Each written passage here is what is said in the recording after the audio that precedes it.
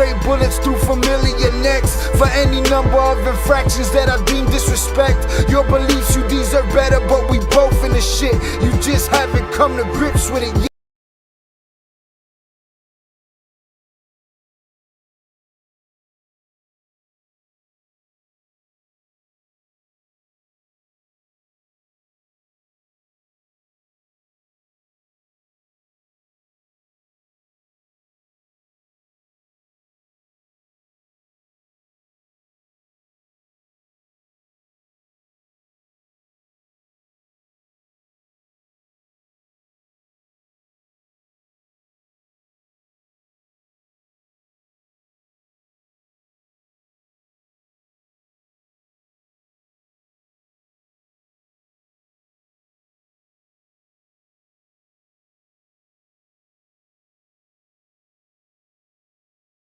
See the extent of how my life is intense. She beautiful and oppressed in a permanent summer dress. She a servant and still she blessed. Children cradled against her breast, whispering prayers, wishing their souls the best, knowing that they forgotten, not forgetting they're blessed. The bloodiest red lights, just piles of dead life. Something must be broken, the glyphs wasn't read right. You think them Bible papers was shed light? Yeah, right. Burn after reading, tell the preacher I'm leaving.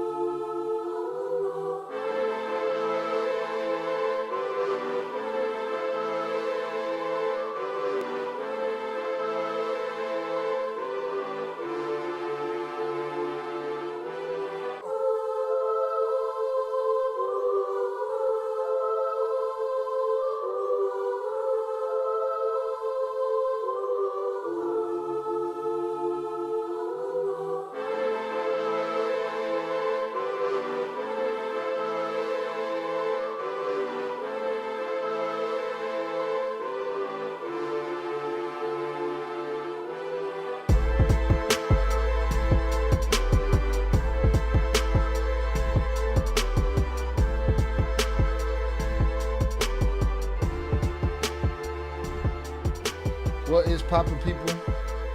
Welcome back to Shy Ill Reacts. I'm your host, Shy Ill, and we are back in the building. Hopefully you can hear me. I'm not very sure at this point. All right, salutes to y'all. I appreciate y'all. All right, if you can hear me, give me hundreds up in the chat. Salutes, Big June. All right. Wow.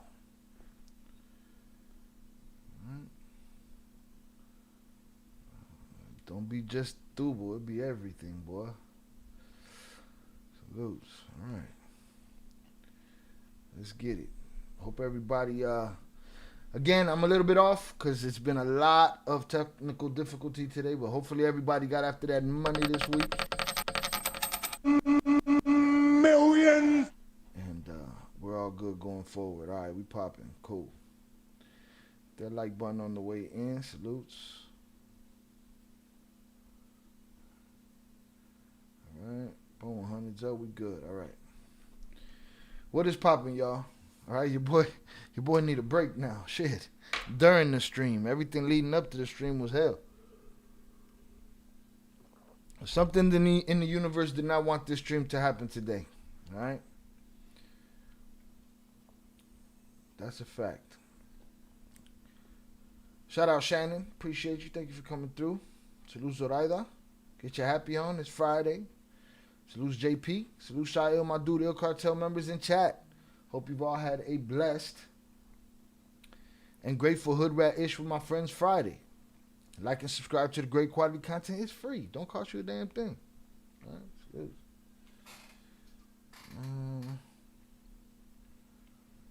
Wow. Shout out 298 on the check-in.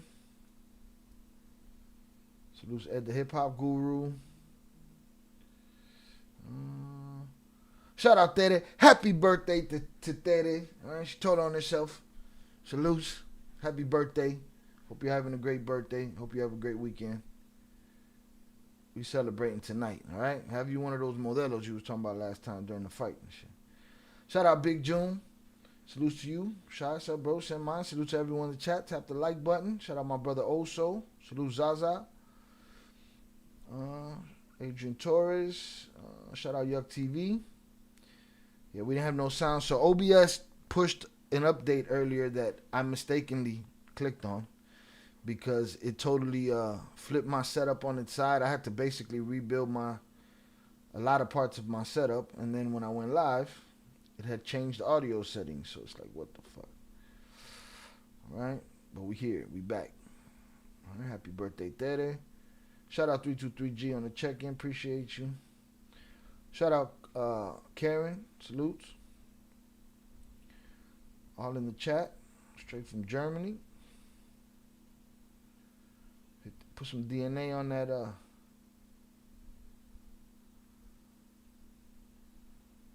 that like button. Hit that like button. We just hanging out doing hood rat stuff. I want to do hood rat stuff for my friend.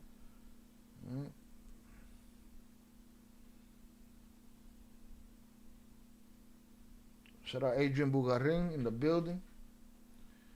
Yeah, it's a conspiracy, man. It's a fucking conspiracy. Let's go hang out, do hood rat stuff for my friends. Salutes.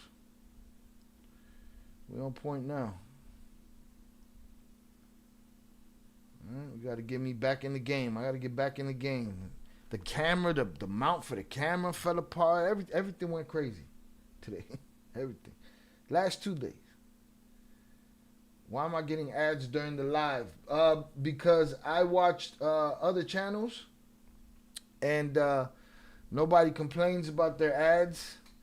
And I mean, I guess they do. But, we need some ads popping around here too.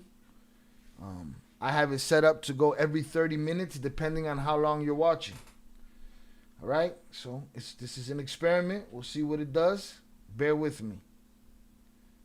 Zaza's mad. We need some ads around here too. This channel got to make some papers. Shout out there. Woke up grateful. Glad to see another day. Very grateful with everything going on. I'm blessed. Salutes. I'm glad to hear it. Happy birthday. Big June, y'all are gonna be all right. Those ads are gonna help the channel. All right, let me know in what amount of frequency they come, cause I can't really see that shit. Let me see. Man, gotta get that money, man. You could hit the skip, you could let them ride. Now, pretty soon, YouTube's gonna roll out ads to where during the live stream doesn't get cut off. The ad just plays alongside the live stream, and you choose between the audio you want to hear. So that should help too. But we're trying things around here. Usually there's no ads. Then I see the homies. The homies be doing their videos with about 200-300 more people than we got in here. And nobody mad. So we'll be all right. All right, salute to y'all. I appreciate y'all. Thank y'all for hanging out on this Friday night. Let's get this. Shout out Big June, just talking shit. No worries. I understand it. I'd probably be the same way. But, it's new shit. We got to try out new shit around here. I'm going to try to get back in the game and get to these topics and subjects. Let me throw the TTS up. All right. Shout out to Nightbot. When's Adrian's birthday? Birthday tomorrow. Salutes. Happy birthday to you, sir. All right, boom. Let me see. I got ads in the chat too. Y'all getting ads in the chat? I've been getting those for a couple of days now. Those are new. Boy, pin this. Shout out to Nightbot, boy. Shout out Velez on the check-in. Appreciate you. Hit the like button if you have yet to do so. Got a couple of things to cover tonight. Angel Hernandez did an interview with Frank Perez, Yoma's lawyer, who ensures him that there will be no snitching again for the 78th time. Seems like they really want to drill the point across that there will be no snitching. That puts up a red flag for me. Hit the like button if you have yet to do so. We're going to talk about that. We're going to talk about more developments in the Celeste Rivas case. He is still not in jail. And we're going to go into that. We're going to get an update on the Trey Rivas situation. Do what we can from there. Your boy going to try to get his head back in the game. And we good. Shout out Adrian for sure, man. Happy early birthday, sir. All right, shout out Matthew. Shout out Tasmania.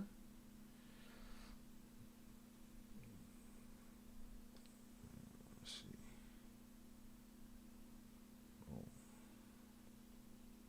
All right. What else we got going on here? Start this right here. Boom. And they also changed the settings, so I don't know if the super chats, until a super chat rings out, I don't know if the super chats from YouTube are going to ring out the same music as the power chat does like it was doing. Remember, I didn't know how it ended up doing that to begin with, and now it seems to not be doing that. So we'll see if a super chat comes in. We'll see how that works out. Salutes. All right. Shout out 298 back in the building. Appreciate you. All right. Whole lot of shit, boy. A whole lot of shit. This computer needs a spring cleaning too. I know it's not spring, but gotta get that popping. Hit that like, people. It's free and well deserved. I appreciate you, sir. Salutes.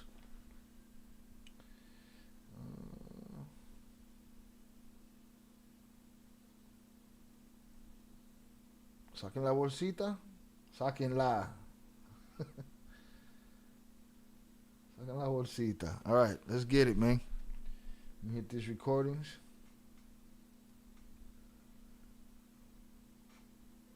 Boom, no freeze. We good. We gravy. No, we froze up. We froze up. Needed to, though. You know how that goes when the recording starts. But we good. Oh, we dropping frames because of the recording? Sure are, but we back at it. We good. All right, we good. Again, hope everybody had a great week. We got that money. Million. Open this up over here. And let's get it. Also, we've been, what's the word? Promoted. This channel finally will have Spanish voiceover translation. YouTube finally rolled that out to me. It isn't on just yet, but hopefully before the end of the week. All right. El Yomo will not reveal the names of politicians, police officers, and military. All right. We keep hearing this. We've been hearing this since he pleaded guilty, since before he pleaded guilty. His lawyer made it clear as they ran across, try to get away from media. And the media asked him mad questions. He said, no, he's not going to be cooperating. He's not going to give up no information. He's not going to give nothing. They're doing a whole lot to make sure that we know that they're not going to give nothing up. And to me, that's a red flag. I look at it like, for those that watch The Sopranos, Johnny Sack, right? He didn't testify against nobody, but for his guilty plea, he had to acknowledge that La Cosa Nostra existed, right? I feel like that's what Mayo did. He acknowledged that he could have said, yeah, I'm guilty, selling rugs. But he acknowledged that I paid off officials, I paid off politicians, I paid off over the years. He acknowledged that and then said, okay, I'm not talking no more. But when it comes to how people talk and how there's no room for anything in snitching, It seems like everybody seems to be picking and choosing what's snitching, what's not snitching, and that's, you know, it's just the same conundrum we've been dealing with since the beginning of this channel. Bullshit, right? But we're here again to hear it again, and we'll see. Shout out Adrian. The lawyer's lying. Ain't nobody believing that Mayo ain't giving up any information. That man singing like Vicente Fernandez. Damn, like that. Shit. Yeah, it's a whole lot of picking and choosing, man. Whole lot of picking and choosing. The lines are more blurred than they've ever been right now. All right, let's get it.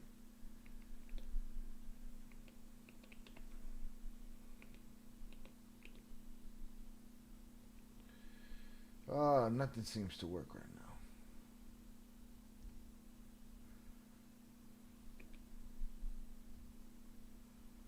Let's do that. All right.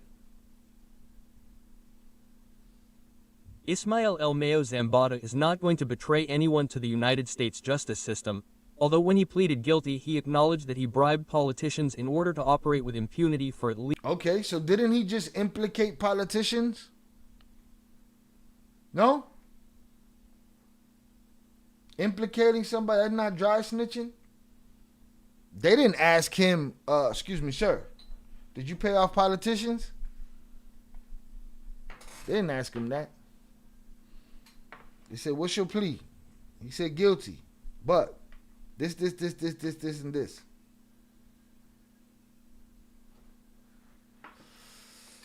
Celeste. So if that's snitching, then we more against snitching or finger pointing,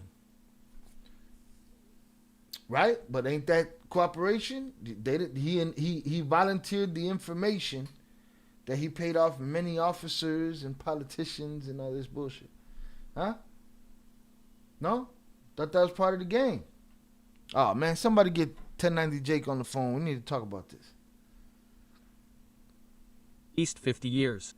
That's going to betray anyone to the United States justice system, although when he pleaded guilty, he acknowledged that he bribed politicians in order to operate with impunity for at least 50 years.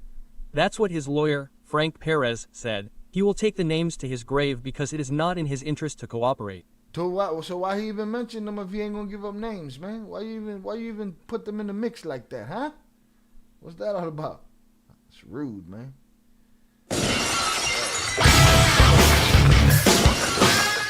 Zoraida sent $15. Get your from happy on one of each. Jarra de cerveza, vaso de whisky after all the technical problems. Cara radiante con ojos sonrientes. I got you. Salutes. Shout out Zoraida for the $15 power chat. Get your happy on. One of each. After all the technical problems. Salutes. Technical problems were a pain in the ass and your boy need a drink and he gonna have one. So thank you very much. I appreciate you. Salutes. I'll get those popping ASAP.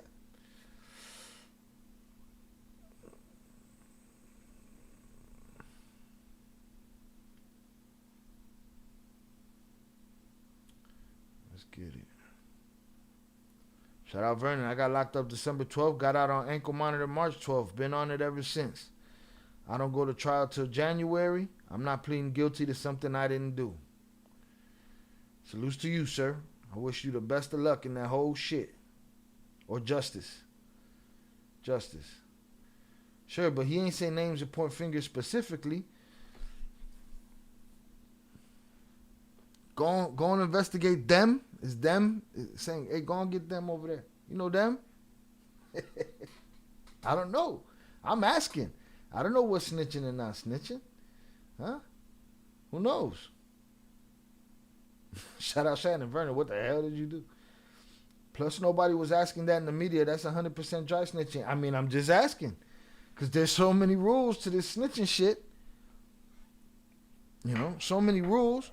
Jay Flores likes to pick apart and point out how, you know, so-and-so is not calling this snitching what it is, so-and-so is not snitching. He says that Yoma's not snitching. You just implicated, I guess, finger-pointing. Yeah, I mean, So if I get on the phone and be like, yo, the whole 15th precinct is fucked up, investigate them. He's pointing fingers, ain't that snitching? And the obvious people, obvious to whom? See, obvious is subjective in this case. He told judges. You know, nobody was going to guess that we guessed that he dealt with politicians and he paid politicians, but not in the courtroom. You know, had to see if she knew how to read English. She got that shit. Let me see if she figured it out.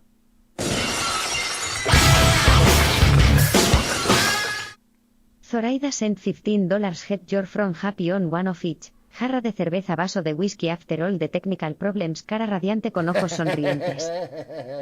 We gotta sample some of her. We gotta see what Adios Pendeja sounds like in her voice. The man's not gonna unalive in prison. Chapo's living life somewhere in Idaho in a fat mansion. Now you wildin', Adrian. Now you done lost me. I done fell off the train. You lost me now. All right? Yeah, salutes. I hope all goes well for you too, Vernon.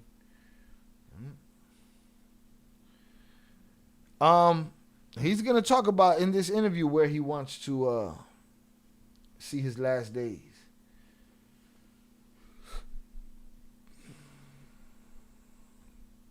First degree fleeing and evading, first degree wanton and endangerment, because I have my nephew with me. We'll get the Freedom of Information Act. We're gonna react to your body cam footage. After it's all said and done, we're gonna see what the fuck you was on. Hey, we're gonna be like, hey man, Vernon, what the fuck you was doing, man? Right. Got a public defender that seen the dash cam and said there's no way that I was fleeing and evading. Bad, good. Let's hope that PD know what the fuck he doing. All right, we're gonna be on your webcam. We're gonna be on ill crimes on your dash cam footage. This is the exclusive for at least 50 years. That's what his lawyer, Frank Perez, said. He will take the names to his grave because it is not in his interest to cooperate. This is the exclusive interview he gave to my colleague Angel Hernandez. Although he admitted that he paid police, military personnel and politicians to allow the Sinaloa cartel to operate freely, El Mayo Zambada decided not to talk. Mr. Zambada is not cooperating with any American or Mexican government, no one. He is not doing it because it is not in his interest. It is not in the gentleman's interest. The gentleman is 75 years old. He is facing life in prison. I hope that is what his sentence will be. Well, shout out 323G. It's a chess move to ensure they don't do anything to his family back in Mexico. What does that mean though? Like, family in the game, family that's not in the game. Does he have any family that's not in the game? It could be for a lot of reasons. That could be one of them. It could be that he don't want to go to a ADX. he does not gain. It could be he wants a soft pillow and an extra chop. I want my fucking chop. You know what I mean? I want his pork chop. That's life. Okay? Could be a lot of things. We'll see. All I know is he volunteered some information. You know what I'm saying? Your Honor, I plead guilty. I've been paying those motherfuckers over there for 50 years. Vélez sent $15. Chingue su madre, ya valió. Vaso de whisky. Chinga su madre, ya valió. Chinga su madre, ya valió. Chinga su madre, ya valió. Yeah. Salutes, Velez, for the shot. Don Giulini Setentini te pone hasta el culini. Un shot, due shot. Un shot. All right, salutes, Velez. Chinga su madre, ya valió. Esta vaina se va a caer. Hit the like button if you have yet to do so, y'all. All right? He said, I've been paying them motherfuckers for years, but I ain't want to gossip, so you ain't heard it from me. That's what he said. I'm guilty, Your Honor, but I ain't want to gossip, so you ain't heard it from me. Maybe he doesn't want the Mexican government to go against his son. I don't know what kind of threat that is because it seems like they're going to go. Boom. Shout out Tere for the what is this? For the $15 cash app, un shot. Don Giulini Setentini te pone hasta el culini. Un shot, due shot. I'm up to 3 shots in a beer. 3 shots in a beer. I have to slow this motherfucker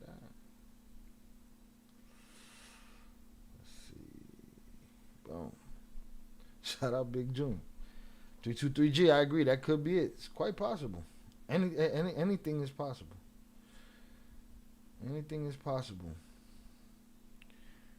All I know is he volunteered some shit. He wants to keep Mexico a narco sanctuary. Chapo had his entire intermediate family move somewhere witness protection across the border. Yoma is making sure his family across the border as well before he talks and pays up his money. So you saying he's gonna? That's a theory that a lot of people have. He's not gonna talk now. He's gonna talk down the line. There. Shout out there. Chinga su madre, ya valió. His family is there after all. He wants to live there too. Politicians to allow the Sinaloa cartel to operate freely, El Mayo Zambada decided not to talk. Mr. Zambada is not cooperating with any American or Mexican government, no one. He is not doing it because it is not in his interest. It is not in the gentleman's interest. The gentleman is 75 years old. He is facing life in prison. I hope that is what his sentence will be. Well, why do you hope that's what his sentence will be? You know what I mean? Why? But he said his sentence should be life in prison. I'm hoping that's what AKA I'm hoping they don't renege and drop the unaliving penalty on his forehead. Shit. He does not gain anything and the gentleman does not want to. In an interview with Milenio, his lawyer assured that his secrets will die with him and that if his interest was to collaborate with the U.S. authorities, his family would have already been transferred. Shit.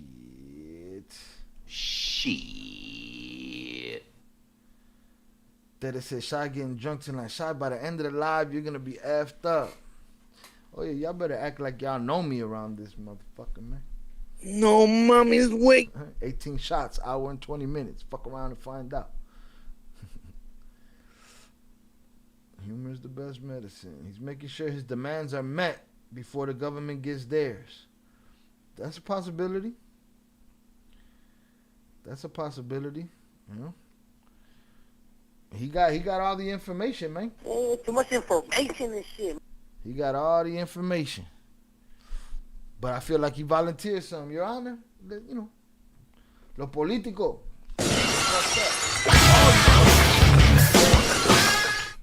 Old Soul sent $28 on YouTube. Salutes at everyone. Have one of each. Damn it. All right. Bar is officially closed. Bar is officially closed. Okay. Thank you to Oso. And we tested out the super chat. That worked out. Salutes everyone. Have one of each. Salutes. Appreciate you. All right. Beer and a shot. So that's what? 4 shots and 2 beers. All right. That's good. We evened it out right there. We good. He said, let's do this then. Relax. Y'all act like y'all know who the fuck y'all talking No, about. mommy's wait. Right. Shout out Zach, wherever he's at. He getting that money. I know he getting that money. Millions. All right. Yoma's family is set in Mexico with legit businesses, and his kids are in the U.S. with dual nationality. You know, yeah, it's all crazy. They said, don't close it, Shy. No.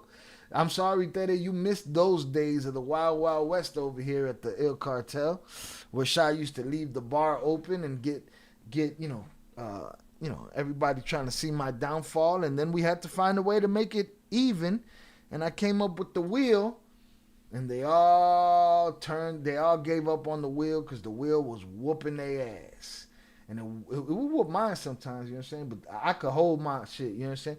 They couldn't hold their L's, and they said, get rid of that shit. So now, I open the bar, you get a 2-drink maximum, and I close the bar. Got to. Otherwise, we wouldn't have a show. Okay? No show. I don't like cursing nothing but Spanish cursing. Salutes. Don't close it. She's wilding. Tap that like button. I agree. Alright. I miss the days when the bar was open the whole stream. Yeah, I bet you do. Bet you do. But see, they don't know how to play with their toys. They break their toys. You give them the opportunity. You know, they have me over here falling over this fucking desk. I'm already doing that shit sober. You ever seen the Drunken Monk stream, Teddy? What does JP call it? The Illmatic stream? Oh, man. Y'all are wildin'. Wildin'. Yeah, APB for Macho McFly. Hopefully he's good. Yeah, you weren't around for those days. You know, that Illmatic stream is crazy. All right, let me give Oso his shout. No, mira que leave the bar open. They're tan crazy. No way. No way, Jose. Let's get this live chat popping. Yeah. Yeah, she's a member. She could watch it. Somebody got to drop her the link in the Discord. All right, let's get it. All right, matter of fact, let me drop the Discord link. For those that would like to join our Discord, link is in the chat. And look at, and he cut the chat. That's see, those are lies. I should put you in the fucking bathroom. Celeste should go to the fucking bathroom for lying, putting smut on my name. You know? He said, and he cut the shots to 1/3 of the real size. That's a lie, Tere. What happened was, I second guessed myself and let them convince me that full shot glass was one shot and it was doubles. So they was getting doubles. They was getting doubles, 2 for the price of 1. Right? So me thinking I did 9 shots in an hour and 20, I did 18 shots in an hour and 20.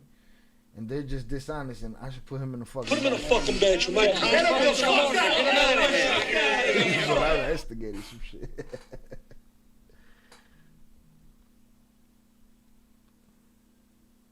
I gave it a no. That's the Dikembe Mutombo. No, Michael. No. Y'all gotta fucking relax. Look at how the cosign is. Why don't y'all tell about how y'all hold those wheel L's? How you guys tapped out and said get rid of the whole wheel. You lost your nerve, huh? How about that? Yeah, one time at band camp. Fuck out of here. Bullshit. Too much information and shit. Safe and centric. In an interview with Millennial, his lawyer assured that his secrets will die with him and that if his interest was to collaborate with the U.S. authorities, his family would have already been transferred safe and sound to that country. In a statement given to Millennial, Perez recalled that a plea agreement does not imply a cooperation agreement, that Ismael Zambada admitted to criminal conduct that had been described in previous trials, such as he admitted to criminal conduct that had been implied in other trials. I see what they did there. They did a circle around that shit. Okay. Statement given to Millennial, Perez recalled that a plea agreement does not imply a cooperation agreement, that Ismael Zambada admitted to criminal conduct that had been described in previous trials, such as that of Chapo Guzman or the former Secretary of Public Security, Genaro Garcia Luna, but without providing new information or expanding on his testimony. His lawyer added that despite the seriousness of his situation, El Mayo has not lost hope of not serving his sentence in the same prison where his compadre, former partner and ex-friend Joaquin El Chapo Guzman is. He pleaded guilty because he was guilty and wanted to exercise responsibility. What we are waiting for are the conditions, where they are going to send him. We do not want them to send him to ADX. So that's where Chapo's at. So this translation be all fucked up. Information or expanding on his testimony. His lawyer added that despite the seriousness of his situation, El Mayo has not lost hope of not serving his sentence in the same... he's not lost hope of not serving his sentence. So that's what he don't want. His fear is an ADX. Rightfully so. In prison where his compadre, former partner and ex-friend Joaquin El Chapo Guzman is. He pleaded guilty because he was guilty and wanted to exercise... Salute, smoke them if you got them, drink them if you got them. If you're sober, here's a hug from me to you. Salutes and safe travels to all the truck drivers out there, everybody out on the road, getting to where they got to get to or getting home. Happy birthday to Tere. Happy birthday to Adrian. Salutes to the chat. Salutes to the members. Salutes to all the usual suspects. I appreciate you all. Thank y'all for being here. Let's get it. Responsibility. What we are waiting for are the conditions, where they are going to send him. We do not want them to send him to ADX.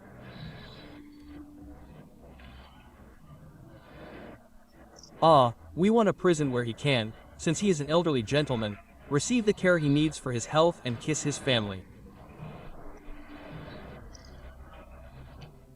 And not lose hope of dying in his homeland. Well, the gentleman did want to Has he ever kept anybody from their family? I think he kept a couple people from their family. return to Mexico. Ah, he wants to die. Well, the gentleman did want to return to Mexico. Ah, he wants to die here in Mexico, in his country. But who knows, it's a policy and who knows what will happen in the future. The defender told Milenio how Sambada sees the months go by in That mango hit different, dog. Telling you that mango hit different.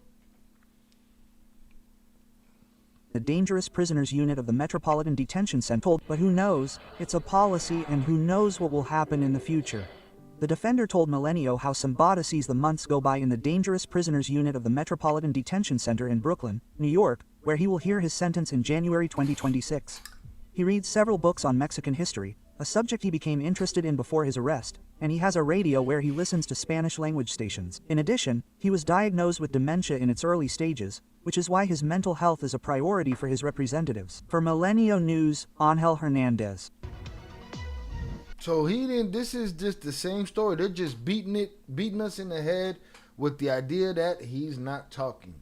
He is not talking, and make me think maybe he's talking. Maybe he's gonna talk. If you ask me, I think him saying anything, they say, oh, he's just copying some shit from another trial. Well, that sounds like a workaround right there. All right? That sounds like a workaround right there. Fuck that wheel. Fuck that wheel. Speak to Fuentes, man. Too much information and shit. Yoma essentially bit the cheese. I mean, I'm just saying. People be like, Shy, why you keep doing the same video, the Izzy snitching video? They're the ones that keep talking about it. They're the ones. Yeah, he didn't cooperate. He just admitted to a few things. He pled guilty to a few things. Look at JP, fuck that wheel too. Uh-huh. Yeah. Y'all don't know how to play with y'all toys, man. I'll be breaking the toys. Shout out Adrian, salutes. Salute, I appreciate y'all. Adrian, is it snitching when you telling on yourself? It's cooperation. How much does you telling on yourself fuck somebody else over? I don't know. I think so. I don't know. Let that man pay his sentence in a golf course? Damn, for real? With your little hat on and shit? Don't mom this way. I came in like a wrecking ball. You got this one, man? No, not that one. I came in like a wrecking ball. Yeah, that's for Velez right there. Boy. Get that out of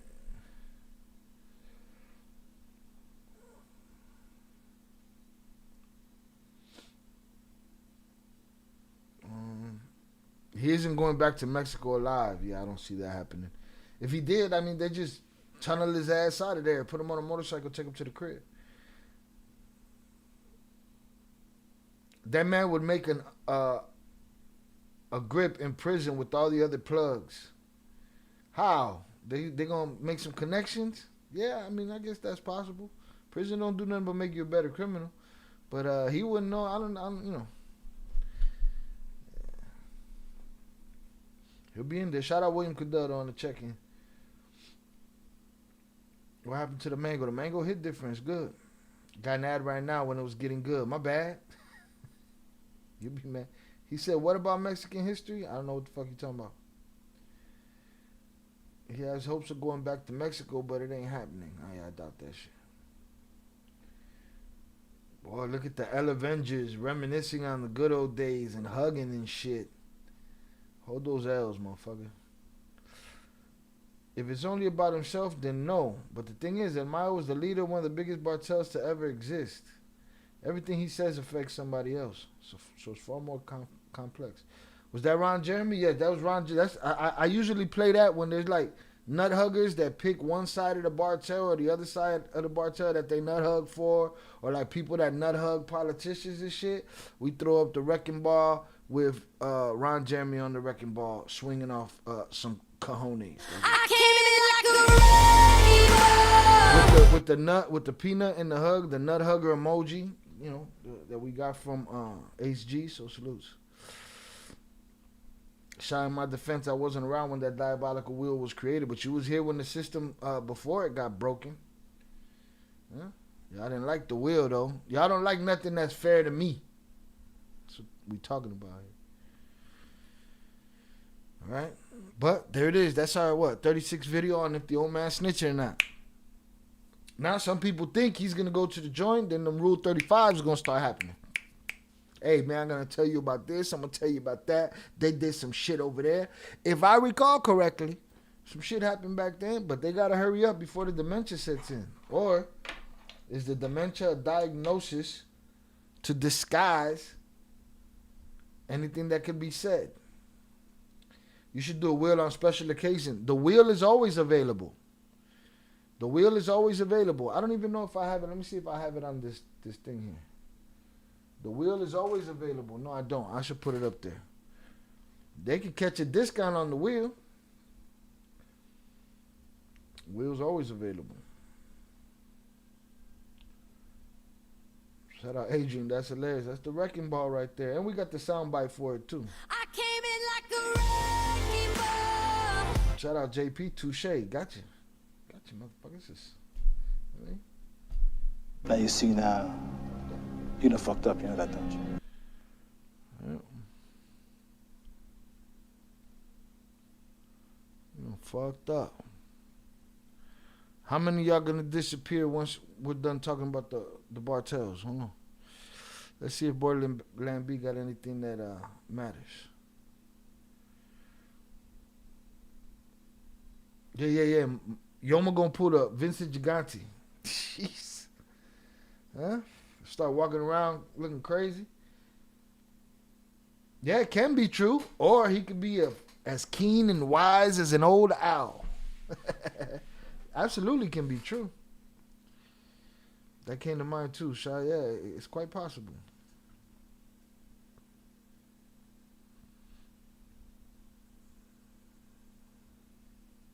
Was it your idea, Zoraida?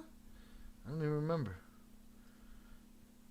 Chance to do. Oh no, you voted for the implementing of it. Theta, trust me, you wouldn't like your chances on the wheel. I had the best averages and I didn't even like it. Listen, man. Yeah, that mention of dementia. Hold on, let me get my shot glass real quick. Yeah, they reminiscing on the wheel right now. All sad and shit. Relax.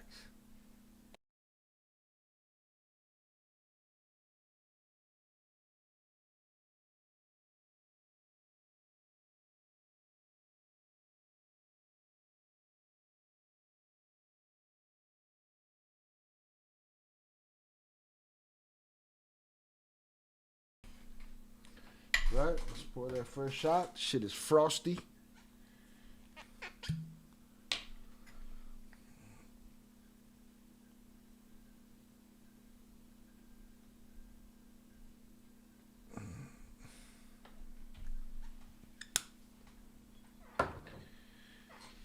It's been a slow week anyway. I feel like the Bartel topics have been beaten into the ground by every news source. Again, we're always talking about distractions. There's a whole lot of distractions going on out there to distract you from all kind of shit.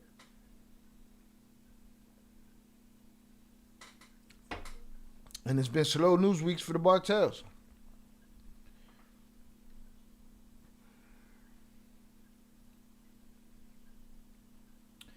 Feel like they throwing in dementia as a cop-out or something, kind of like when they throw out mental health. It's a possibility. And it's not a tactic that hasn't been used before by major crime figures, just like, who mentioned it? Big June mentioned it, like the Vicente Gigante situation. Shot number one. Don Giulini Setentini te pone hasta el culini. Un shot, due shot.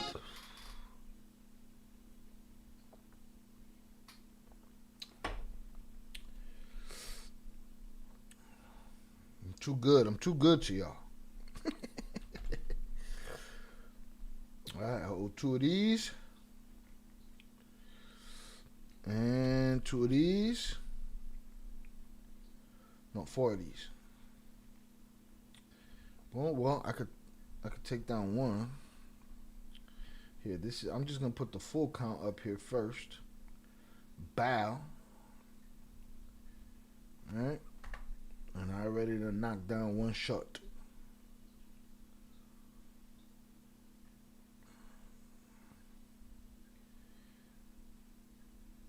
Oh yeah, we should have dancing on there. Or you acting, yeah, you wildin'. Then that's when we made the current modifications, but fuck that wheel.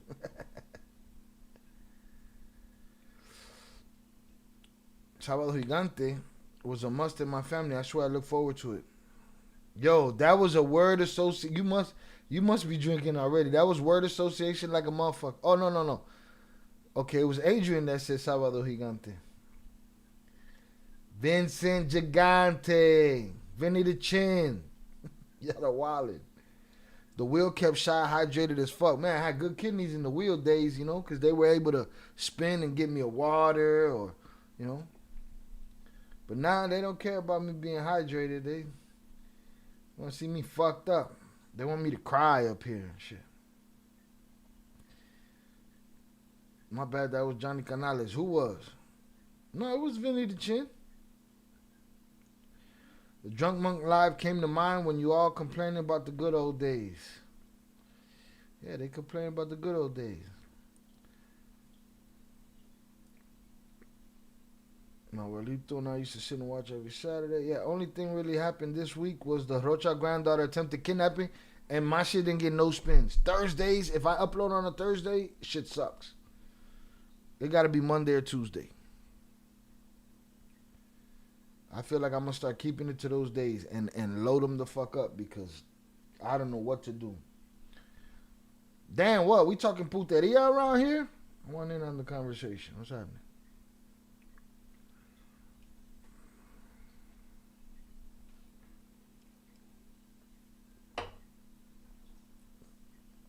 All right. I got to talk about the updates on the Celeste Rivas situation. We're going to touch on this quickly and keep it moving. All right, let me stop this.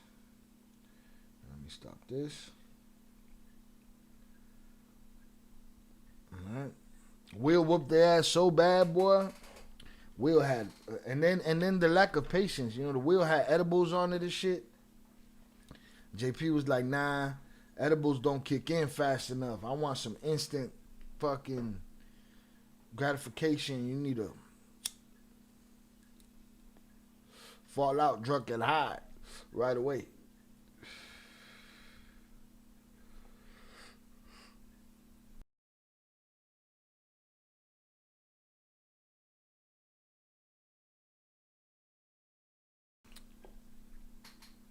Shout out there to Shy. Kudos to you for being able to get the vibe on what we all type, because, you know, things get lost in translation. So much gets lost in translation around here.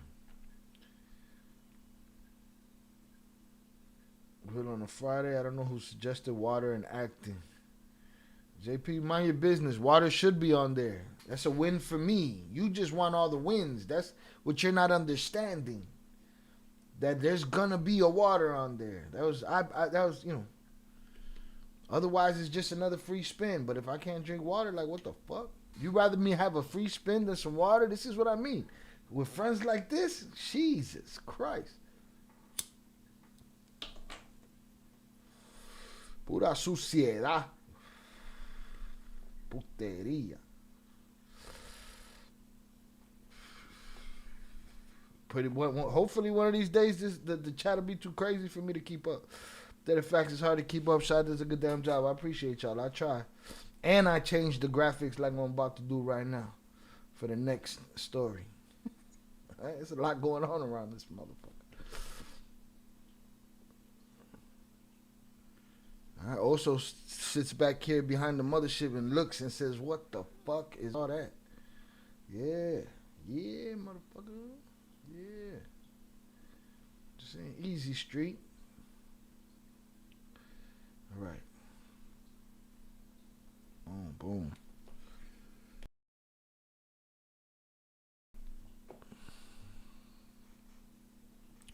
Let's go to Trap Lord Ross. Since the last video we covered from him,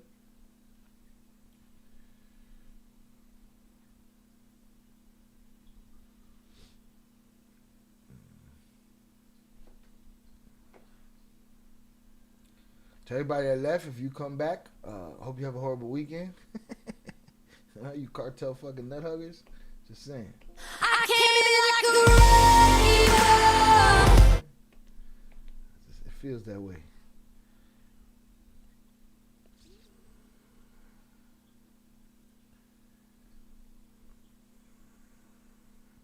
But a cuss a motherfucker out when the vibe is off. I got to cuss a motherfucker out every now and then. I try not to. Shout out Shannon. We all appreciate you, Shot. Thank you. I appreciate you. Salutes. Let me see. The last one that we watched from him was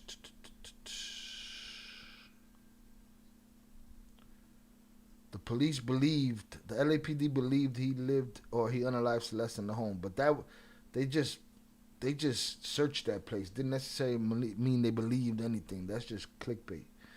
This one here says neighbors say Celeste lived with David in Hollywood. Starting a fashion brand shouldn't feel impossible. Other print-on-demand platforms.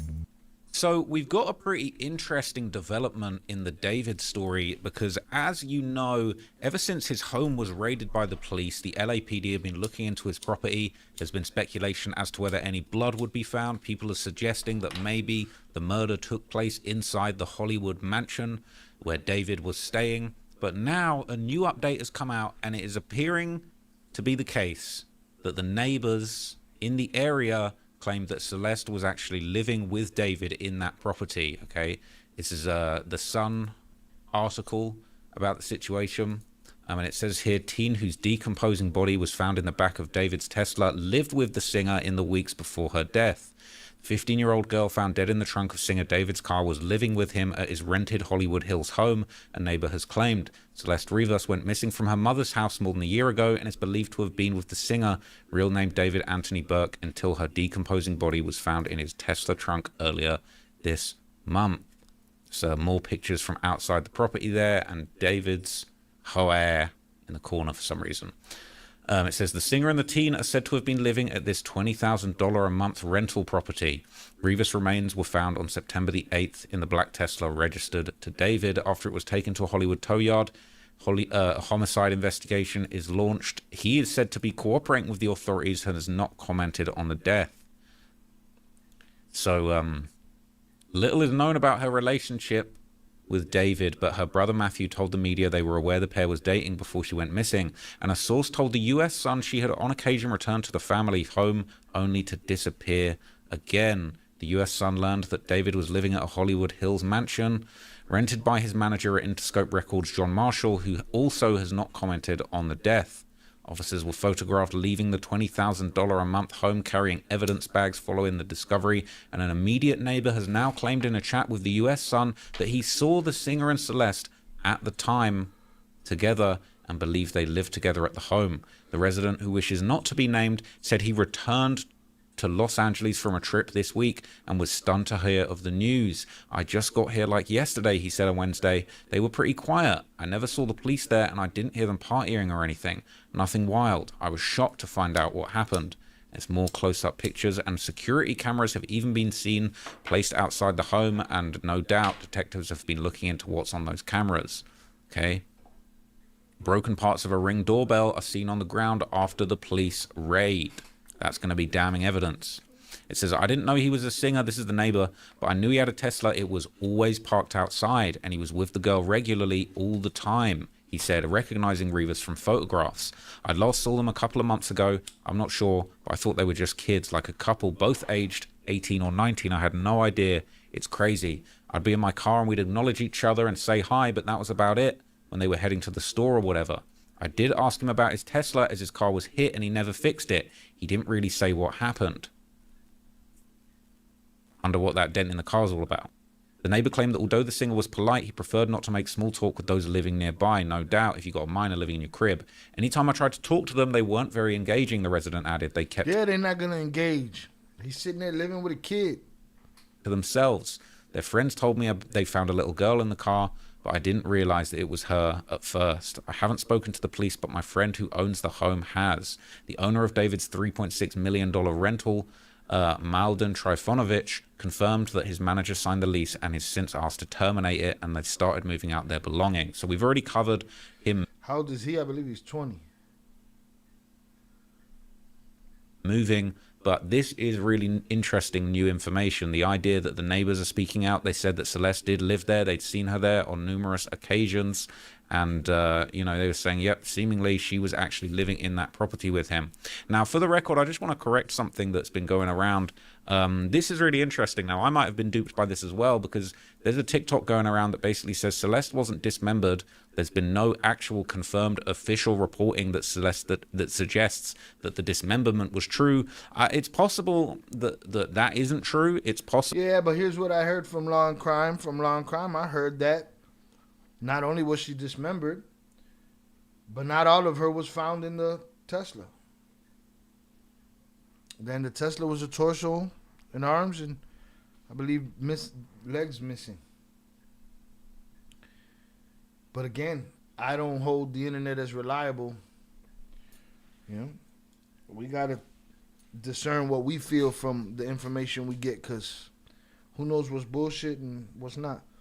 That maybe it's something that people have just assumed based on some of those music videos. But I can't look at her picture, man. Like, it's a child. Like, I'm looking at a child. Like, every time I look at her pictures, like, I don't want to put the picture and the story together like that. Like, in the sense that, you know, this happened, all these horrible things were happened to that child. I'm not going to lie, I'd seen it so many places, I thought that she had been dismembered, but apparently, according to official sources, that wasn't the case. All right, guys, so according to the county of I also heard wrapped in plastic, and then I also heard in a tote, in a plastic tote. That's the problem. Everybody starts running them up, but somebody say, oh, they was in a plastic bin. And then the other person says she was in plastic. And then they say she was wrapped in plastic. And then it just goes on from there. It's telephone game. Angeles Medical Examiner's Office, the body of Celeste Rivas Hernandez has been released to her. Here's the thing, Adrian, I don't think she got to turn 15, so she wasn't 15. She didn't even get to turn 15. Family. The GoFundMe page that was to official sources, that wasn't the case. All right, guys, so according to the County of Los Angeles Medical Examiner's Office, the body of Celeste Rivas Hernandez has been released to her family. The GoFundMe page that was set up to collect donations for Celeste's funeral expenses has been disabled, and as you can see, a service has been set for October 5th, 2025. Her COD is still being listed as deferred, meaning it is still pending investigation. This probably has to do with the toxicology. That sometimes takes weeks, could even take months. And guys, I want to address another comment that I keep seeing on my page. Every time I look at my notifications, there's a new one pertaining to this. People seem to believe that Celeste's body was dismembered. Law enforcement never ever said that. The medical examiner's office never ever said that. And I thought this too until I recently went back and looked at where this actually stemmed from, and it turns out that this news article is not known to be credible, nor did they claim to have any source close to law enforcement or to the medical examiner's office that told them that. But a ton of other news outlets saw this, and then they started piggybacking off of it as facts, but it was never actually confirmed. Law enforcement initially said the decedent was found severely decomposed inside a vehicle on September 8, 2025. She appears to have been deceased inside the vehicle for an extended period of time before being found. We are unable to determine her age, race, or ethnicity. But see, that's the thing. Shannon said they don't throw out that dismember word without proof. Here's the thing. Who's they? Because the media throw out everything, and the internet throw out everything without proof. So if he's saying the police never even mentioned it, I'd have to go back and listen. The decedent was wearing a tube top and black leggings size small. She has wavy black hair and was wearing jewelry, including a yellow metal stud earring and a yellow metal chain bracelet. Now, after she was brought to the medical examiner's office, we had a little bit more of a detailed description of her. This is when they shared her height and when they shared her tattoo description on one of her fingers. One, if just a head and torso were found, like a lot of you are saying, they would not have a description of what was on her finger. And two, if her body was dismembered, she would not be clothed in a black tube top. She would not have jewelry on. She would not have had size small black leggings. And and the medical examiner's office would not have been able to release her exact height, especially not as quickly as they did. Now, as for why it was not released that she had a David tattoo allegedly on one of her fingers, I think that was strategic. Law enforcement knew that her body was found in David's Tesla. They probably wanted to give a very faint description of who this was to see how he would react, to see if he would say, yeah, that's my girlfriend, yeah, that's my ex, yeah, that's my friend. Did he hear this vague description of the victim and make the connection? Well, it's a simple way to know that that's whoever it is. Where's the girl that's always around? Who's this in your car? How about you come off the road and we talk about this? Huh? Between him and the victim for law enforcement, or did he hear this vague description and distance himself and try to act like he had no idea who this was and hope that maybe they didn't see the tattoo? Only time will tell. You guys know I'm continuing to dig into this. You know I'm going to continue keeping you guys updated on the latest information pertaining to this case. So make sure you're following me. Let me know what you guys are thinking in the comments. So, You want anything? Well, see, that's what they said on Law and Crime too. Oh, they might be waiting, but the pregnancies, DNA, and all of this and that, and don't rush this, and you gotta wait and whatever. But then I also hear that pregnancy shit is a rumor too. The internet just making conspiracies upon conspiracies. It just is what it is. Sad indeed. What's the real story? Who the fuck knows? You know who knows? Whoever did that to her. TikTok is talking about credibility is wild. Commenters do the same shit. TikTok is just hell though. That shit is crazy. Former prosecutor shared that clarification. Her DNA was not possible due to decomposition. Yeah, we hear a whole lot of shit that the cervix would be the only way to know she was pregnant. The fetus would have to still be living to get the DNA. Shout out at the Hip Hop Guru. According to a forensic specialist. Yeah, there's too many specialists out here. It would also make sense that they dropped clues to see his reaction. Did he lawyer up right away, or did he ask who was it, or why she was in his Tesla? That's the questions. A bunch of questions. So much information. We've done hours and hours and hours on this, and we got nothing. So people are saying the police never said she was... We got an unalived little girl that was being abused her whole life. Why? Because at 10 years old, you ain't got no business in no discourse. Something's wrong. Dismembered. They said her body was not intact, severe decomposition. Every time I've ever heard law enforcement talk about finding a dismembered body, they say it was dismembered. They didn't say we found a not intact body. Now, for the record, okay. You might think you know Snapchat, but do you really? Here's 3 things that you might not know about Snapchat ads. Did you know that 9 out of 10... I have seen this in pretty official looking news sources. This is KTLA 5, and they said the remains, according to a report from the LA Times, which is another pretty reliable news source, was described as a head and torso found in a bag inside the Tesla's trunk. So that information has circulated on unofficial sources, but according to that person, it isn't true. Now, I wanted to just return to this original post that I was talking about earlier on, and just... Bro, I don't think nobody gives a fuck what they say on the internet. They just saying shit, you know? Shoot first, ask questions last. Touched on some of the comments of what people are thinking of the neighbors confirming that Celeste was actually living with David at the time of her disappearance. It says that he saw them around at least a couple of months ago, but he's not sure. Also, apparently they were always together, kept to themselves, and he just thought they were a regular couple that were 19 or 18 years old. So I can't lie, I don't keep up to date with my neighbors. I see some of them once a month or so it does add up. I just keep to myself, and my neighbors keep to themselves. It's just incredibly unfortunate what happened, but I'd take the neighbor's point of view with a pinch of salt. He says, I didn't know he was a singer, but I knew he had a Tesla. It was always parked outside. He was with the girl regularly all the time. I saw them a couple of months ago, I'm not sure. Thought they were just kids aged 19 or 18. Oh my God, people that knew him definitely knew, including his guilty manager. People are saying, of course his manager knew, and I don't rule that out that he was fully involved in the murder. Unfortunately for him, he happened to represent a sick man. Kind of I don't give a shit about comments. I'm moving on from the comments. I'll tell you what I think is possibly a very reliable news source is Vanity Fair. Okay, shout out to Dan Adler from Vanity Fair. He just did a deep dive article for Vanity Fair. Okay, this just dropped, and he reached out to me. Okay, he said, yo, can you give me some comments on this? And I kind of broke a few things down for him in this article, so go and check that out. Okay, I guess you gotta sign up. So you're gonna have to get the bag if you want to read what I had to say in this article. I'm not gonna lie, I ain't even read this yet. So I might need to circumvent this paywall real quick and find out what's going on in the article. All right, we're in. All right, we've cracked the code. Okay, my apologies to Dan. I won't read the whole article. Go and check this article out yourself if you can. If you've got the means, go and check it out. But it seems really interesting, and I'll just touch on some of the stuff that I was included in here. Okay, I'll read you the first paragraph, then I'll skip ahead.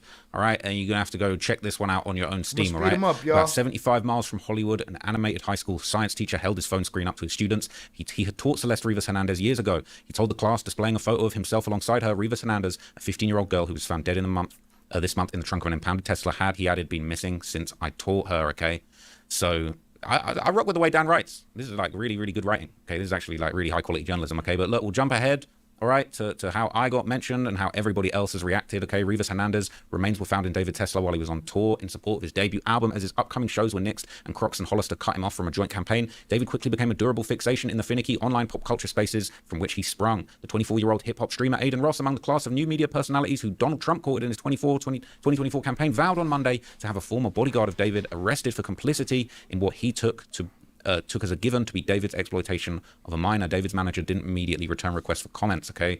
And so he said, I think it's almost a little too suspicious. The British YouTube hip-hop documentarian Trap Law Ross tells me Ross has emerged. Hold on, what did he say about Aiden Ross? 2024 campaign-year-old hip-hop streamer Aiden Ross, among the class of new media personalities who shows were nixed and Crocs and Hollister cut him off from a joint campaign. David quickly became a durable fixation in the finicky online pop culture spaces from which he sprung. The 24-year-old hip-hop streamer Aiden Ross, among the class of new media personalities who Donald Trump courted in his 2024 campaign, vowed on Monday to have a former bodyguard of David arrested for complicity in what he took as a... Aiden Ross vowing. I vow to do. Shut your ass up, man. You just a dork with money. The fuck you mean? You vow. You don't vow to do shit. All right. Given to be David's exploitation of a minor. David's manager didn't immediately return requests for comments, okay? And so he said, I think it's almost a little too suspicious. The British YouTube hip-hop documentarian Trap Law Ross tells me Ross has emerged at the fore of a crowded online field in recent years as a dogged chronicler of the real-life drama surrounding rappers and gang violence. When this ecosystem trained itself on David's music and personal history this month, Ross sprung into action, releasing a 2-hour analysis titled David hid clues about murder in every song, and continued a string of shorter follow-ups, okay? FaceTiming from a recording studio in Los Angeles, Ross rattles off the questions he still has. Could prosecutors prove a potential case if David was on tour when the body was found? Would David keep releasing music? He runs through a list of conspiracy theories surrounding the death, offering his... Shout out Adrian. I'm sure his manager been keeping him in check because there hasn't been a single word from him publicly. But he been playing Fortnite. Shut. Don Giulini Setentini te pone hasta el culini. Un shot, 2 shot.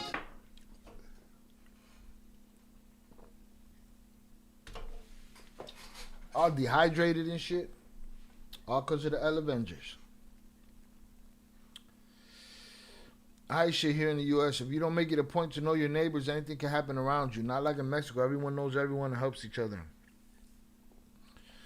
Yeah, people help each other here, but yeah, without knowing. I guess people know their neighbors, but they don't. Not everybody hang out too much. I know that. Ain't too much borrowing sugar like in the old days. No one in the U.S. trusts their neighbors anymore, right? So that's how it used to be here too, but no one cares anymore. Everyone's busy working. It's just rude. Just don't want to get to know them. It's sad. It's part of the problem. It be them bugaboo ass people, man. They turn people off from wanting to talk to them. So that just goes to show cultural difference between our countries. Back in the 50s up until the 90s, knowing that neighbor was pretty common, but since the 2000s changed everything. Yeah, man. Read on their relative merits. Above all, he is absorbed and planning another deep dive. It really does feel darker than anything I've ever covered before. Interscope Records suspended all promotion of David on Friday, and collaborators and institutional backers have begun distancing themselves. But as Ross points out, what's really crazy is this guy's just chilling. He's at home playing Fortnite right now. By Tuesday, as documented across the social media page discussing David's music for hints, his Spotify streams were surging. Okay, so look, if you want to check that out, go check out the whole article. It's on Vanity Fair. All right, shout out to Dan. It's a really great piece of work, really incredible writing. The way that he actually constructs sentences as a journalist is very gripping, and I really admire what he does. Shout out to him. Appreciate him reaching out to me. But yeah, we haven't got too many updates. Everybody's waiting. I've been waiting for updates. I'll be honest with you. I wanted to do a video today based on how much money David had made since this all had happened, how many extra Spotify streams, or even just full overall Spotify streams, Apple Music streams, YouTube streams he's actually generated off the back of this news, because we saw him soar past 30 million monthly listeners on Spotify as a result of this. He was already a big artist, but he was never seeing these sorts of heights, okay? These are real mainstream. There's more than Youngboy, okay? And I take that personally. So I've been trying to work that out, but it's actually quite a lot harder to get that data than I thought. So I'm going to have to dig a little bit deeper. I'm going to probably work on that this evening into the morning, and I'll probably try and come up with an update for you guys tomorrow. I really want to understand how much money this guy's making in the midst of this terrible tragedy that has put all eyes on him. So I'll keep you guys updated in another video. But yeah, that's the latest update. You know, neighbors are saying that Celeste was living with David allegedly, and you know, this dismemberment angle has apparently been, well, not necessarily disproved, but it's not been confirmed by the police, and the big Vanity Fair article is going to break this down into... And all it took was some kid saying that it wasn't true. I don't get it. He's raking in millions. Hopefully he loses it all. I mean, I'm already convinced that there's nothing he's not guilty of everything. You know what I'm saying? So I'm hoping he gets nothing, you know?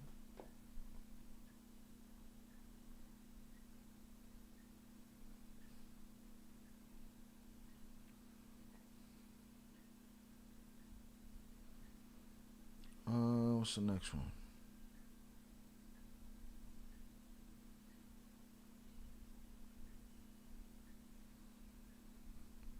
David's arrest coming soon. Vamos a ver. But the feeling keeps kicking in. Terminated. Who knows exactly who's responsible for that. Now, I did a full update on this Itami character that David had created that... Alright guys, I'm back with another David update. Okay, we've got a few little bits of analysis, a little bit of chat that's been going on over the last 24 hours. And it seems like a lot of people are convinced that the arrest of David is actually coming. It's on the way. People are suggesting that, you know, it's currently Thursday. Some people think the arrest is going to happen tomorrow by Friday. TMZ are teasing a big announcement that they have gotten. People are wondering what that might have been. And yeah, I've just been trying to keep up with absolutely everything that's been going on with this case. So I'll break it all down for you and explain everything that has happened in the last 24 hours with this David case, okay? So okay, this keeps happening, okay? I keep pulling links and then they get deleted, okay? This was a post about that TMZ article that basically said that footage of the woman on the balcony that David was waving to and doing the half love heart sign, they were kind of saying that, you know, they don't necessarily believe the TMZ reports that that isn't Celeste in the image. Okay, but then other people are basically arguing and they're saying TMZ are some haters, but other people are saying no, they probably confirmed that it wasn't actually her due to knowing her actual time of death or how long she'd been in the trunk. LAPD, okay, but then they don't necessarily believe the TMZ reports, the half love heart sign. They were kind of saying that, you know, balcony that David was waving to and doing the half love heart sign. They were kind of saying that, you know, they don't necessarily believe the TMZ reports that that isn't Celeste in the image.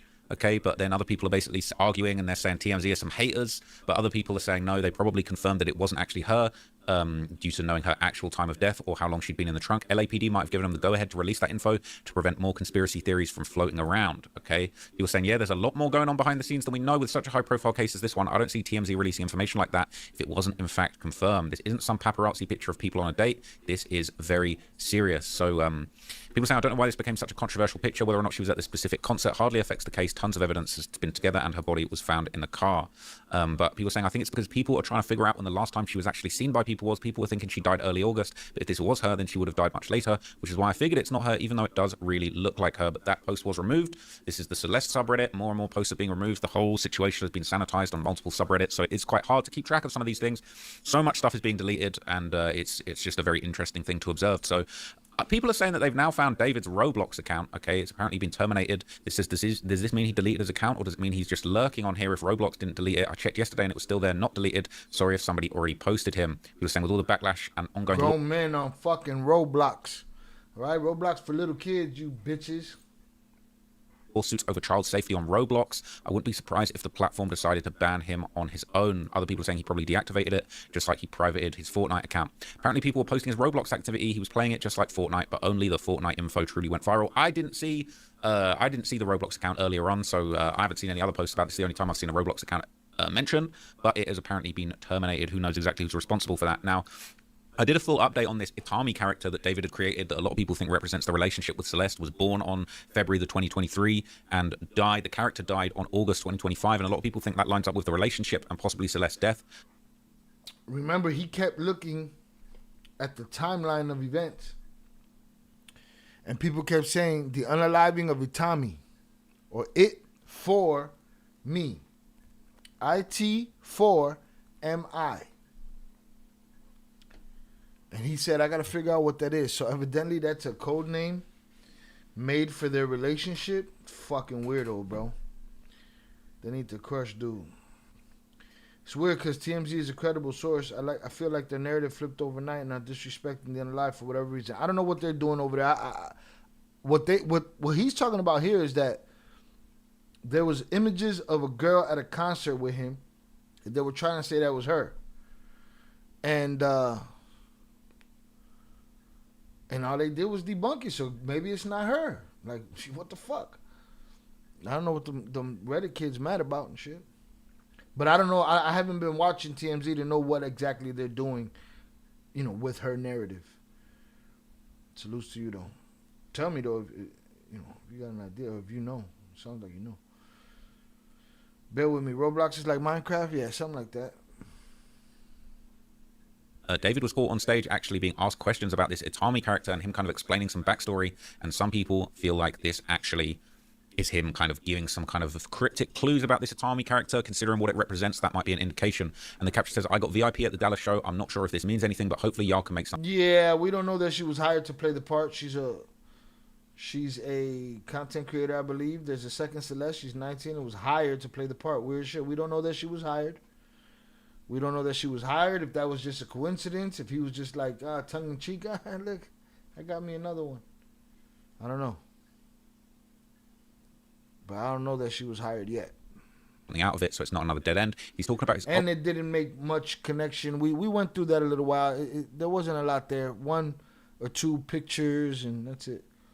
Alter ego, it sounds like he's got BPD. I don't know if this is supposed to lead into something, lead into the finding of Celeste, or who knows. Let me know what you think. I've watched it back a couple of times, and he says something. VIP to the Dallas show. I'm not sure if this means anything, but hopefully y'all can make something out of it so it's not another dead end. He's talking about his alter ego. Sounds like fucking bipolar disorder. I don't know if this was supposed to lead into something, lead into finding a Celeste. Who fucking knows? Let me know what y'all think. I watched it back a couple of times, and he mentions and he says resurrection. What could that possibly mean? About redemption and resurrection. What could that mean? I don't know if this is a stretch, but I think what he said has something to do with the Celeste case. Let's hear what he said. What's next? What is next?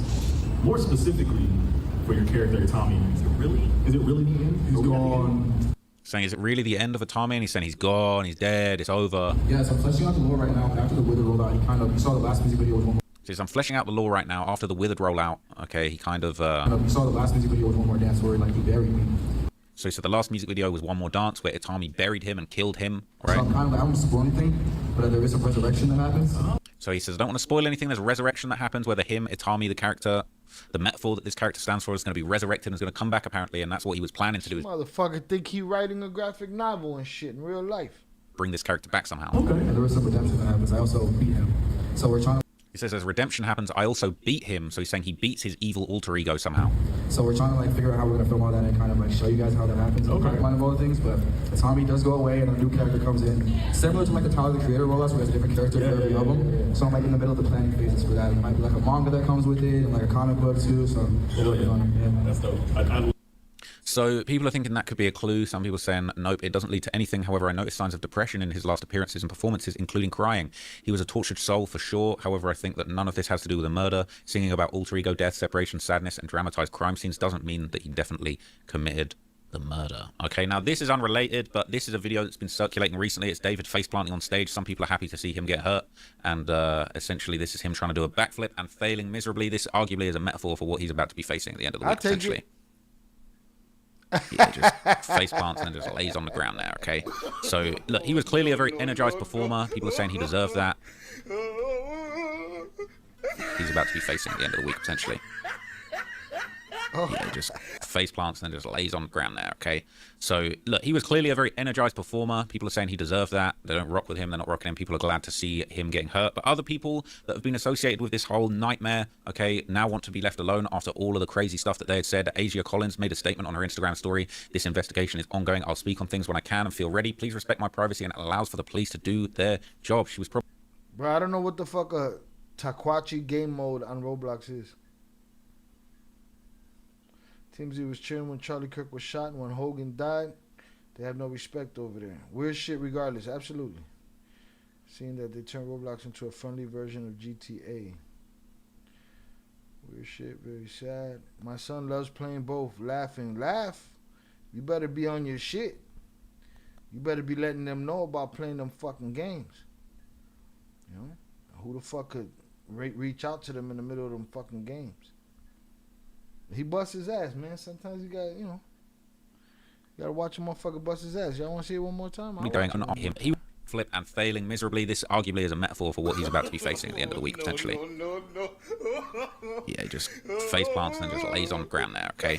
So, look, he was clearly a very energized performer. People are saying he deserved that. They don't rock with him. They're not rocking him. People are glad to see him getting hurt. But other people that have been associated with this whole nightmare, okay, now want to be left alone after all of the crazy stuff that they had said. Asia Collins made a statement on her Instagram story. This investigation is ongoing. I'll speak on things when I can and feel ready. Please respect my privacy, and it allows for the police to do their job. She was probably David's closest friend. I had more access to him than anyone else. She implicitly admitted she knew about the relationship in a TikTok comment and said I didn't know her age, which she has since deleted. Okay, this says, to be honest, everyone close to this guy should be kept under surveillance and should be absolutely questioned. The ones super close to him, like this girl, Asia, definitely knew something. They were too close, always hanging out, and based on David's Instagram, as I wasn't ever his fan, the ones on his Insta posts especially should be monitored and questioned, and the people...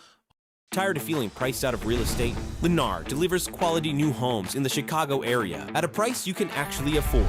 From gorgeous modern kitchens to sprawling open living areas and lavish bedroom suites. At Lennar, everything's included, meaning desirable upgrades, finishes, and features all come at no extra cost. Discover beautiful new homes now selling from the high 200s, plus incredibly low rates through our partner on Discord. Okay, so some people have been... I had to go get my beer. Definitely not wrong, Shy. Yes, I was like, get on their ass. Scrutinize that shit, man. The kids, they're on the... Listen, when we were kids playing our when I was a kid playing my Nintendo, playing our PlayStations or whatever, it wasn't until I was an adult that they came with this internet shit. Our kids got to deal with strangers, man. Stranger danger is no longer down the block and around the corner. Stranger danger is in your house coming through that line. Coming through that internet line. Scrutinize those phones. Scrutinize those tablets. Get in their shit. Make them uncomfortable. Question them. Hey, you ain't talking to nobody on that game, huh? Show them. This is not the old days, man, where we had to take an adult's word for it. No. I'm sure there's a story somewhere on the internet where somebody their age fucked up on the internet. Now you can literally show them that story. And say, this is what happens to little kids that do this shit. You know what I'm saying? And be on their ass about it. That's somebody's comedy. Got some good ones around here, man. I got some shit lined up, Yeah. Pointing out, follow the cars. I did a video about the whole Tesla situation, but some people are saying he's got other cars and people need to scrutinize the other people that might have had keys to his car. So the police said David has several cars. Why is nobody scrutinizing people around him who could have had his key? One, Celeste's family was evidently aware and either didn't care or approved of her running away to LA. One of her family members is clout chasing on social media as we speak. Two, the police made it very clear that Celeste came from a broken home. This made me question who's possibly a suspect, an uncle, a cousin, or any family sicko who had the car key. Three, according to the police, David has several cars. Family, now we're putting the family to his car key. Listen, the family got their part of this fuck up, and then the David part of the fuck up comes. You know what I'm saying? They don't have to be mutually exclusive. This kid could have been getting fucking ruined everywhere she went for her whole life. You know? Danger's in our house. I do my own child traumatizing, showing him what can happen in all kind of situations. Got to. We didn't have that coming up. We didn't have the option to look into the future or look into the present or the past of somebody else and see how what you're telling me not to do affected them. What? Y'all got visual aids to do that shit with now. Anyone with the key could have done it and dropped her remains in the car. Many service staff members have had access to his $1 million house. The janitor, housekeeper, landscapers, or even his manager. It's easy to blame David due to the nature of music being focused around separation, death, and sadness. Most of us only have one car, so we assume that David must have closely guarded his car keys just like we do. But dude is young, black, and rich. But in all seriousness, what do you think? At the end, I'm just speculating. So this person's really trying to... There's a lot of David fans, very pathetic, very desperate, trying to just find any other explanation as to why their guy might not have done this. I think it is a long shot at this stage based on everything that we saw. But people really want to just try and redeem David and kind of Shout out Zaza. Judging just off his lyrics, it seems she was having her own mental health issues. I'm sure she was, but she was also a child. And taking him into an emotional roller coaster. He's a bitch. He's a whiny, crying, singy, songy bitch that just cry all day. He wasn't in a toxic relationship. He was in a relationship with an abused child. That abused child is going to have issues, problems, behavioral issues, all of the above. You know? And what he do, he go in the studio and cry about it like a bitch. Move blame onto the family, or like what a landscaper's going to have just caught this body and put it in the car. That is absolutely ridiculous, far-fetched nonsense. But I don't personally believe it, but who knows until we find out more. People have been posting the report that police reportedly suspect Celeste may have been killed inside the home. Arrest this nigga. We solved this crime 2 weeks ago. Shit. Like David was saying, people were saying, man, arrest this fool. We solved this crime 2 weeks ago. Everyone's saying, why the hell hasn't this guy been arrested yet? Now, people have been geolocating that image of David where he was allegedly giving people money in a parking lot. People have said it's Lake Elsinore, and they've actually worked out exactly where this is in Lake Elsinore. Somebody has done the due diligence and basically worked out exactly where that location the money was given away took place. They're comparing the pylons and the electrical poles in the area, and they've seemingly worked out the exact spot where that money was given over, and it was in Celeste's hometown of Lake Elsinore, which is, you know, not something we didn't know for sure, but now it's pretty undeniable with the geolocation comparison. It says, I originally thought the photo of David handing kids money didn't hold much weight, but I since found out it's been circulating since 2024 and I got suspicious. I found the exact location the photo was taken on Google Earth. It just so happens to be in Lake Elsinore. We have already confirmed this is Celeste's neighborhood. Pay attention to the white parking barriers, 2 stop signs, 2 telephone poles, and the exact 2-tone fence. Wow. Listen. Okay, so that's some good... And don't get it fucked up. Celeste Rivas is not exclusive. There's many other cases of this happening right now. Right now, there's a little girl that ain't supposed to be on the internet somewhere talking to some motherfucking jerk off. Right now. Detective work. Celeste's funeral has actually been planned for October the 4th, just under a couple of weeks away. It has apparently been planned. The funeral service is going to be on October the 4th. And that is now official. As many of you guys know, Celeste Rivas Hernandez has been identified as the body found last week. The girl's family said in a statement posted to the GoFundMe page, which indicated a service was planned for October the 4th. She was a beloved daughter, sister, cousin, friend. Her family's heartbroken and devastated by this tragic loss. Any funds you were able to donate are greatly appreciated. So a lot of people have been speculating on what his defense might be when he is ultimately arrested. And this is basically saying that this is the predictable defense that he's going to be running with. The most predictable defense in the world. We all know what he's going to say. I was still a minor when I met her. I was homeschooled, awkward and emotionally stunted. My emotional age was the same of hers. I just fell in love and couldn't help it. I don't give a fuck. Doesn't matter. Who cares? Emotional these nuts. Miss me with the emotions. Fuck out of here. No, mommy's weak. Right? Oh, let me see right here. I was still a minor when I met her. Okay, hard stop right there. All the rest of the shit, I was homeschooled, awkward, emotionally stunted. Too much information. Shut the fuck up. Nobody cares, bro. Nobody cares. Court of law don't care about your fucking emotions.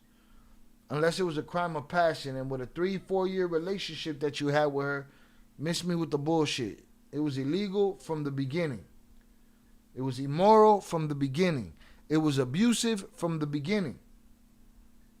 But that's the angle, the goofy kid routine. Pretend immaturity erases everything. But people keep saying, well, it was just a 5-year age gap and he was a minor too at first, but that doesn't excuse it. Not when he was nearly 20 years old and she was only 14. That's not 2 teens fumbling through young love. That's an adult with a child. I'm not going to lie, this sounds like it's written by ChatGPT. And if they first connected online when they were... Yeah, this is I don't know why we're wasting our time with these people's theories. Younger, that's grooming from the start. Meanwhile, he harbored her. Neighbors saw her. Police knew she was staying there. She was cut off from her family, school friends, and even her independence. That's not awkward immaturity. That's control, concealment, and exploitation. ChatGPT working overtime for this one. Facts. ChatGPT working overtime. Every single sentence seems to end with, that's not something, that's something else. So I really hate ChatGPT. And this wasn't happening in a vacuum. He had an online presence where gore and child exploitation were openly tolerated, with people sharing that content and normalizing it. His own mods allegedly encouraged her to run away in 2023, daring her to do it. You won't. Yeah, that was that Moji motherfucker, man. That's that Moji dirty, filthy motherfucker, man. May you pay your freight, bro. Because you're a dirty, filthy piece of shit. I'm talking to you, Moji. You's a hoe. You're not even worthy of a bathroom drain, bro. You're not even worthy of that. That's not youthful mistakes, that's a pattern. The industry has looked the other way for predators before, we've all seen it, but this time it's different. A child ended up dead, whether it's him directly or not. People aren't ignoring it anymore, especially when his music and videos were drenched in violence, murder, and imagery. Violence and murderous imagery. It seems like he used the relationship to feed those fantasies and put them on display as art. So maybe his defense team from the harshest sentence keeps him from the harshest sentence. Maybe it keeps him from being branded what he really is in prison. But let's be real, you don't walk back into the industry after that. What's your next hit? I was just mature, I fell in love with a child, but it wasn't me. It's not a defense, it's a confession, and that is the end. Okay, people are saying, I don't think David is even emotionally mature enough to make that kind of attempt at I wouldn't give a fuck if he was emotionally mature enough.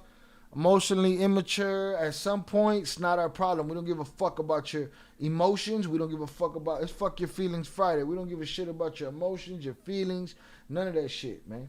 Miss me with that bullshit. Court of law shouldn't give a fuck about that shit either. You ain't never gave a fuck about it when innocent men pleaded for their freedom. By the way, rest in peace to Sada Shakur.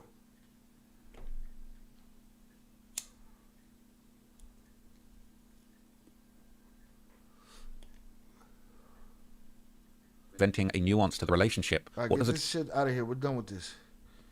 What do we got over here? Everything that is about to happen to you, you deserve. Shifting, okay. So David's muscle-bound goons and what looked like his bodyguards were seen helping him move stuff out of the Hollywood Hills house. This guy looks terrifying. I'm not sure I want to pull up to that property if you've got goons that are looking this jacked. This guy looks wham, and I'm not talking about little baby. Okay, so the guy underneath. Jack don't mean shit. It's a lot of jack motherfuckers that can't scrap. If that mask looks like a chomo, just look at the chin. I don't know if I could, they're saying it's probably a fat-ass beard, but I agree nonetheless. Could this be considered tampering of evidence or obstruction of justice? What if they're removing evidence? People saying, I don't think so, since the police already raided the home before that. Now, people are still speculating as to why there's no charges yet, and a lot of people are saying it's because the charges brought will be an insane amount of numbers. People saying, why aren't there any charges yet? Well, the answer could be because the number of charges brought may ultimately be insane. I think the subs following this have done a good job of explaining why guilty equals quick charges, and the more obviously guilty you are, the quicker the charges. That's not necessarily true, though. Tons of evidentiary and procedural... Not at all. They want to get you on, hopefully want to get you on as many charges as they possibly can. Stuff few of any of us are actually privy to is going on. But I just wanted to note something that I haven't seen really discussed. Leaving aside the entirely alleged premeditated murder, sentence, David could still be charged with a myriad of counts related to the fact that he was clearly SUly grooming and harboring a child that ran away. I imagine that they found a lot of crazy stuff being sent from the victim's phone and computers when they got the phone records and IP logs. I guess another way to say it is that the murder itself is just one crime. Certainly the ultimate one, but there could additionally have been hundreds of ancillary crimes related to his relationship with the victim, and they may be throwing the sink at him, endangering a minor, specific and separate counts for every sexual violation, providing alcohol to a minor, contributing to the delinquency of a minor, etc., and possibly dozens of separate counts for some of what happened at the time for years. Too long don't read. David may not only be charged with murder, he might also be charged with a shocking number of counts related to the grooming. If they want to do this all at once, it will be a massive indictment, which takes time. Okay. People saying first-degree murder, abuse of a corpse, tampering with evidence, endangering a child, providing drugs and alcohol to a child, likely soliciting a child to use an electronic device, some kind of CSAM charges related to Celeste, probably statutory R-word, possibly kidnapping. He's absolutely effed. And don't forget, if they find nude photos of her on the computers, he'll be charged with you know what I'm talking about. It's messed up. All right. And a lot of people, as I said at the start of the video, a lot of people think the arrest might be coming Friday. They think it might be coming tomorrow. Okay, Fridays are for arrests. If there was flair, I'd tag this as hoping and praying. Fridays are good arrest days for prosecutors. All right. Fuck you. Friday's a good arrest day. Today's Friday. It came and fucking went. Let's keep it moving. Hundreds up in the chat. Salutes. I appreciate y'all. All the cartel nut huggers have left the building. All right. If you're still here, let me know how these ads are doing. Huh? How many you getting, man? You getting a lot? You getting it every 30 minutes? Let me know what's happening.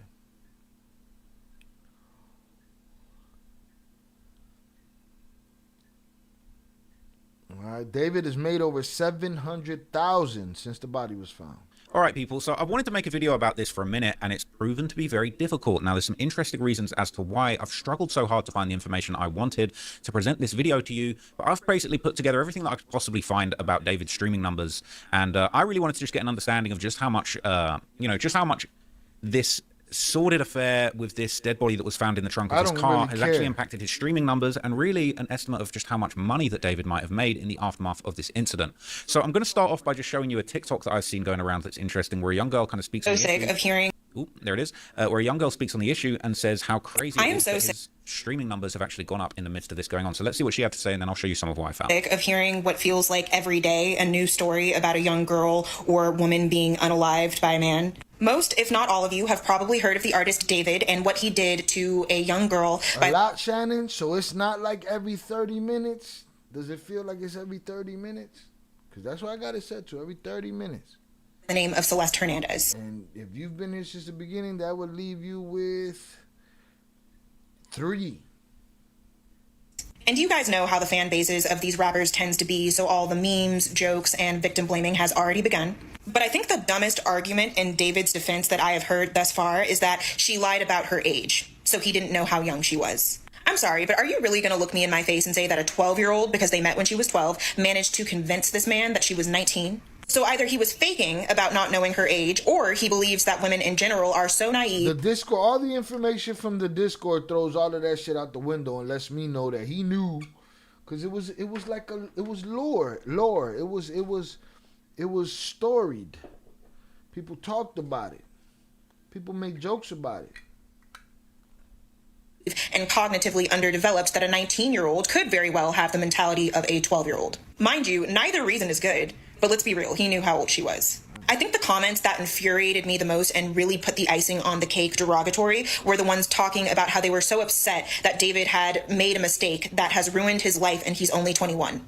This man got to pursue his art, perform for thousands of people, all while dragging a casket from show to show where fans could write letters to their dead loved ones. He got to live out his dreams while simultaneously disrespecting this girl. Creating custom clothing labels with TapStitch is easy. Go to your branding tab, choose your label size and background, upload your artwork. It's not his. Hoso said he got about 10 ads. Ese el tubos.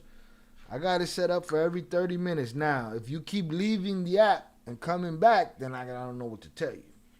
Right? But, you know, it's supposed to be every 30 minutes. Life that was ruined. It was Celeste's life that was ruined and cut short. And how disgusting is it that women's lives are looked at as being so inconsequential and so obsolete that they have managed to make him a victim in this situation. Young girls do not deserve to be punished. Why you got so many filters on your shit, though? For being naive enough to think that it could work out romantically with an older guy. Young girls do not deserve to have their lives taken just because they lack proper guidance or have certain familial trauma that may have made them more susceptible to these types of situations. I'm glad that her family finally has answers, but I am absolutely devastated about what happened to her. Screw David, rest in peace, Celeste.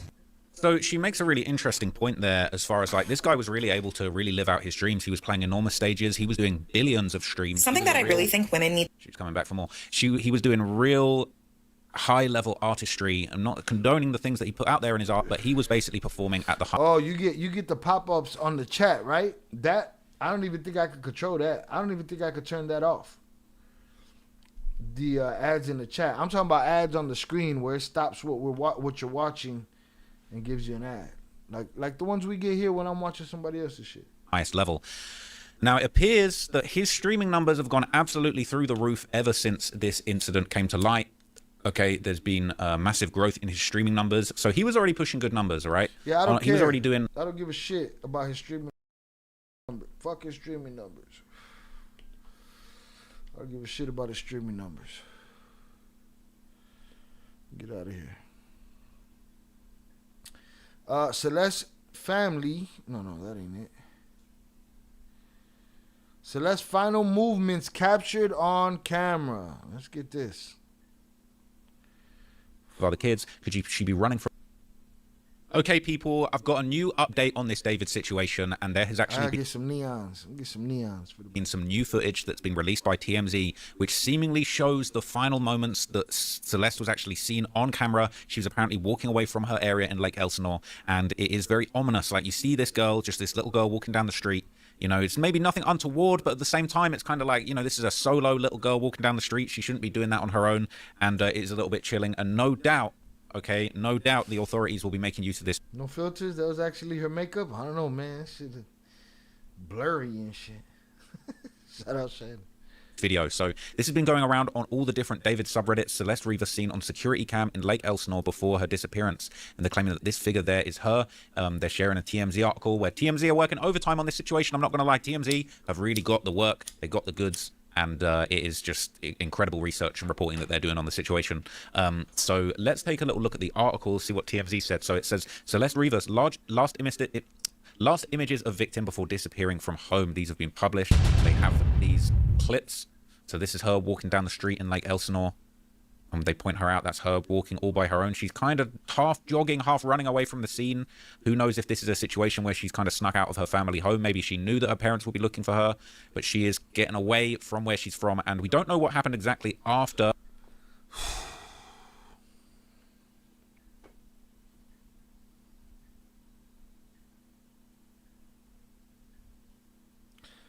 So I did a song.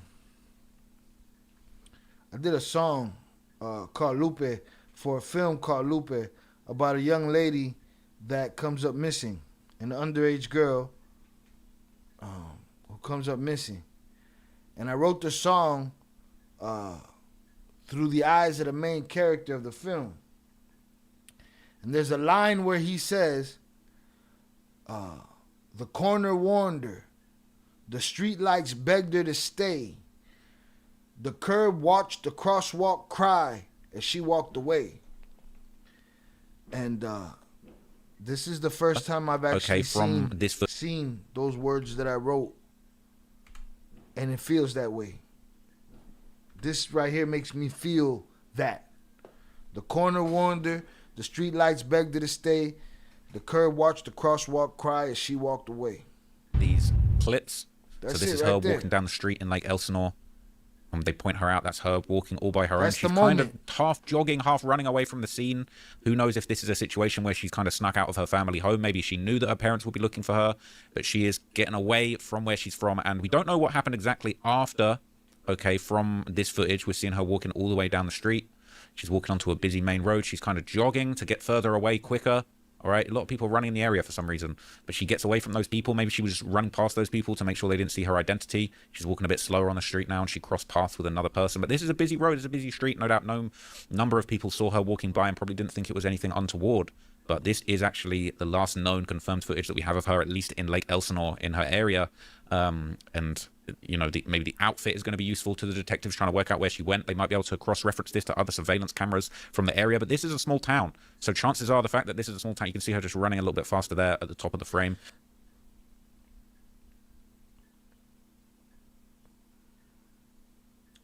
That video breaks my heart. This is a small town, so we don't know exactly how much surveillance footage there actually is installed. It's, you know, this isn't the heart of Los Angeles, Hollywood, or anything like that. This is her in her small town, in her local area. So the article says, Celeste Rivas ran away from home multiple times in 2024, but it seems she didn't always disappear without a trace, because security camera footage captured one time that she left. TMZ has obtained a video from a liquor store just down the street from Celeste's family home, taken just after 7 a.m. on March the 19th, 2024 in Lake Elsinore, California, in which a person in a black hoodie and white pants, identified by her family as Rivas, is striding down the street. Another angle shows Rivas jogging around a corner, alternating between a walk and a run before disappearing from the frame. If you've ever accidentally deleted files, then you need to see this. And they've actually got a little interview here with somebody that apparently watched her grow up. Tell me how this has really affected your emotions here. It's in fact I have connection with all kids. Like I'm here for 11 years. I see this kids growing up in front of my eyes, and I have kids same age. It's hurt for you see all this generation like lost by social media and all this. It's sad. It's burned my heart for her family, for her as a young girl. It's hard. She's beautiful, quiet, shy girl. It's not like from the wild girls. And I shocked when I find out first time when she ran away or missing. It's hard. And you've been interfacing with her family in the years that she's been gone, right? Yep. For when she missing first time, her sister come in here, asked me, and we start looking at the camera to find out where she go and if we can find anything to get her back. It's hard. It's hard for all the neighborhoods. And these images that we've looked at, they're from over a year ago. This is the first time she ran away. The second time. Oh, the second time. Second time after they bring her back. Second time in March 19, I think. That's it. That's the end. That we know of. Those are the last steps she took in Elsinore. This one happened. This one, her sister coming here to I said for a couple of days, check the camera till we find out exactly when she ran away. He said this has really been the talk of Lake Elsinore, that everyone's heart is broken. Yep. even like last Friday, I cannot take it no more. I go grab my daughter from the school for like emotional. It's like burned me inside, and I have my daughter older than her 1 year. Like it's hard.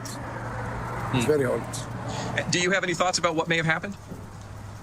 No, but for my opinion is two things. First, this generation lost by social media. Second, the law in California, they take the right from us as a parents to raise our kids. The right from us and the right from the teachers too. For the teacher is second parents for the kids. And nothing we can do as a parents or as a teacher. For the kids learning from the street, from the social media, and they get lost. And you were saying your camera shows her walking down the street? Yes. Walking down the street this way and go past the fence where you have the other street. I think Mount Vernon, the street name. I turned it off. I turned off the ads. So that was the gentleman that owns the liquor store, and he kind of pointed everything out exactly as it happened, pointing down exactly where we saw that footage first. So it says that L.A. Nadaf, owner of Delago Spirits in Lake Elsinore, told us Celeste's sister came to the liquor store on March the 19th and asked to review the surveillance footage to see if Celeste had run away. The sister said that the person in the video was indeed Celeste. Nadaf says that he gave the footage to Rivas' family in the hopes it would help them find her, and this was the second time Celeste ran away from home. We know that she ran away in January 2024. There seems some care there from the family, want to know where she's at, but there's a lot of things that y'all knew. I want to understand what steps were taken. Where was the fail in the fucking chain? You know. Was returned home after police found her in Hollywood.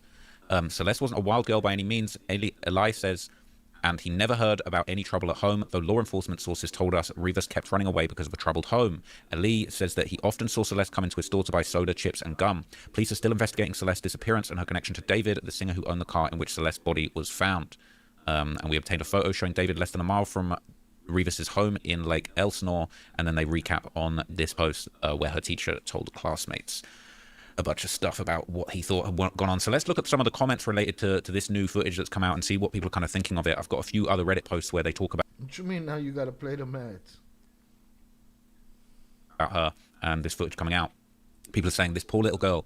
When we... we straight on the comments. That shit was chilling. I was literally watching words that I wrote on the screen in the same context. In the same context that I wrote them. Years later. Big June say you wrote that. Big June, did you notice when you saw that? Put the two and two together when I mentioned it. He said, okay, you just answered that. Yeah, that shit hit me right in the head as soon as I saw her walking. Shout out Shannon, that don't hit me hard. Watching this play out as a father of a daughter really bothers me. Kids in general, agreed. They said too many to count. I think you was talking about the ads. Ads are all good. The other channels run them too, and they do. Shout out Raven on the check-in. Appreciate you. Thank you for coming through. All right, happy birthday to Tere. Happy birthday to Adrian. I think Adrian bounced though.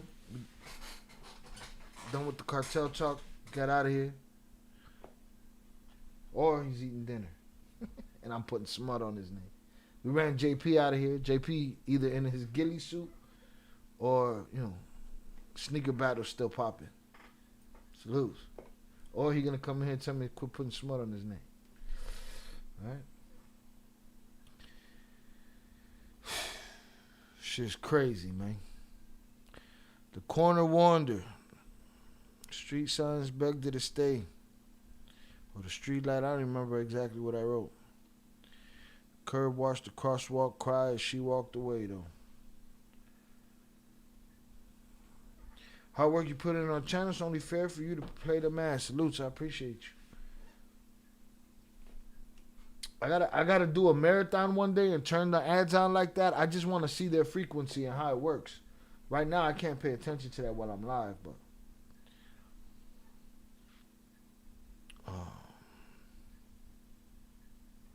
let's get it. What else he got here? That camera was crazy. Reddit detectives find David's Tesla key. Oh, no, sorry. David's mother spotted at Hammer store. Fuck she doing? How's biz, Ash? Great, especially with the help of Zero accounting software. I can keep my cash flow flowing by giving customers more ways to pay. Search Zero with an X! But you never tell them how it feels.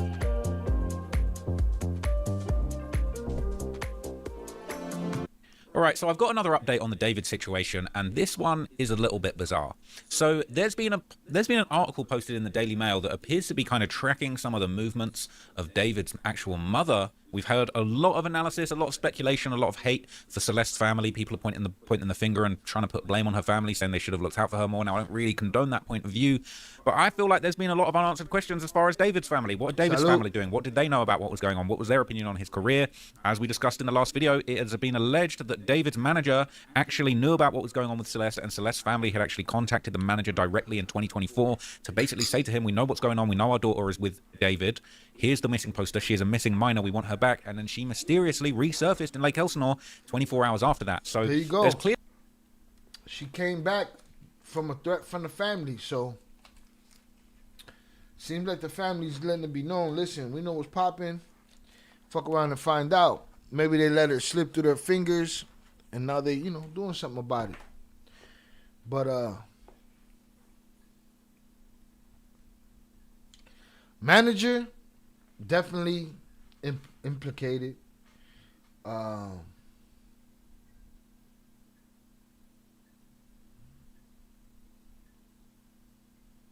Definitely implicated. Whoever's working with him and knew. Period.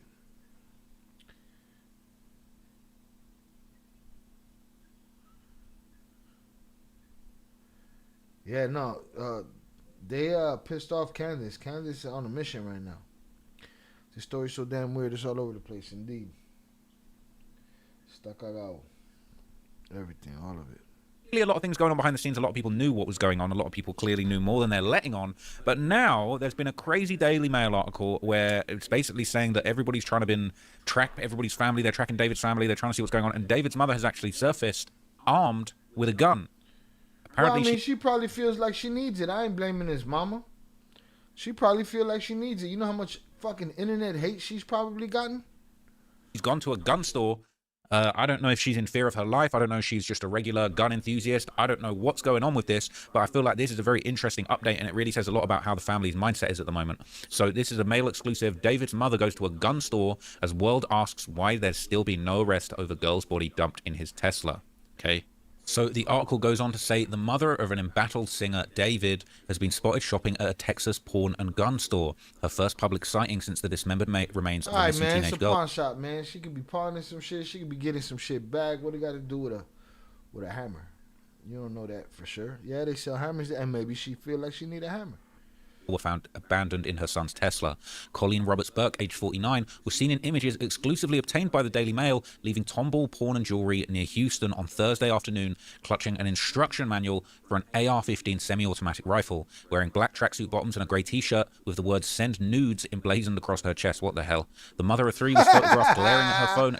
His mom was wearing a "Send Nudes" shirt? That's funny. As she walked away from the store, she seemed to be chaperoned by a large bearded man in a white t-shirt. In another shot taken moments later, Burke was seen outside the shop pacing with a cell phone pressed to her ear as she leaned against a stone pillar, her expression tense with a hand placed on her hip. It's not clear what, if anything, she purchased inside the store, and she's not responded to the Daily Mail's request for comments. The exclusive images mark the first sighting of David's mother since her son became the focus of a murder probe in Los Angeles following the September 8th discovery of missing teen Celeste Rivas' remains. So that's her, apparently with a very big, serious-looking security guard right there, and literally clutching an instruction manual.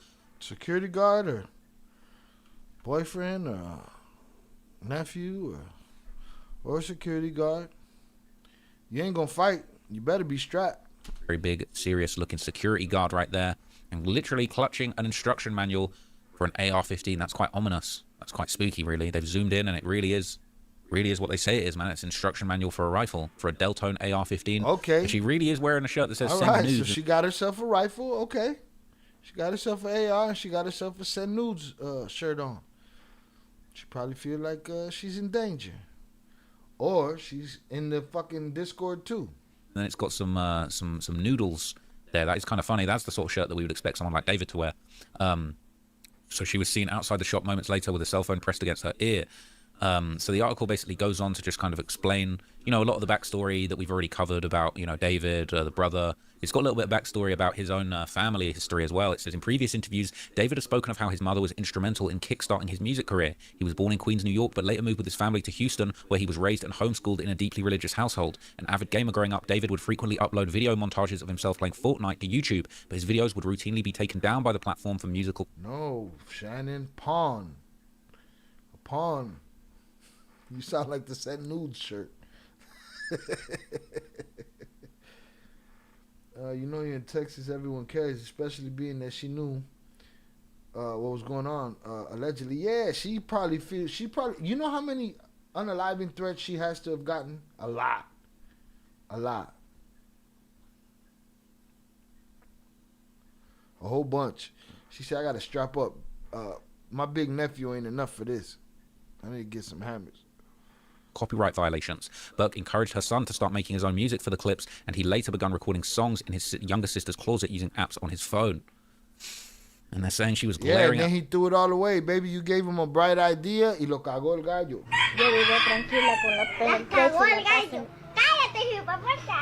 Her phone, it kind of is a bit of a glare, I'm not going to lie. Big security looking over her. Definitely would be a heightened security situation for this family with everything that's going on. But she is arming herself, and the security's got the little pouch there. He could be very well armed himself too, so definitely not somebody to play with. This is Tomball. Shattered wallet. Pour the gun store.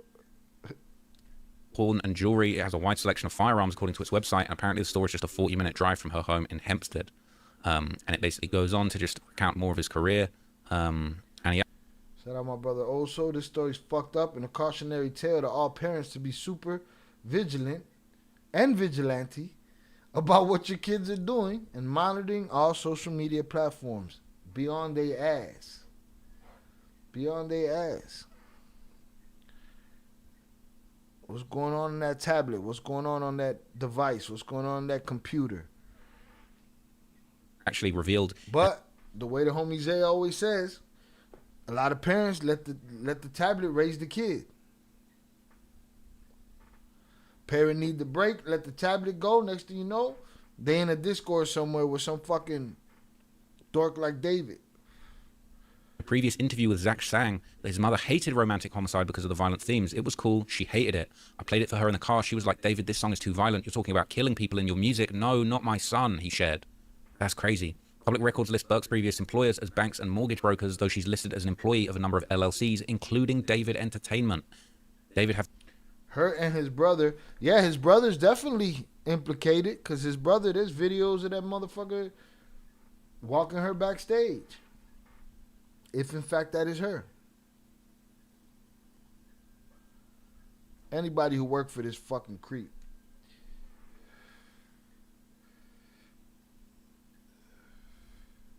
Shout out. That's what it sounded like. That's that Trap Lord Ross accent and shit. Has two younger siblings, and he hasn't spoken publicly about his father. And there's more images here of the masked men that were helping clean out. There might be a market there though for, you know, a pea and gun store. Gotta look into that. Clear out David's house there.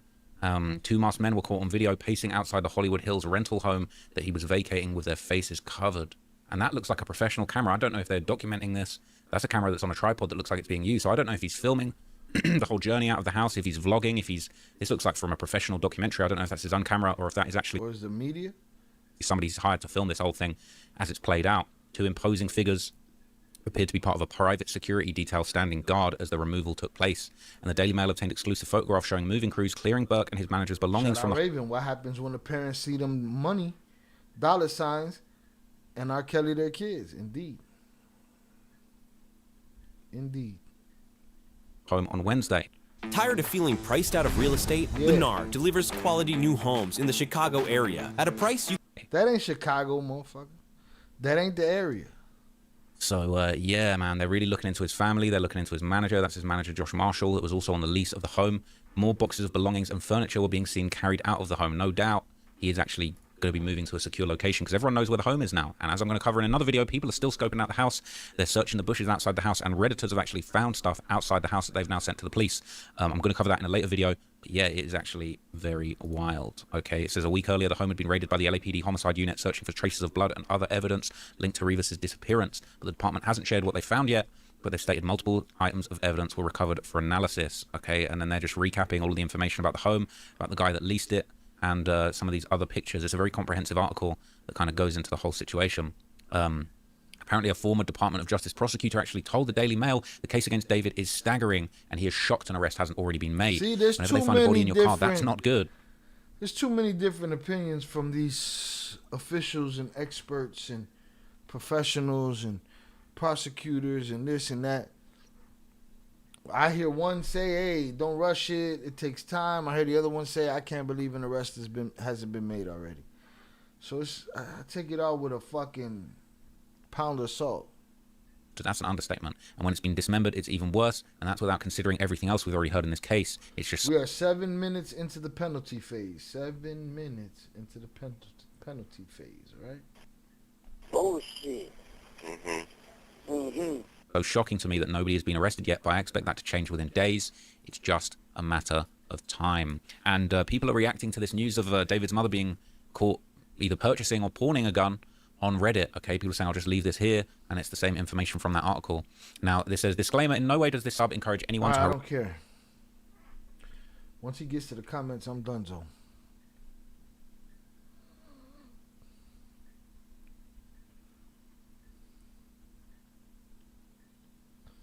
Reddit detectives find David Tesla key.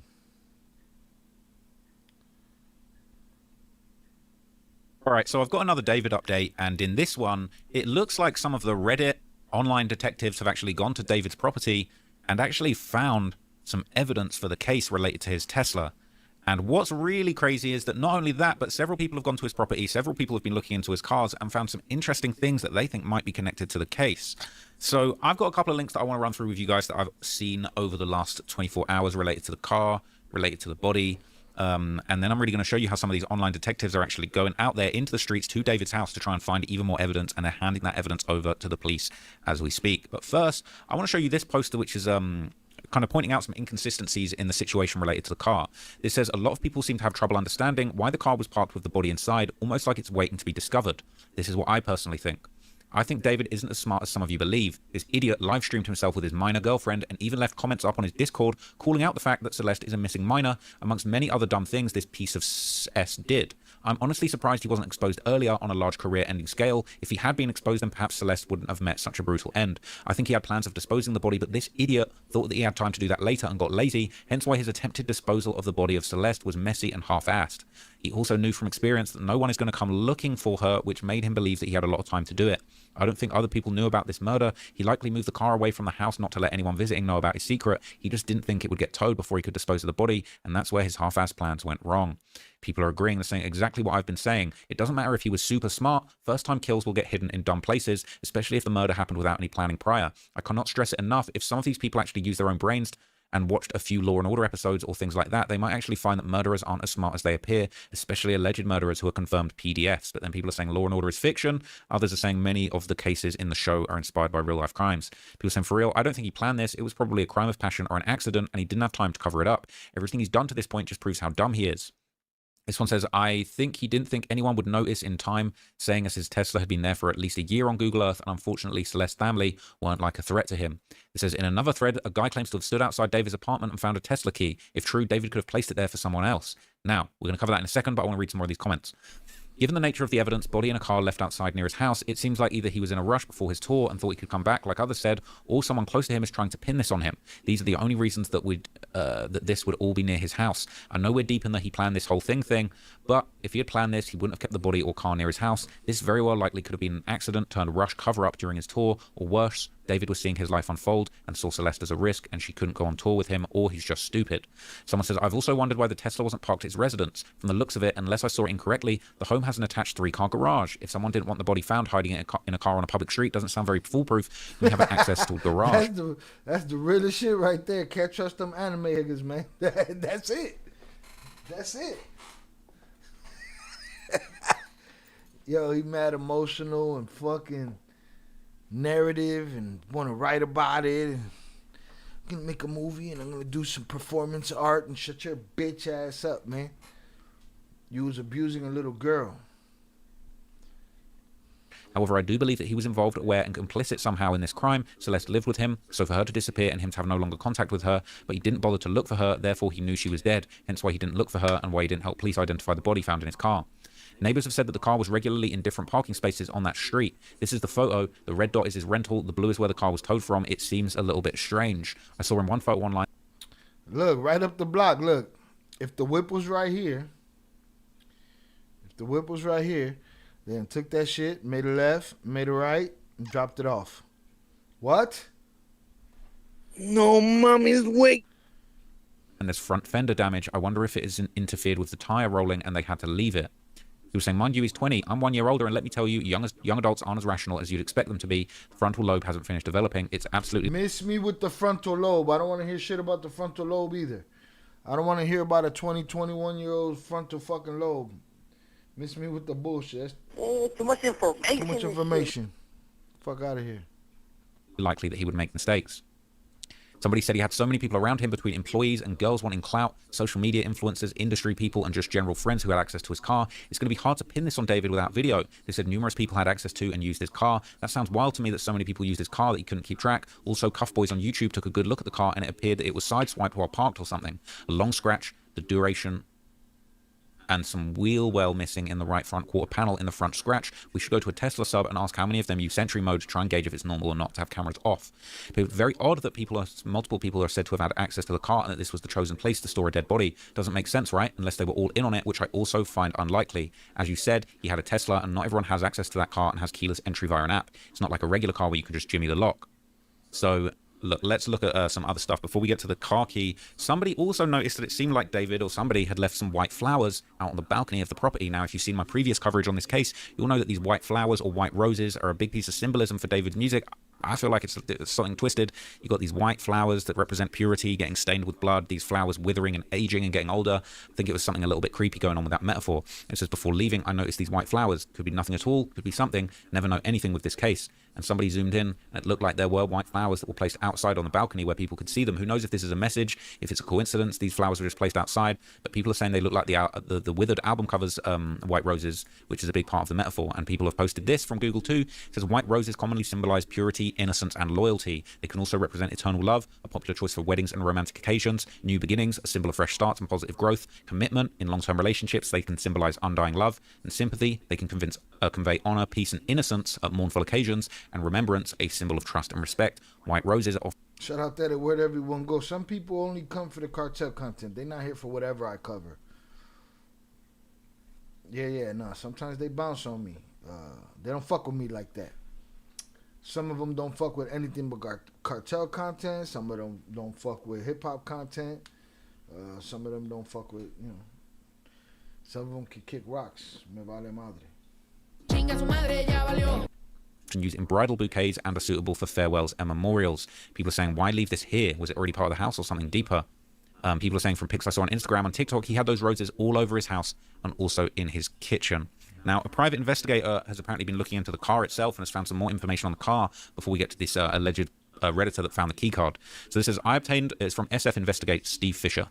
I obtained photos of David's 2023 Tesla Model X when it was towed and impounded. I also received a copy of the August 26, 2025 complaint reporting it as abandoned, along with the vehicle impound report.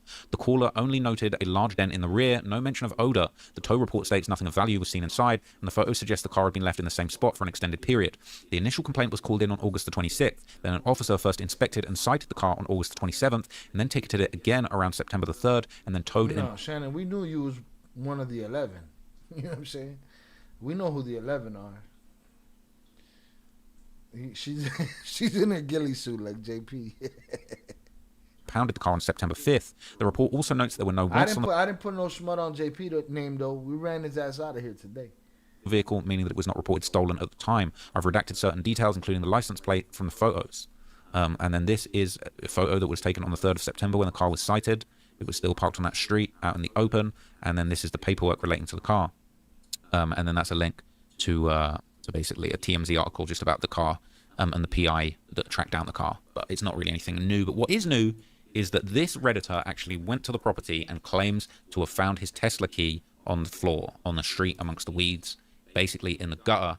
Very, very bizarre, right next to the property.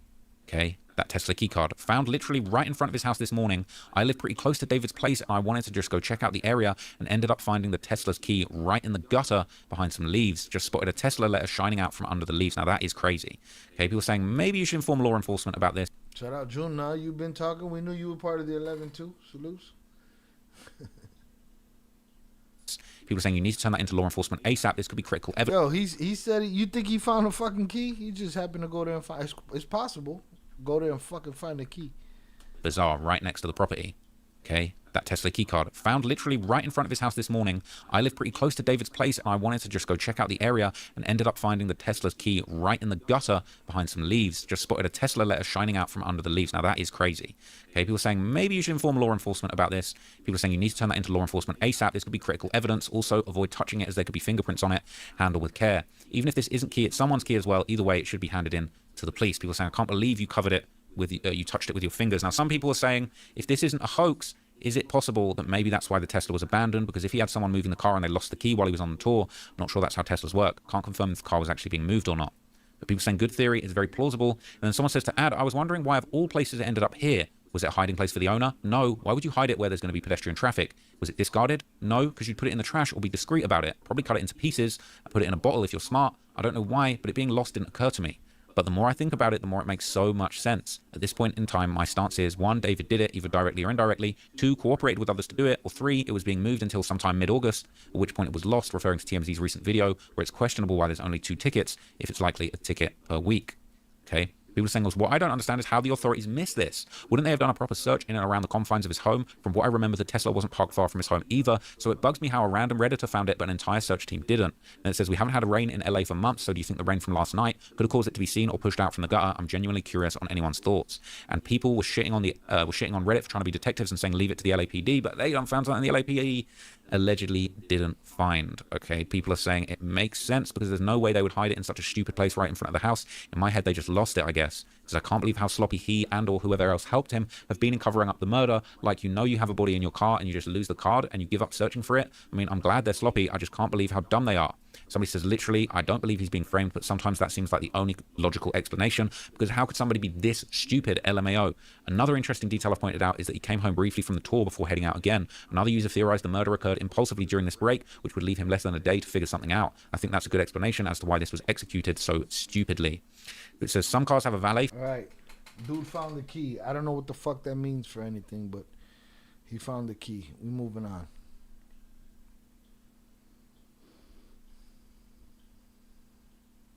Criminal lawyer says David arrest could take weeks. So now we got a different lawyer saying it's weeks now. Have you ever wanted to see your home from space? With this free satellite Earth map? That's why whether I listen to Law and Crime, whether I listen to Trap Lord Ross, I'm going to get a different something out of everywhere. Tool, you can zoom right down to your exact address in just seconds. Imagine. All right, so in this video, I want to take a closer look at some of the analysis that professional lawyers are providing on the David case. There's been a few lawyers, a few Redditors, a few people basically been speculating on as to actually what's going to happen with David. Why hasn't he been arrested yet? When he will be arrested? If he will be arrested? All of that good stuff. And we've had some really serious people kind of throw their hat into the ring and give their opinion about this. So in this video, probably going to be a long one, I'm going to break down a bunch of these kind of lawyers, private investigators, all those types of people that have given their thoughts on the case. So yeah, let's get into all of that now. So this is a post that's currently going around on Reddit. Okay, it says it's possible we won't get any updates for at least 6 weeks. The investigation at David's former Hollywood home was concluded. His Tesla was released back to the impound lot and Celeste was released back to her family already, indicating that the autopsy was completed. The body was in such a severe state of decomposition, they're likely not able to determine the manner of the death. So this case is still not officially ruled a homicide. It's likely they're waiting for toxicology to come back for more answers, which could take 6 to 12 weeks. Obviously, she didn't put herself in the trunk, but let's keep in mind it is possible that her death might have been the result of an overdose natural cause. See, he thought that was a ridiculous theory, but she could have been unalived a number of different ways and then ended up how she ended up. Or suicide. I think natural causes is definitely a reach for somebody so young.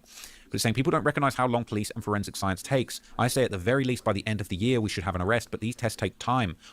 Then once the test is done, you have to process and interpret the results, which is also a long process.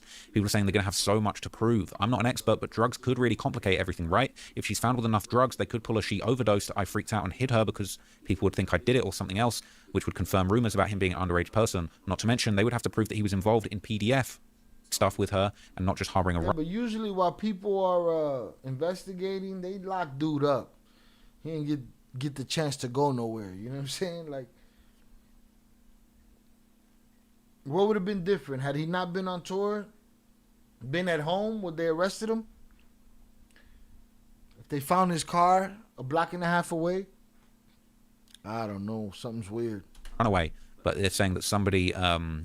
in a YouTube comment, it said there's rumors Celeste's family were blackmailing David for money by threatening to go to the cops for harboring Celeste being in a relationship with her and that he was paying them hush money. I guarantee she OD'd and dude panicked about having a dead kid in his house, but in any case, a dead body was found dismembered in his vehicle. The dude needs to be in jail. But some people are saying, I actually saw on the news article it was being investigated as a homicide, so the cause of death couldn't have been from an overdose, natural causes, or suicide. Somebody obviously did this to her. Okay? So everybody's speculating on that, and there's been another post going around that basically says the case is being solved, it's just being done so in silence and slowly. Okay, this case is silently getting solved. I find this case very similar to the Idaho murder. I don't give a fuck about the comments.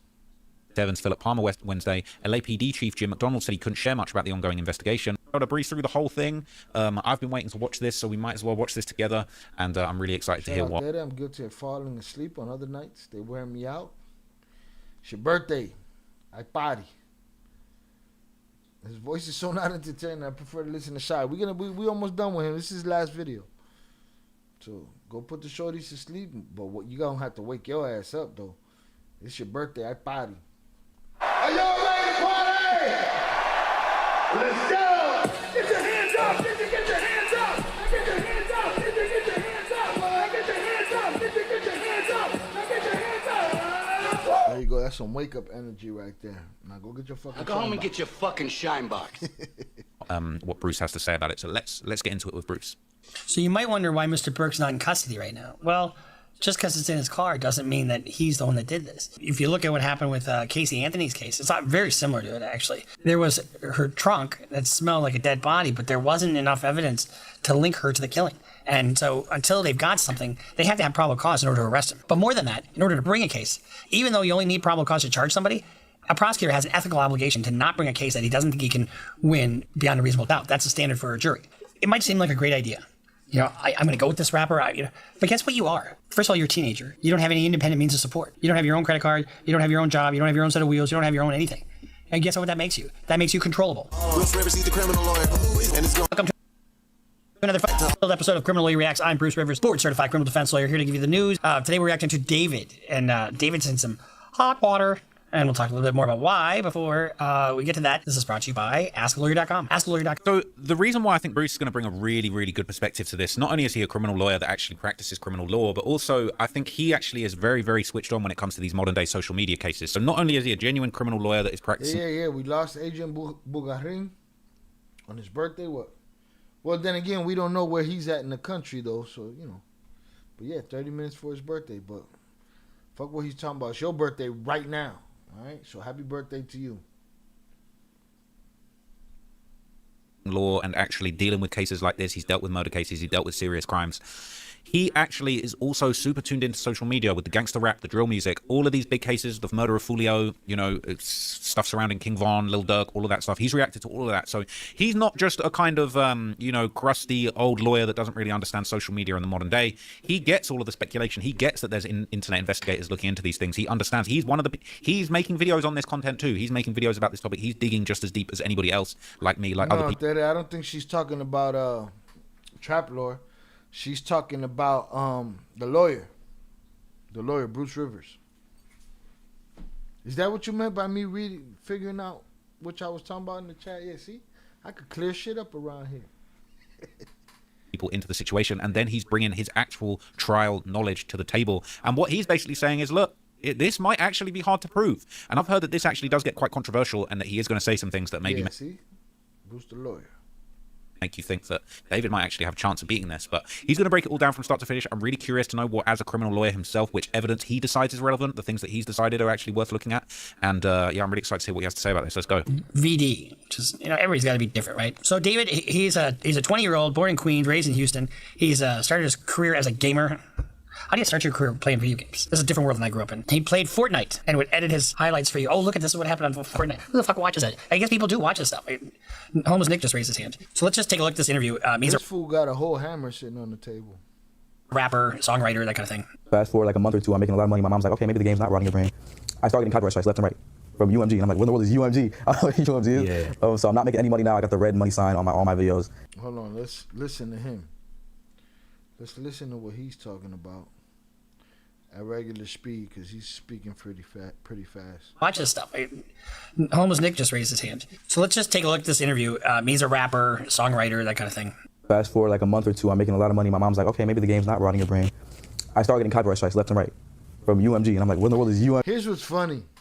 I see this with I Show Speed's mom, and I see this with this. As soon as they see the money, they think, oh, maybe the game isn't rotting your brain. No, maybe it's still rotting their brain. Maybe it's just with money. Like, shit ain't changed. This interview, he's a rapper. You're the best. Shots loose, Shannon. I appreciate you. Did I nail it there? I think I nailed it. See? Bad motherfucker, man. Songwriter, that kind of thing. Fast forward like a month or two, I'm making a lot of money. My mom's like, okay, maybe the game's not rotting your brain. I started getting copyright strikes left and right from UMG, and I'm like, what in the world is UMG? I don't know what UMG is. Yeah. So I'm not making any money now. I got the red money sign on all my videos, and I'm like crying to my mom about it. I'm like, yo, I don't know what to do. I'm not making any money anymore, blah, blah, blah. And she was like on the phone or something. She was like, just make your own music. Go, get out of my face. Make your own music. And I was like, wait a minute.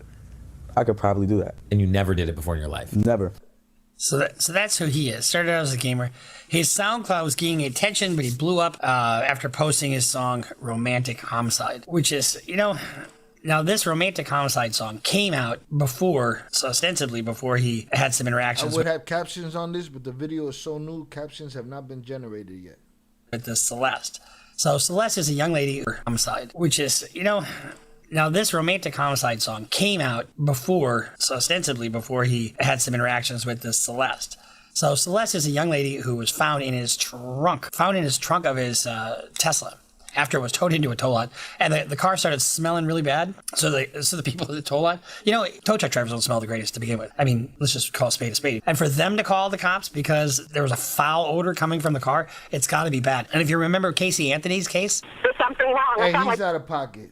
He took a moment to shit on our tow truck drivers, right? Don't do the tow truck drivers dirty because you a dirtbag lawyer up there in your ivory tower, motherfucker.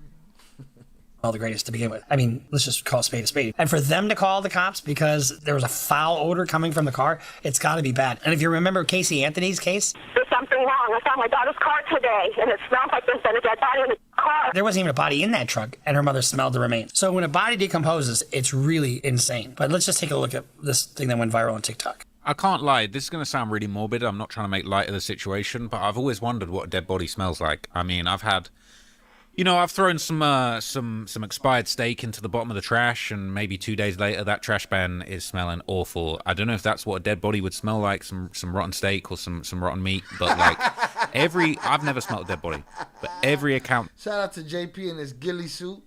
All right, we put some smut on your name. Justice for Proctor. If you know, you know. It's fucking lawyers, man. Shout out JP. If you know, you know. That I've heard is that it smells god awful. It smells worse than rotten meat. Worse, like it is just another level of just disgusting smell, and that really just makes you wonder. I mean, Bruce made a really funny joke there of just like, yeah, tow truck guys, they already smell bad to begin with. So if they're smelling the body in the car, that must be crazy. It must be super pungent. But like, it just does make you wonder. I wonder whether people don't even realize that. I mean, look, I don't know what a dead body smells like. I only know from having covered legal cases, having heard, in court documents and things in crime shows about how bad a body can smell. But I imagine a lot of people, maybe they get into murder scenarios and they don't realize they're trying to, hiding the body in the trunk of the Tesla. Maybe they don't realize just how like disgusting and pungent that's going to be eventually when the body actually begins to rot. It's basically like you keeping a bunch of loose meat, I guess, loose expired meat in a bag that's not airtight. Shout out Shannon. He lost his son about 6 months ago to a rug overdose. Really? Be like that, man. I tell you what. You can be successful. That shit don't have no bearing on whether your children are saved or not. Motherfuckers need to quit doing these rugs, man. I love me my Mary, Mary, Mary, Mary, Mary. She's all I need. Her and a little DMT every now and then. And I'm gravy, baby. I don't need nothing else. A little DMT once every 5 years. Every 5 years, 10 years. Gotta get out all the bad blood, like the Godfather. Right. Speaking on it, I spilled it all over the place. Rest in peace, Michael Rivers. Rest in peace, Asada Shakur. All power to the people. No wonder it got discovered. But anyway, let's keep going. In rap lyrics, so dark. And one of the things that we find in rap lyrics, especially drill, and this is not necessarily drill, but they tend to talk about real events. And then guess what happens? They use those rap lyrics in trials. It happened just in May in Minneapolis. We had 5 defendants on trial for a RICO conspiracy gang. They locked up Puerto Rican rapper Tempo over those over lyrics. Rugs and alcohol don't discriminate. Ain't that the truth? My mother asked me all the time, because my mother was one that never got into it. And, she sees all these famous, amazing artists. And she doesn't understand it. She's like, what the fuck? And it's like, yeah, man. It's there. You got to be able to maneuver that shit. Y un periquito ping ping. Oh, they're back. It looks like JP and Velez sacaron la bolsita, and they came back.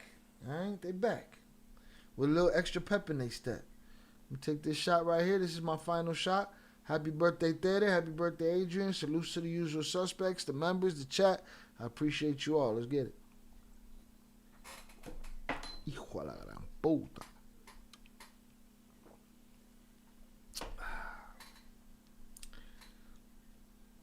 Periquito.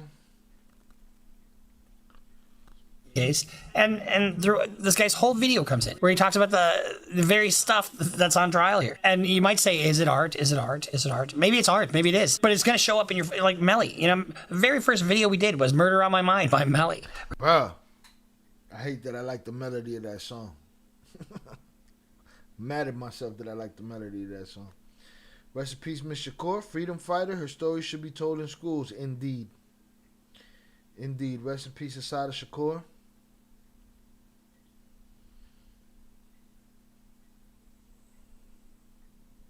Salute, Big June. I appreciate you. He talks about, the horror of killing his friends. So a lot of people have compared YNW Melly's Murder on My Mind to Romantic Homicide. Both songs were recorded before the murder allegedly took place.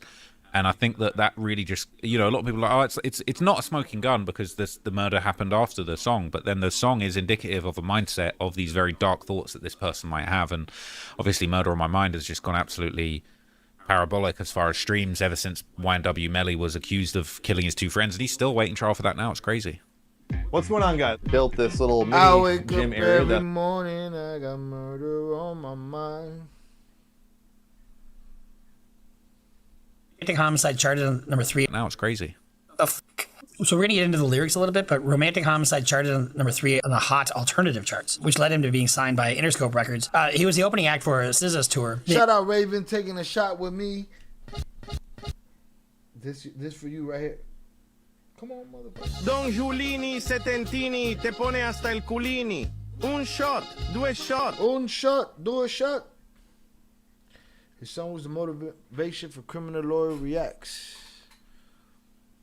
Yeah, his son probably saw where the internet was and said, "Dad, you're gonna miss out if you don't get this." I got my sister-in-law. All right, my sister-in-law's a criminal lawyer. I told her, "You're missing the boat. You missing the boat. No, mommy's wait. And bullshit. Bullshit. No, but that's just snowballed from there. You got brand deals, and so. But what do you make of this? So early September, like I think September 8th, is when Celeste Rivas' remains were found in this Tesla. She had been missing for over a year. Last seen like April 2024, when she was 13 years old. 13, and he's what 20 now. So there's a little bit of an age gap there. And let me tell you something: a 13-year-old can't consent to sex. Can't consent to being a 20-year-old's boyfriend or girlfriend. So David's black Tesla was abandoned on the street in Hollywood Hills.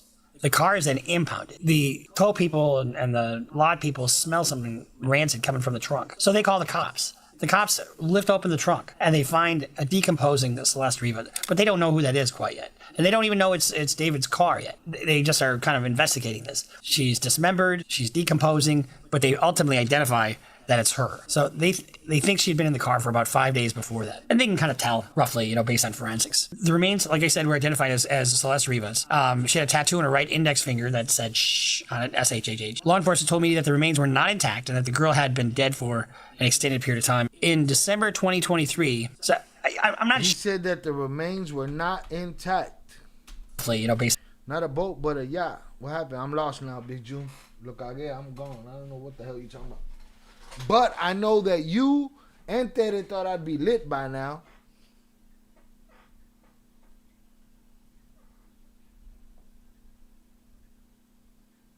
Just did my sobriety test and I passed. What is you talking about?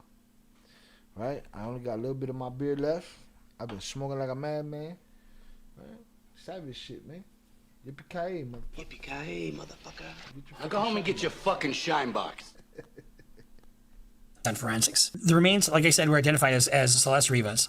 She had a tattoo on her right index finger that said shh on it, SHHH. Law enforcement told me that the remains were not intact and that the girl had been dead for an extended period of time. In December 2023, so I'm not sure what the timing is of the relationship between Celeste Rivas and David, but in December 2023, he writes a song called Celeste. And so this is what it's like to not need weed to get me high. Oh, you said she's missing the boat. Yeah. She's missing the yacht. Facts.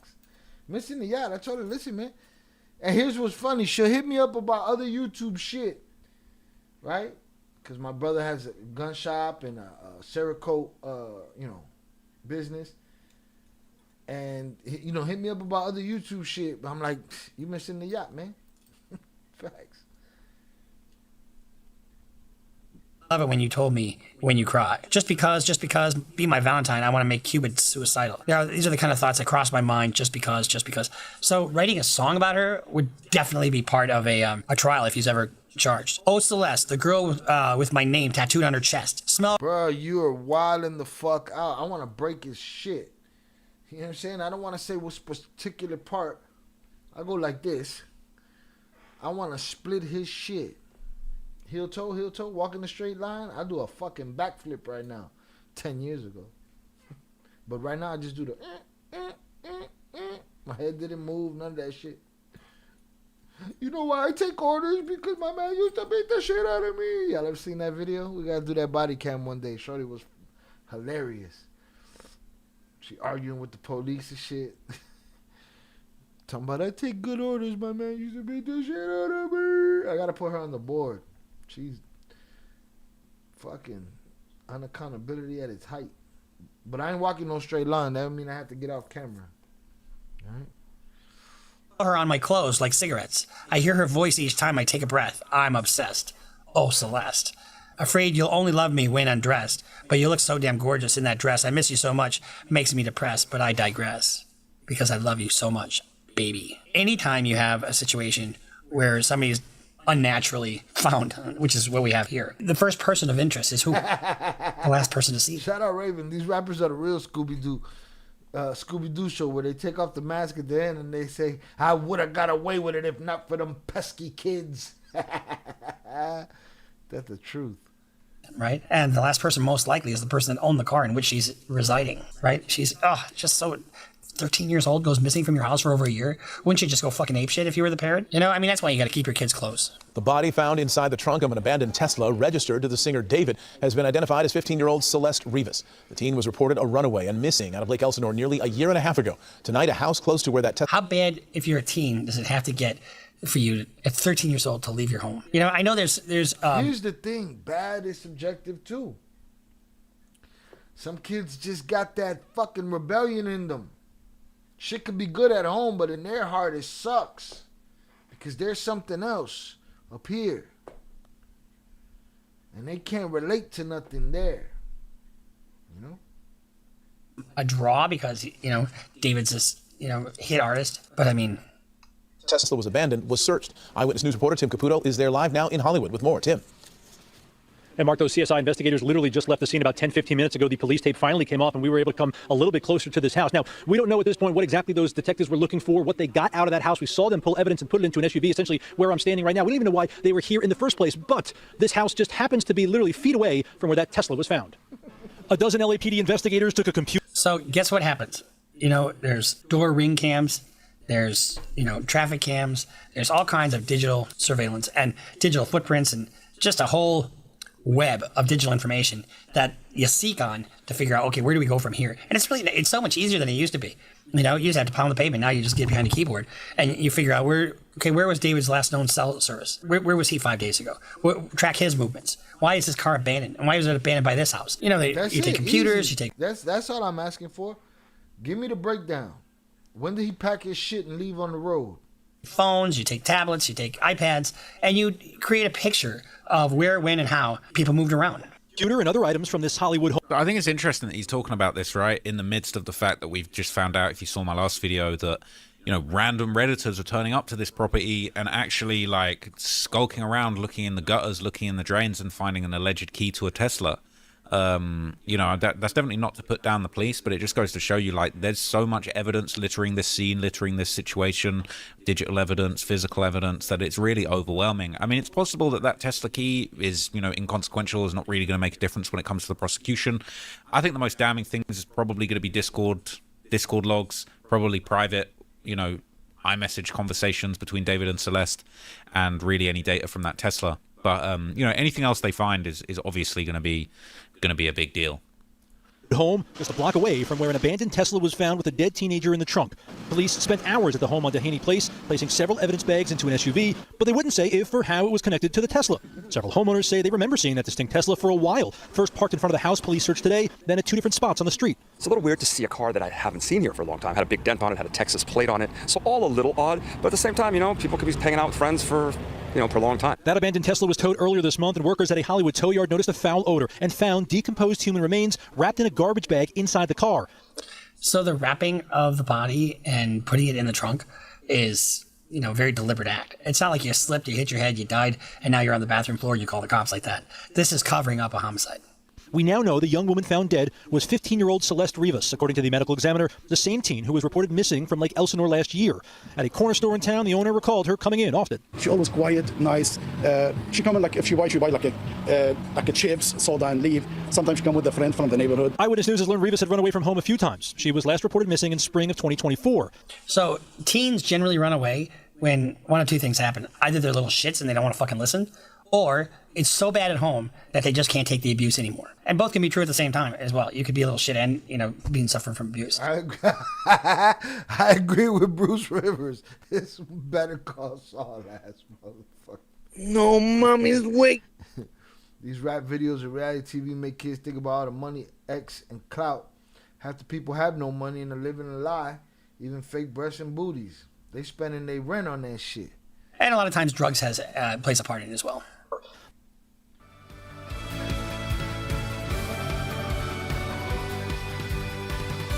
So he's just... This just random, but I'm excited for this new Mobb Deep album that's supposed to drop on October 10th. That's it. I just had to say that. It just popped in my head. Picking that up on his own, you know, analysis, that there are two reasons that people run away from home. You know, one is that they're just so out of control, you can't control them, you can't keep them at home, and the other is that they might have a very turbulent home life, and that's what a lot of people have been saying about Celeste. I think it will be really interesting when we get some more information about what. Some of us are born with that rebellion in us. We trying to get the fuck out of there, you know. Her family home might have been like. I think we've just heard recently that apparently her father doesn't live in the United States anymore. The mother can't really speak much English, and it seems like it's aunties and cousins and brothers and sort of maybe the younger or more westernized isn't the word, but that's you know. It. You got for these families with these older parents and shit. Now he explains the father's supposedly not in the country. You know.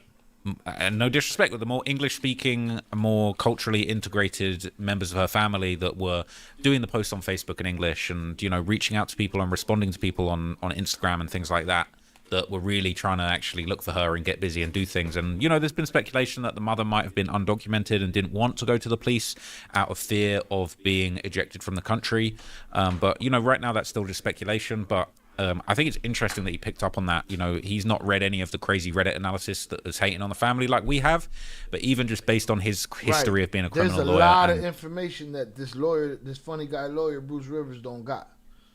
Missing persons situations, those are the two reasons that people do tend to go missing, kids running away from home.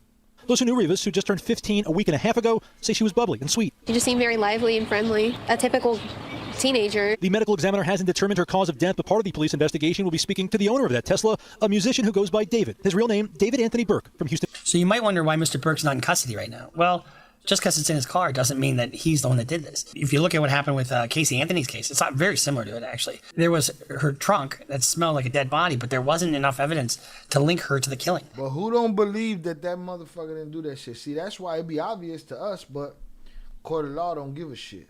Court of law don't care.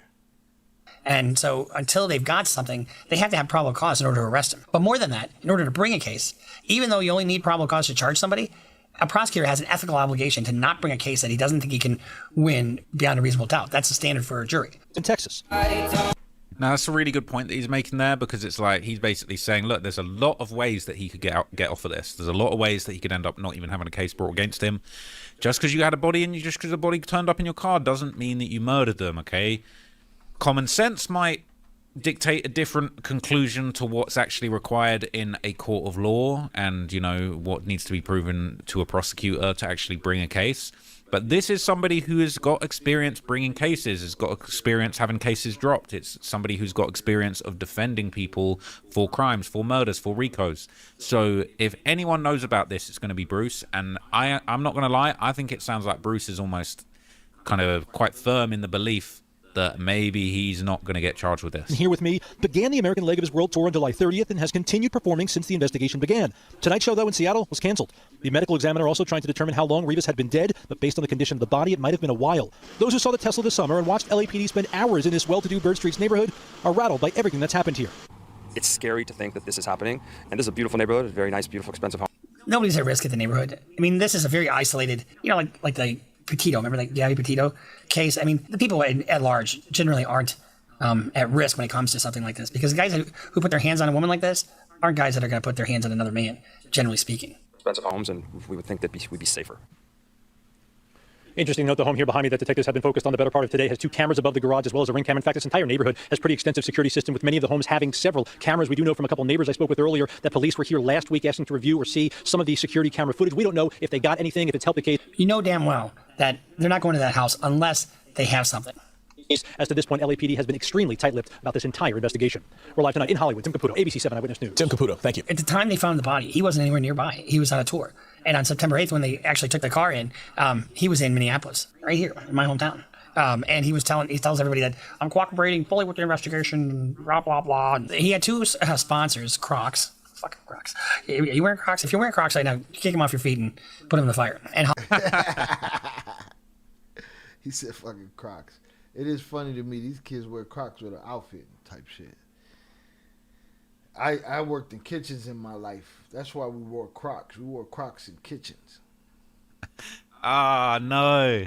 I'm in the Crocs right now, gang. This asshole. Shout out, Trap Lord. Damn, you got me, man. You got me. That's tragic. That's tragic, man. Hollister. Both brand partners removed all promotional content that David appeared in. Gee, I wonder why. We don't really support murder, especially of juveniles, just as general board policy. Give me a break.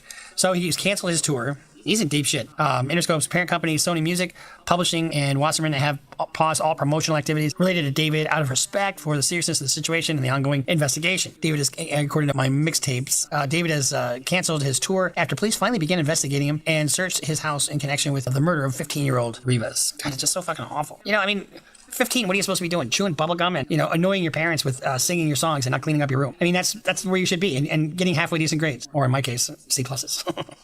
While on tour, David's show is styled to be a funeral. What the fuck? Not a good look. Okay, let's just check this out. See, the reason why I love watching Bruce Rivers is because I get the impression that, like, you know, someone in his team, obviously, you know, if you follow him, you'll know that his, you know, son tragically passed away. But he used to work with his son to maintain the channel. But you can kind of tell that, like, somebody in his team is kind of lining him up, teeing him up with information. And sometimes it's like, it's hilarious to catch him when he's just like, oh, what the f... Like, you catch him, sometimes the self-snitching rappers stuff, when he gets, you know, he lines up rappers snitching on themselves, toting guns in music videos, doing all sorts of crazy stuff. You can tell he's just in disbelief, like, what the hell are you doing? Bear in mind, this is a criminal, you know, defense lawyer. He defends people that are actually on trial for murders, RICOs, you know, gun charges. Like, this guy, he's probably, like, he's looking at it like he's looking at his defendant. Like, they're saying, hey, by the way, there's a video. I'm defending you against a murder case, but, yo, check out this video of me online. Like, we're going to have to explain this. And he's like, what the fuck? Oh, my God, you didn't just drop a song called Murder on My Mind. Please tell me you didn't drop a song called Romantic Homicide. But that's actually what it's like, and that's why I love watching his channel, man, because he really can't, like, you can just tell that he's a real lawyer, and he's just baffled by some of the stuff, and it's probably, you know, on par with some of the crazy stuff he's actually had to deal with in his career. Wow, I haven't seen this clip, you know. I love you from the afterlife. Give me a break. What the fuck? Bruce Rivers is cutting the fuck up. That's so dark, isn't it? I don't see that, again, being that that's involved in this story. I mean, I watched Exhibit lay in a coffin in videos. I watched all kind of people lay in coffin in videos, and I get it on the tour and shit. I seen Snoop Dogg hop up out of one of them motherfuckers after murder was the case. Wow, I haven't seen this clip, you know. I love you from the afterlife. Give me a break. What the fuck? That's so dark, isn't it? Wow. It is dark, I mean... Hear that. Okay, well, that... Yo, those shoes got a fucking response. Shout out, I think those are the ugliest shoes. I hate those shoes. I hate it when my son tries to walk out the house with them on. I stop and send him back inside and put some fucking shoes on. Here's the thing, man. You know... I was never one for the sandals and shit. I always had to have sneakers or boots on. You never know when you're going to scrap with somebody. And Crocs just ain't ideal for none of that shit. You know? And they serve a purpose, but when you make them everything, now you done simplified the game. You walking out the house with your slip-ons on and shit. Your house shoes. You know what I mean? Put them fucking Jordans on your feet, man. Leave me, I'm sticking to my shit. It was special. Oh, shit. My bad.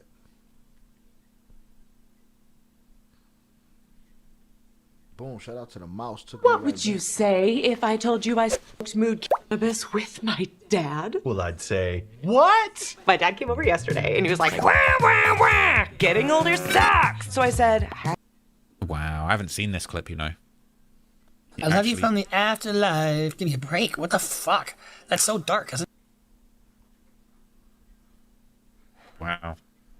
It is dark, I mean... Shout out, Shannon. Note to self, shot. I mean, you slipping around and you sweating in your Crocs, slipping around and shit. You got to scrap, man. Lace some shits up. Yeah, that. Okay, well, that was special. Best you could do with them bitches, kick them motherfuckers off. Go barefoot. If we got to get down, it's going to get ugly. Yeah. Next thing you know, you got a croc wrapped around or a Yeezy slide wrapped around your ankle and you can't get it off. Yeah, it's twisted. You seen those videos? That's just funny. So I'd been hearing stories about this Itami thing. He had a coffin and he was letting people write messages to their dead relatives and put it in the coffin, but I'd never actually seen the footage of it until now. This is crazy. This is actually the footage. In the back of my mind, you died. Oh. Unbelievable. So That's twisted. Let's give you a little background on Celeste Rivas. David has yet to make any public statements on how he knows the young missing lady. Well, that's good. I mean, internet sleuths have been putting together things and putting together the pieces. So one of the things that people do. Actually, the in footage. the back of my mind, you died. Oh. Unbelievable. So That's twisted. Let's give you a little background on Celeste Rivas. David has yet to make any public statements on how he knows the young missing lady. Well, that's good. I mean, internet sleuths have been putting together things and putting together the pieces. So one of the things that people do that they don't realize, if it's not on the internet, it didn't happen, right? Isn't that the old phrase? Just like nothing good happens after midnight. Well, the problem is when you put everything on the internet, you're self-snitching because you're creating a timeline. Mercedes Martinez, the mother of Celeste, and aunt Dora Hernandez, shared numerous posts regarding a runaway child. Reports state that her mother identified Celeste's boyfriend as someone named David, whom she has never met. So one thing is they have a similar finger tattoo, but it's been said that, you know, a lot of people have that same tattoo. So I don't know if that means anything, but my guess is it probably does. Based on information available, David would have had to meet Celeste when she was 10 or 11 years old. Is that right? Her birthday is September 7th. David's Discord was started September 7th. Romantic Homicide was uploaded on YouTube on September 7th. Wait, I didn't know he started his Discord on September 7th. Is that true? I had never seen that one before. Don't tell me he started the Discord on that day and he was already talking to her on Fortnite and stuff. That's crazy. Rehab music video released on September 7th. His new album, Withered Deluxe, was announced on September 7th. Hollow Prayers, released on September 7th. Poetic Vulgarity, released September 7th. Once More, released September 7th. So, I mean, listen to these lyrics. In the back of my mind, you died. This is Romantic Homicide. In the back of my mind, you died, and I didn't even cry, not a single tear. And I'm sick of waiting patiently for someone that won't even arrive. In the back of my mind, I killed you, and I didn't even regret it. I can't believe I said it. But it's true. I hate you. This guy, a lot of times people who are creative geniuses are also sick in the fucking head. And this is some kind of crazy content. So nobody ever caught me, but I've spoken too soon in the back of a police car. I forgot whatever I knew. I ain't telling nothing. Do the same if they ask you about her. Jesus. So the song Decide was released in 2022. Celeste was born in 2010. She should have been 11 when the song was released with these lyrics. I know what the problem is. Save your tears. 7 years. I know life is complicated. 7 years. What does that mean? 7 years until you're 18. What the fuck? Here he is in One More Dance, where he's got his blindfold on, he's bloody, and he's hauling a body. Yeah, this music video is super damning. Unbelievable. He's so fucking dark. This is from David's Twitter feed or X feed. When I was writing this, I got a notie from you as you were talking about wanting to be with your mom and your sister again. Take me where I belong, but our circumstances won't allow us to be in our ideal situation. We got to push through it, bro. We know a girl named Celeste was in the trunk. But do we know that David Celeste and the trunk Celeste are the same? Do they actually know each other? And my guess is probably yes. I always say there's no such thing as coincidences. Apparently this is from Celeste. Fucking muted. I don't even know what I said anyway. Salutes. And it says more photos of recipes DJ Chucky Chingon. David with Celeste. When your car declines at therapy and they bring in that Hello Kitty girl you met in 2021. Jesus Christ. Oh, my heart goes out to this mom, I media trained you. No, you didn't. That's controversial. It's controversial of raping kids. Boom. I never heard the media part. I thought it said I trained you. He said I media trained you. Bet you did, motherfucker. You didn't media train her enough to not make the joke she just made. She said controversial. He said I media trained you. No, you didn't. That's controversial. He said I media trained you. That's controversial. That's controversial. She said, controversial like raping kids? It's controversial of raping kids. 2021. Jesus Christ. Oh, my heart goes out to this mom, I media trained you. No, you didn't. That's controversial. It's controversial of raping kids. Who's this? Really good. Okay, It's been a good one. Bye. Bye, guys. Mwah, mwah, mwah, mwah, mwah. Oh my. Delete everything. Delete. So apparently this is David and Celeste together. I media trained you. No, you didn't. That's controversial. It's controversial of kids. Tired of feeling priced out of real estate? Lennar delivers quality new homes in the Chicago area at a price you can That video makes me real fucking mad. Smack the person with it. We know the power of the chancla. Yo, we got to do a whole video on fucking Crocs. That shit got a response. You know what I'm saying? Crazy response.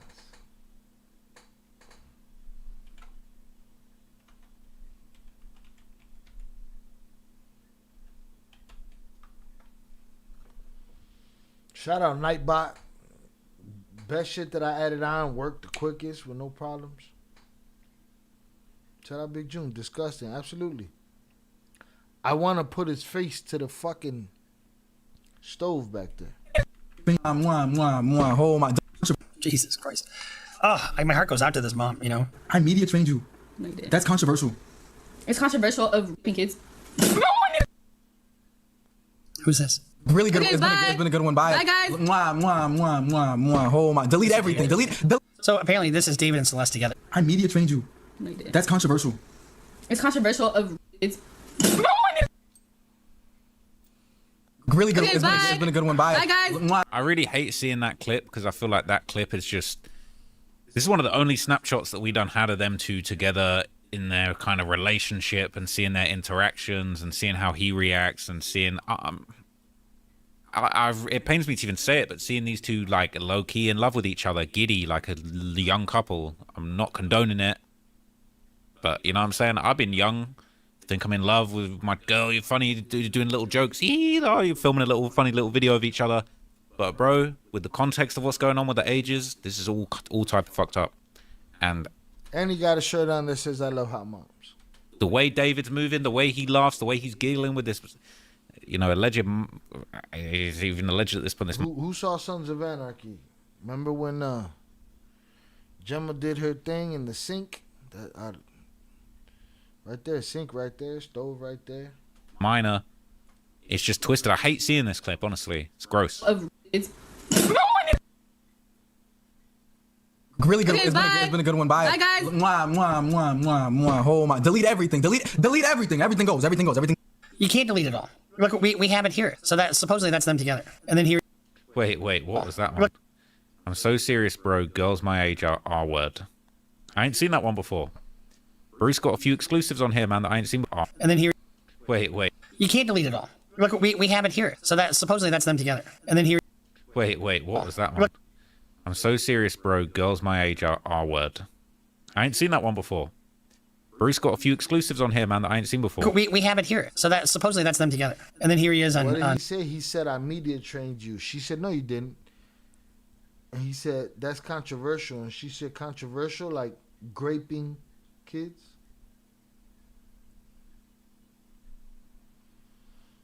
Disgusting indeed. Grooming, I mean, it was already too late by that point.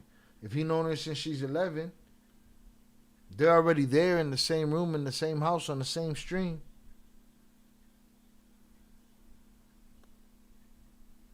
I want to hit dude with the fucking big fork. You know the big fork with the 2 prongs? Some live where he's... They said, who's the girl? And they said, you are a fed. That's really not how you should be conducting yourself.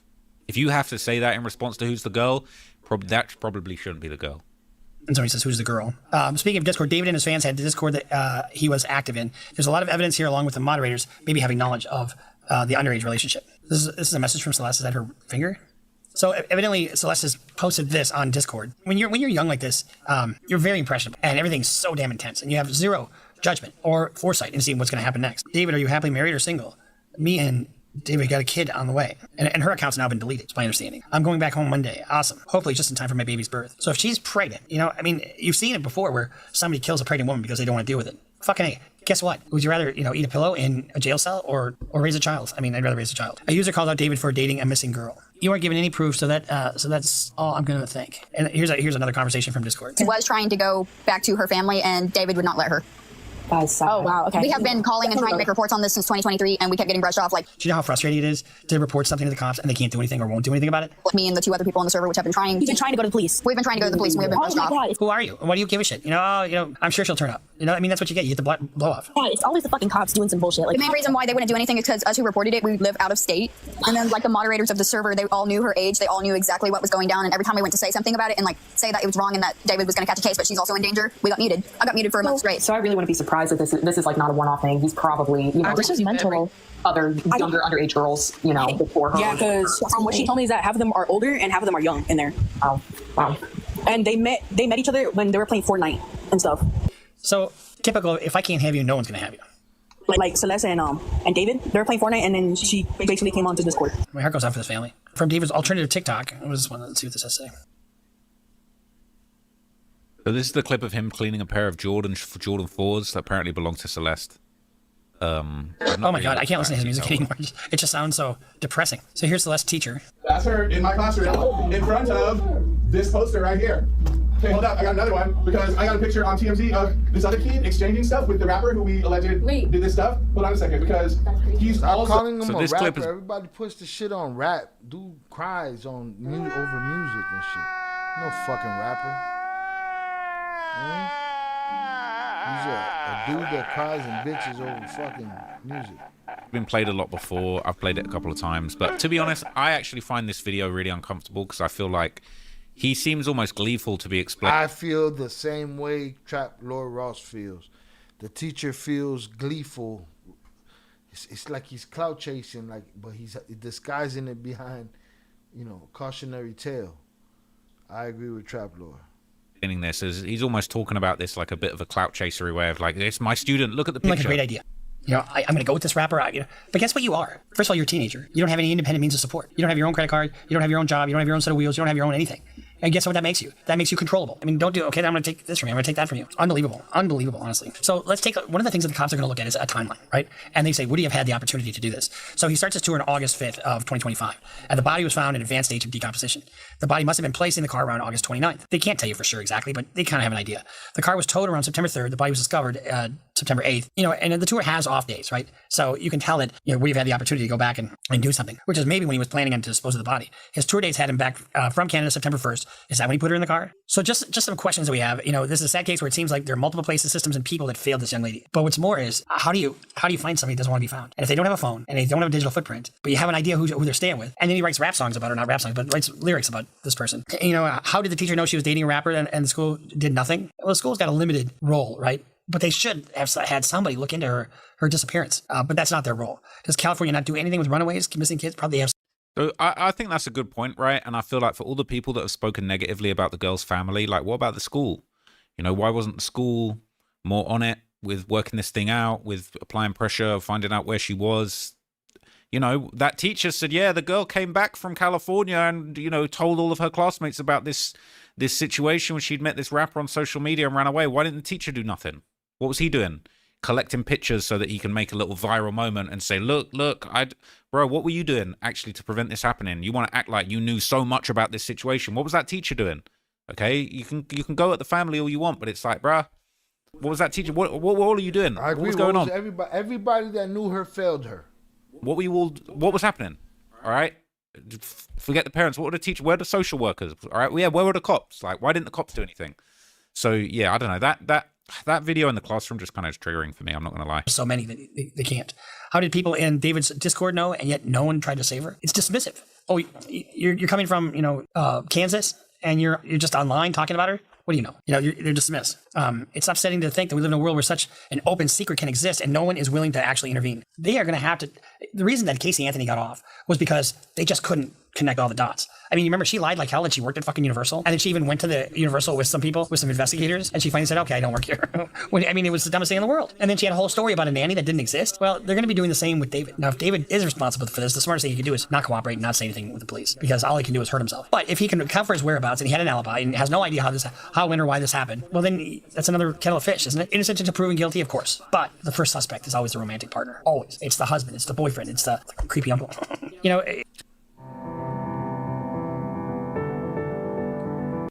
Slow, painful death to all creepy uncles.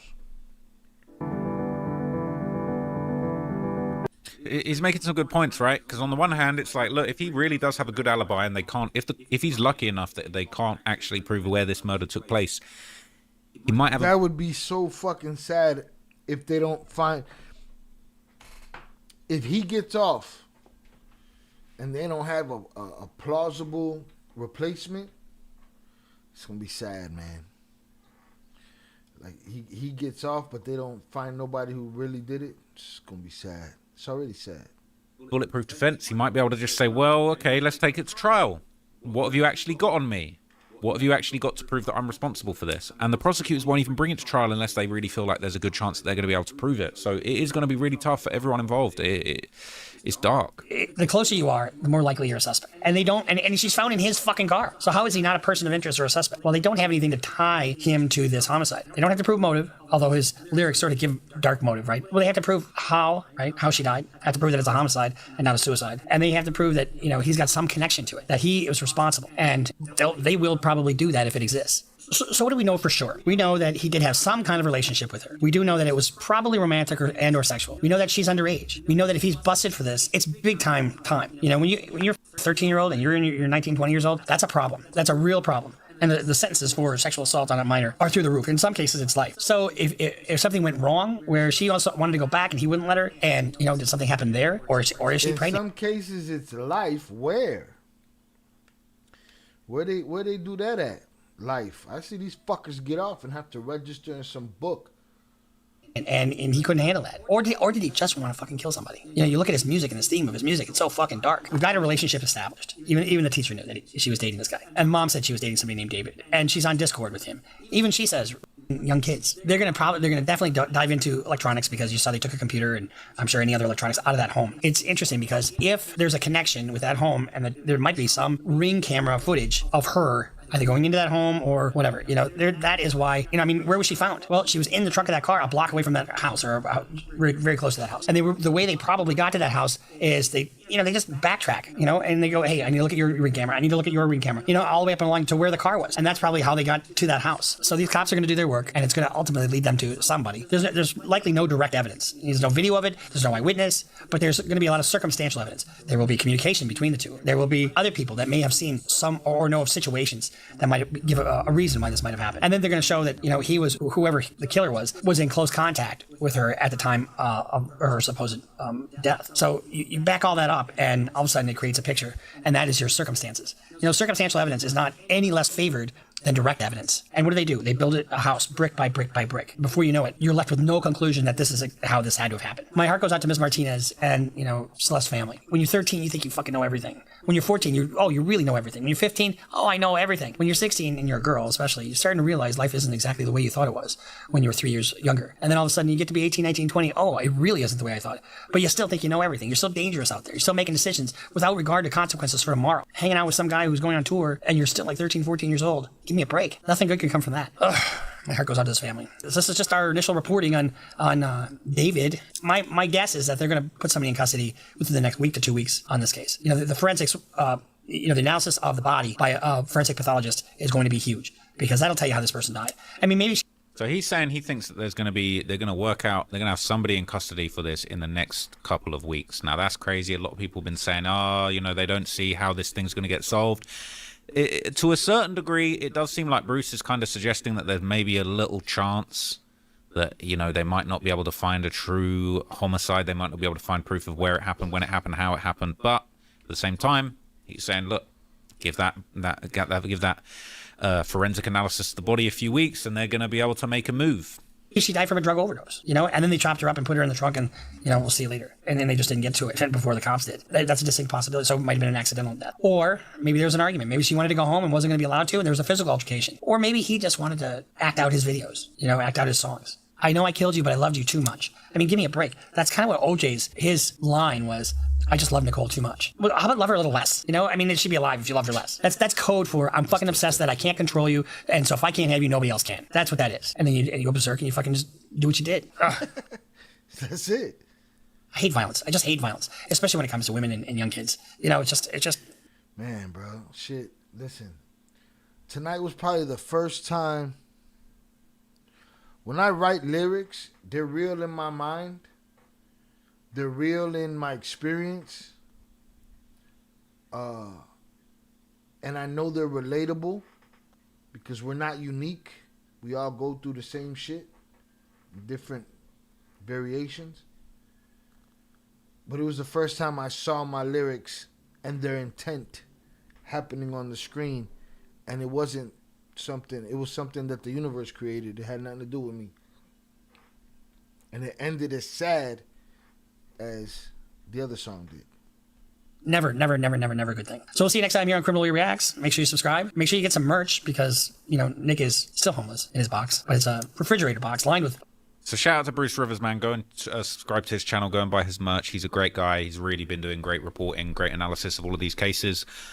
But yeah, I feel like it could go either way. I feel like his analysis was really interesting. I feel like in one breath he's saying that, you know, it could end up having a perfect defense. I mean, if he basically just turns around if they do arrest him and he says, yo, accidental death, there was drugs in the body, toxicology is going to prove that there was drugs in the body, she accidentally died, we panicked, put her in the trunk, and it just went left.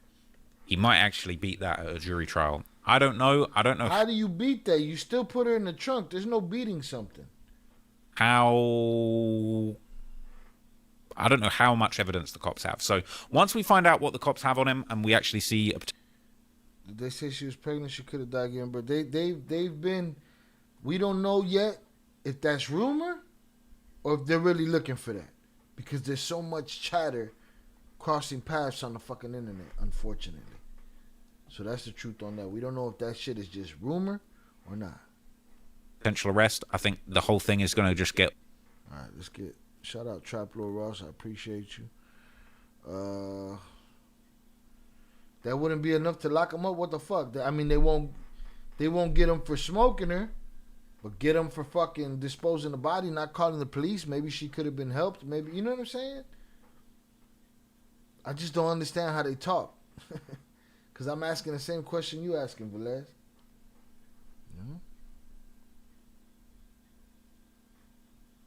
Right, she didn't put herself in there. She didn't cut herself up.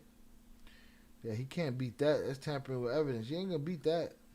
Shout out that at this point, who knows? Listen, the worst theory that you could think of, that shit could be a possibility at this point. That's how crazy the shit is. Let me see. That's it for Trap Lord Ross for tonight. Shout out Bruce Rivers. Broke that shit down. Shout out to y'all. Hundreds up in the chat. Still here. 3 hours and 17 minutes in. An hour and 17 minutes into the penalty phase. It's about 7 of us up in here. Hit the like button if you have yet to do so. All right. If you ain't got no more thoughts on that, I'll kill that recording and we'll move on to a quick Troy Reed update because Twitter commenters are shit. They need to put their findings up. Too many rumors and hearsay. That's the problem. Until they have somebody in custody of some kind of weight, they can't give up everything that they know.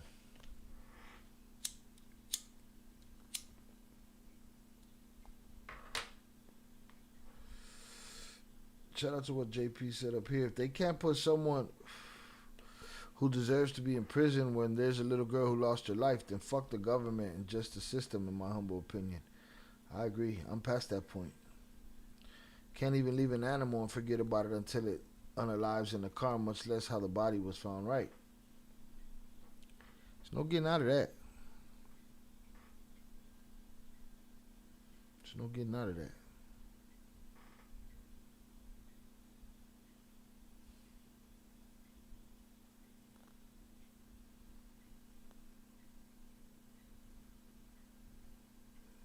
Alright, I'm going to stop that recording.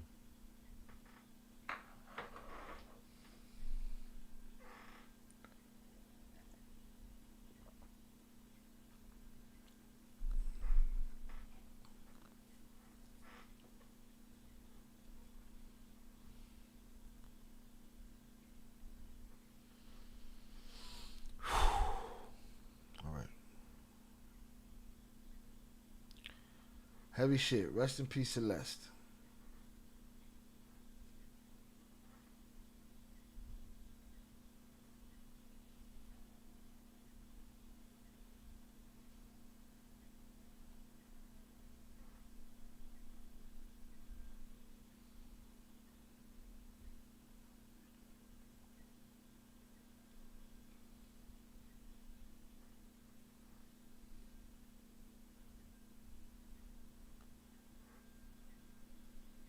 Shout out also super heavy shit. Yeah, that shit weighs a ton. That shit weighs a ton.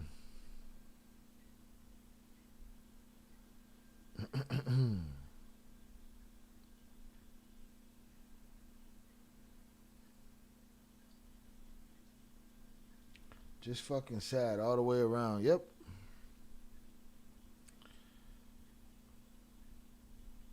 That little rebel is the only one that, you know, really suffered in any of this.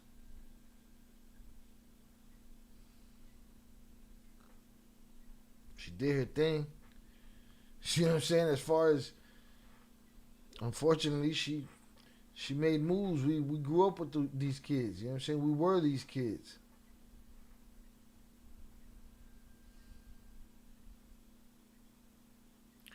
That shit conjured up a lot of shit in me. Matter of fact, I'm gonna play it. As a matter of fact, let me I gotta play it. Yeah, I gotta play it. One time before we move on to the next story, I'm gonna play Lupe.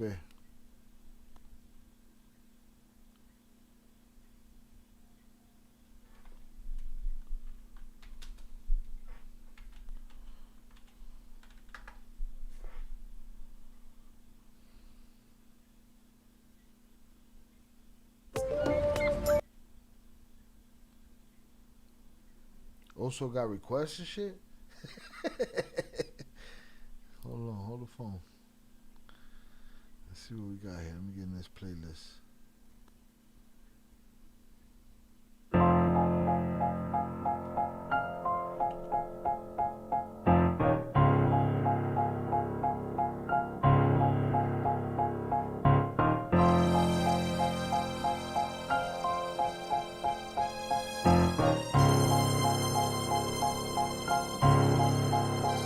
Was she mad at you?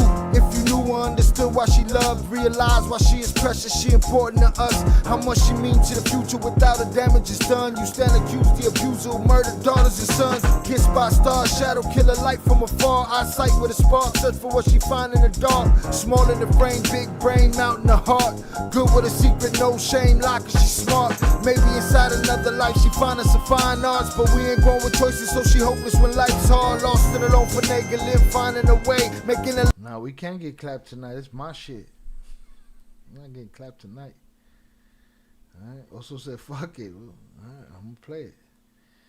Alright. But these bars right here are that little girl was the reason for these bars. That little girl and millions like her were the reason for these bars. Real shit. Real shit. Was she mad at you?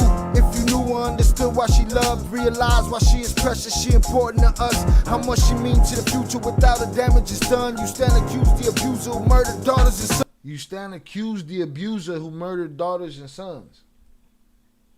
Kissed by stars, shadow killer light from afar. Eyesight with a spark, search for what she find in the dark. Search for what she'd find in the dark. Small in the frame, big brain, out in the heart. Small in the frame, big brain, out in the heart. Good with a secret, no shame, like good with a secret. No shame. Lie cause she's smart. Smart, maybe inside another life she find us a fine arts, but we ain't born with choices, so she hopeless when life's hard. Lost and alone for nigga, live finding a way. Making alliance, be a loyal dog and wait for a day. The corner warned to the street. That's what she did. Made an alliance, be a loyal dog and wait for your day. Good folks who murdered. That's the position he had her in. Allegedly. Daughters and sons, kissed by stars, shadow killer light from afar. Eyesight with a spark, search for what she find in the dark. Small in the frame, big brain, out in the heart. Good with a secret, no shame, like she's smart. Maybe inside another life she find us a fine arts, but we ain't born with choices, so she hopeless when life's hard. Lost in the. Let me give Teddy a little background quickly. Which girl? So, in my life, the thread of missing girls has been prevalent. And back in the day, there was a girl from the neighborhood named Ashley that came up missing, and I made a record for her. Long story short, Ashley came up missing. Her brother and her father went to look for her. The brother-in-law that took her ended up unaliving her brother and her father. And then she was found.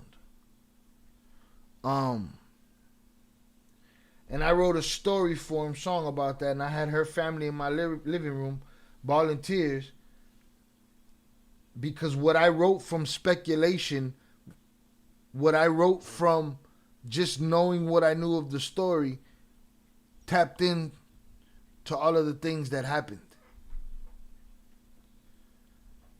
Fast forward 15, maybe 20 years, I get asked to do a small part in a film produced by Fadi Haddad, and it's a small role, and it's the story of this girl who goes missing and the dudes in the hood that go looking for her.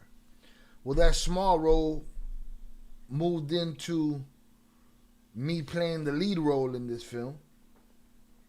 And then I wrote this album, Vigil, through that character's perspective.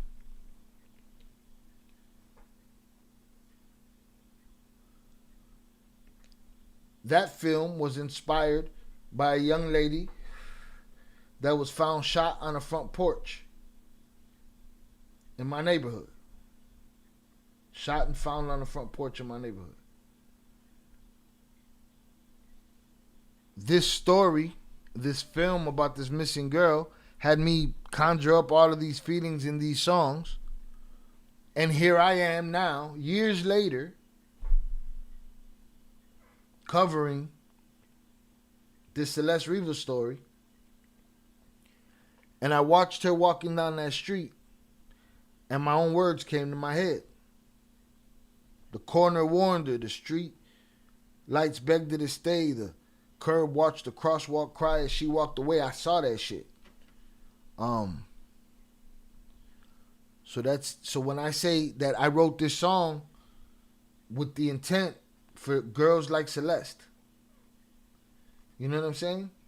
And it's been a part of my trajectory in creativity, you know what I'm saying? I guess. I always love real lyrical storytelling songs with a great beat. Salutes. This is Music Shy Road. That's deep. I appreciate you. Thank you. So yeah, so that's this. So now I go back, and now you got a different outlook, and now you hear what the story, and this story is basically the story. As far as the film, I don't know if it's on any public platforms, but I'll find out for you by tomorrow. All my other films are, most of them, the ones that were released. But that one is, that one's been up in the air. But this is it in audio form from his perspective. The dude that's looking for the kid.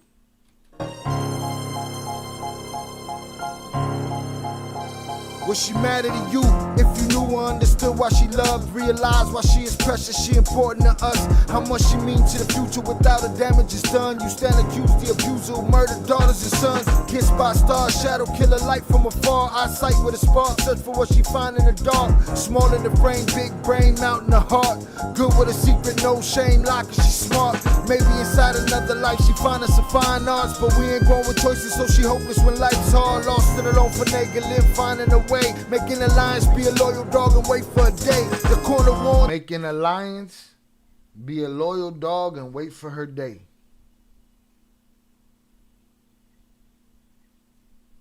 That's what those words were years before this particular story. That's what those words were. She find us a fine arts, but we ain't born with choices, so she hopeless when life's hard. Lost and alone finagling. Lost and alone finagling, finding her way. Live finding a making alliance, be a loyal dog and wait for her day.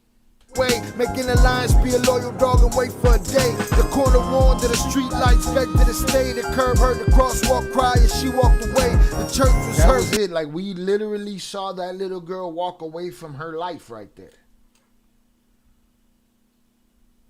That's what we looked at.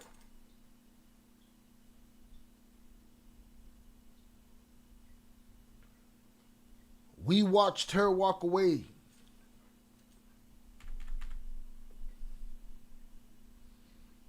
Corner Wonder. Fine arts, but we ain't born with choices, so she hopeless when life's hard. Lost and alone for naked, live finding a way. Making alliance, be a loyal dog and wait for a day. The corner warned, the street lights begged her to stay. The curb heard the crosswalk cry as she walked away. The church was hurt, praying she was one they could save. A disappointed system couldn't make her a slave. If I could get past the day, I'd do it all a different way. Shout out Jessica Jasmine with the vocals. Give myself half a chance. I wouldn't call the devil out to dance. If I could just catch a break, the difference is that I can make. That's what she did. She called the devil out to dance. Whatever she was facing, whatever she was doing at that time, she called the devil out to dance. If I could get past the day, I'd do it all a different way. I'd give myself half a chance. I wouldn't call the devil out to dance. If I could just catch a break, the difference is that I can make the type of pain that I could take. Yeah, I died before I choose to break. There she is, I see how you look at her. You wish you could protect her, cause you see something good in her. You see what we all see, there's more than just the hood in her. We can see her greatness and devils trying to shoot at her. Chaos under madness, junkies trying to shoot her up. Old men trying to give her babies, white wolves out to chew her up. She more than just a doorway, there's more than just to shoot 'em up. More than just a poor girl, this cold world is using up. Tragedy, travesty, the murder of her majesty. Complete and utter blasphemy, end result catastrophe. Generations wiped out, the future is a casualty. Anything concerning her, I prefer you asking me. Also do it candidly, in a low tone with reverence, or end up in a box standing over you a reverend. She's sacred far as we concerned. This here is a holy place. He felt he was her protector. So anything you ask of her, I prefer you ask of me. We'll talk about it. That's it though. That's what I've been doing my whole life right there. There's only one motherfucker in the chat that can tell you about it. You ask Oso, he'll tell you. I've been doing that shit my whole life. That right there.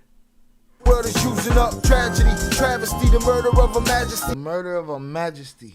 Complete and utter blasphemy, end result catastrophe. Generations wiped out, the future is a casualty. Anything concerning her, I prefer you asking me. Also do it candidly, in a low tone with reverence, or end up in a box standing over you a reverend. She's sacred far as we concerned. This here is a holy place. Big brother, she chose a blow holes to your face. If I could get past the day, I'd do it all a different way. I'd give myself half a chance. I wouldn't call the devil out to dance. If I could just catch a break, the difference is that I can make the type of pain that I could take. Yeah, I died before I choose to break. Played to an early grave in a game she thought she could play. She might have made it a business to be a business one day, but all that business is finished. No hope for words left to. Sorry, this is kind of like Brenda's Got a Baby, Pac, Slippin', DMX, and many of Eminem's personal deep songs like When I'm Gone, Mockingbird, if you ask me, salutes. Well, you know, it's inspired by that kind of artist, an MC's MC who is not afraid to be vulnerable on a microphone. That's it. I've always believed that everything happens to us for a reason. We may not understand at the moment, but somewhere down the line, in our lives, we make it make sense. This is yours, painful and sad as it may be. Real deep. Salutes. Yeah, it is what it is. Shout out Zoraida. Shout out JP. Sometimes I listen to this guy like he's somebody else. You know what I'm saying? Like, I'll be like, damn, buddy had bars every now and then. The devil out to dance. If I could just catch a break, the difference is that I can make the type of pain that I could take. Yeah, I died before I choose to break. Played to an early grave in a game she thought she could play. Played to an early grave in a game she thought she could play. She might have made it a business to be a. She might have made it her business to be in business one day. She wasn't no dummy. She maneuvered and got through a lot of shit. Imagine that energy put in a positive place. Imagine that energy put into a young lady with business. You know? Business one day, but all that business is finished. No hopeful words left to say. No more lessons from mistakes. No graduation day. No getting over the awkwardness of being a teen. No more late nights on the block, pearling blunts for the team. More tears and vigils, more blood stains the streets. More division between the living, cutting flesh for the beef. Vengeance is on the table. This revenge is so sweet. Insatiable is the appetite, awaken the beast. Irrational thoughts and actions make the most sense to me. What's happening is gonna happen. We gon' die, we eat everything, every single motherfucking piece. And even then, no comparison to what you owe me. I have nothing, and only one thing left to gain. I promise I'ma walk you through flames, screaming a name. If I could get past today, do it all a different way. I'd give myself half a chance. I wouldn't call the devil out to dance. If I could just catch a break, the differences that I could make, the type of pain that I could take. Yeah, I'd die before I choose to break. No clappage today. Alright, well, that popped up next on the playlist, and that was Oso's request, so I'm going to play that, get back to my business. Salutes. For those that don't know That You're Loved is a very simple song with 2 verses and a very long repetitive hook. But for a reason, this song was written with the intention of just reminding somebody at rock bottom that even if you have nobody, there's somebody with a sympathetic, empathetic heart in this world that knows nothing of you but loves you. And sometimes that's just enough to hold on to.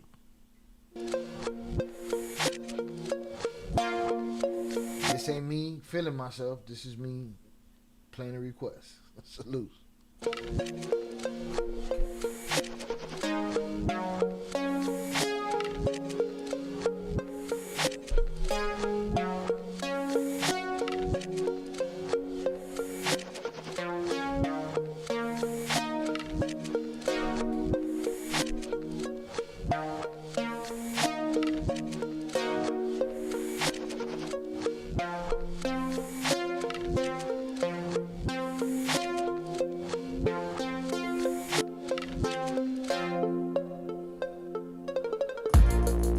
It's hard to see the road in the distance when the only thing you know is your distance. When it's hard to hold your soul when you lift it. When you're broken and you can't leave your kids shit. When you try but your eyes tell lies. Your smile to the skies. No one knows you dying inside. When it hurts to feel. When you're bothered by the world, it's real. When you're staring at that bottle of pills. The bottom of that bottle of swill. The wrong end of that cold black steel. The great unknown. When everywhere but here's like home. You a man now but don't feel grown. Pushed through existence. Current comfort zone is indifference. So uncomfortable in your skinness. Hurting everybody you live with. When you're feeling like it's time you should end this. Know that you're loved. Know that you're loved. Know that you're loved. Just know that you're loved. Know that you're loved. Know that you're loved. Know that you're loved. Know that you're loved. Know that you're loved. Know that you're needed. Know that you're necessary. You just depleted. You can be legendary. You not beneath it. You can get over. We can ride in and thieve it. Soak up a sunrise. Stare at a blue sky. Feel something brand new. Realize with new eyes. Uncover new truths. Find where the pain lies. Live like you're lightning. Cut through the gray skies. I know life is frightening. You can't help but ask why. Life doesn't like me. It's passing me right by. The future just fights me. And much rather I die than have to enlighten me. And show me how I'd rise if given a chance. Some love in advance. A bit of compassion. Some luck with romance. But why does it matter? Will is what does. You have the will to survive. So know that you're loved. Know that you're loved. Know that you're loved. Know that you're loved. Just know that you're loved. Know that you're loved. Know that you're loved. Know that you're loved. Know that you're loved. Know that you're loved.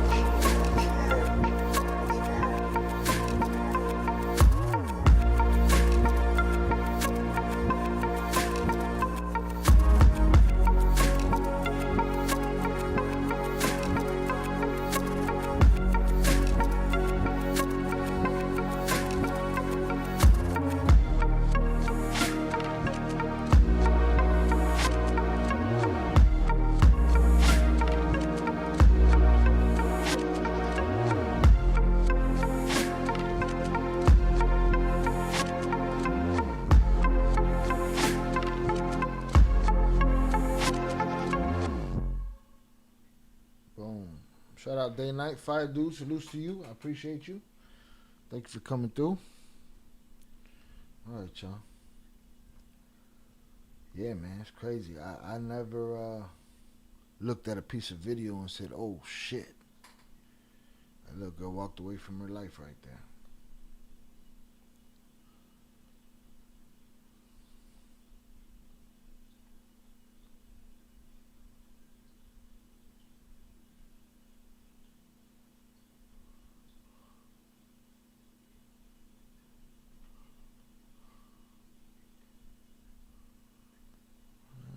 This Newsweek article in. Great music. I appreciate you, Day Night. Salutes. Robert Brooks update.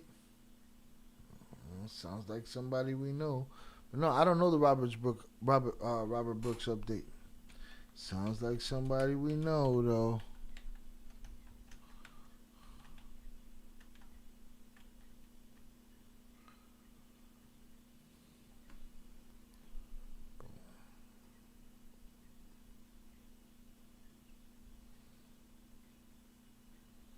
Four guards pleaded guilty.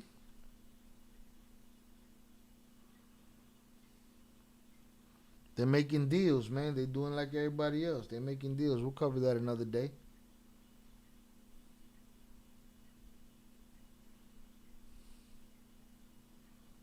Now I gotta cover this.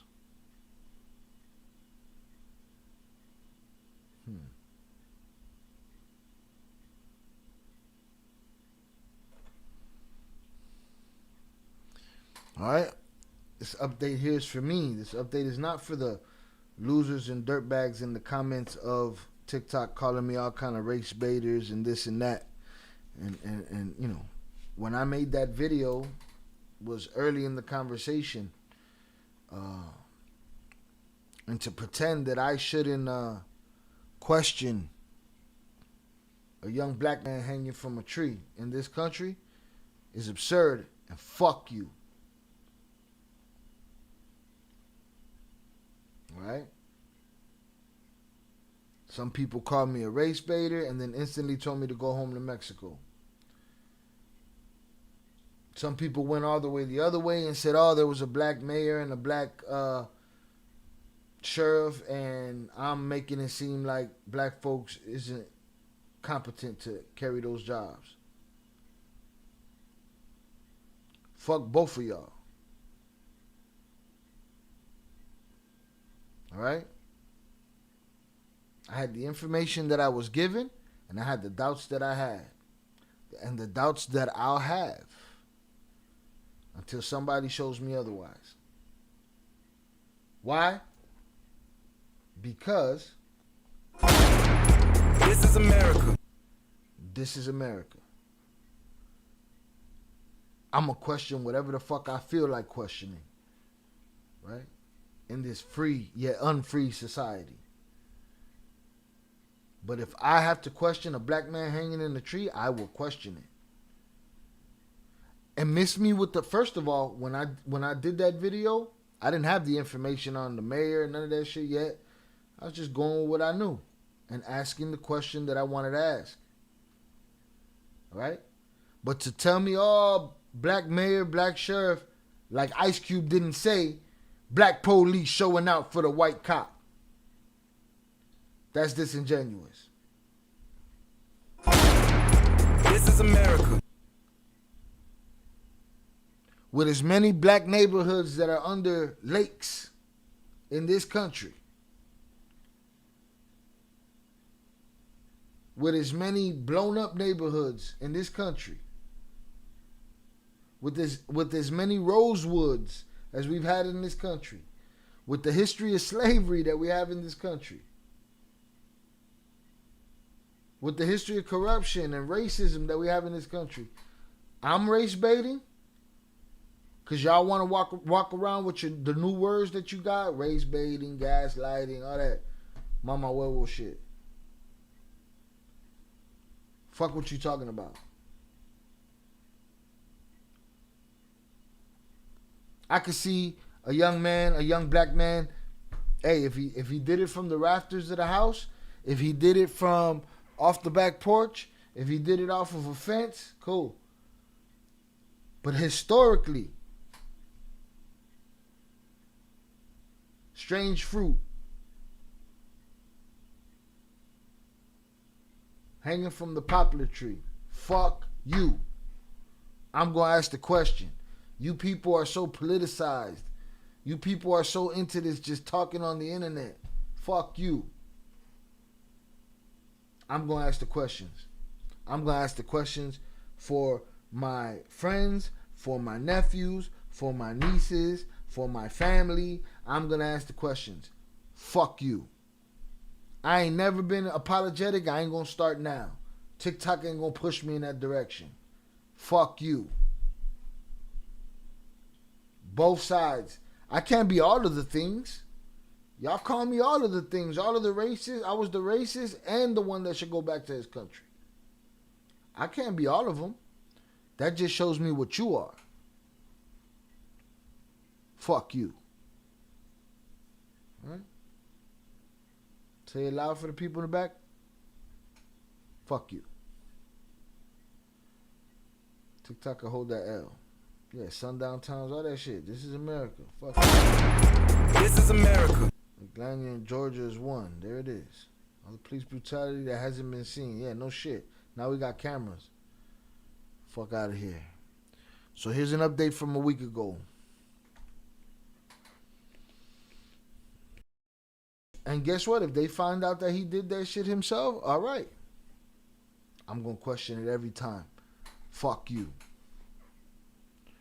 Trey Reed unaliving update as lawyer demands video be shown to family.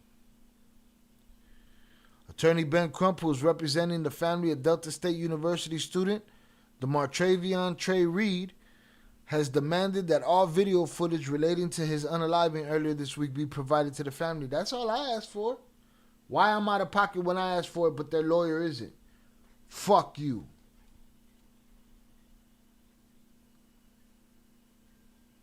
Am I wrong? Trey Reed, who was black and age 21, was found hanging in the tree on the Delta State University campus in Mississippi on Monday.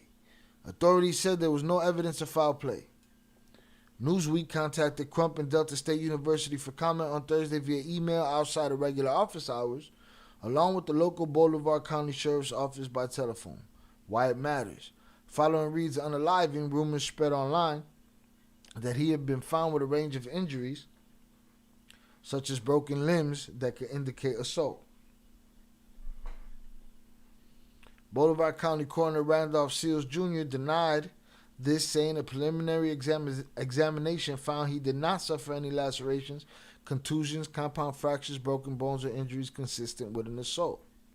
Still, the case has sparked community concern and memories of Jim Crow-era violence in Mississippi, with the university campus in Cleveland being located close to a site associated with the 1955 lynching at Emmett Till. Here's the thing. You ain't got to beat him to put him up in the tree. You put him up there at gunpoint, knife point, to coax somebody to do something. Just show me the video of him walking over there by himself.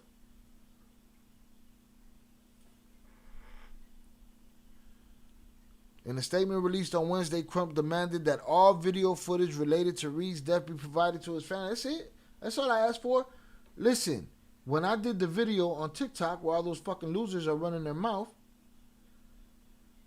I literally said, they claim no foul play. Cool. I'll take that. Coroner's report. Cool. I'll take that. Just show me the video of him going over there himself, or show me the last place he was at, or show me something. So Ben Crump could ask for it, but when I ask for it, I'm all of the things you say I am. Fuck you. He said Trey's family deserves answers they can trust.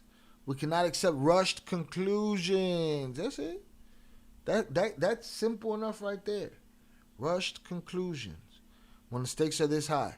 By demanding the family be allowed to view any video and commissioning an independent autopsy, we are taking every step to uncover the truth about what happened to Trey. Every student deserves to feel safe where they live and learn. This is why it is so important to get to the bottom of this tragedy. Randolph Seals of the Bolivar County Coroner's Office said there was no evidence Reed had been assaulted prior to his unaliving. He didn't have to be, which he said occurred on Sunday. Reed's body has been sent to the Mississippi State Crime Lab for an autopsy, and more details are expected to be released once this has been completed.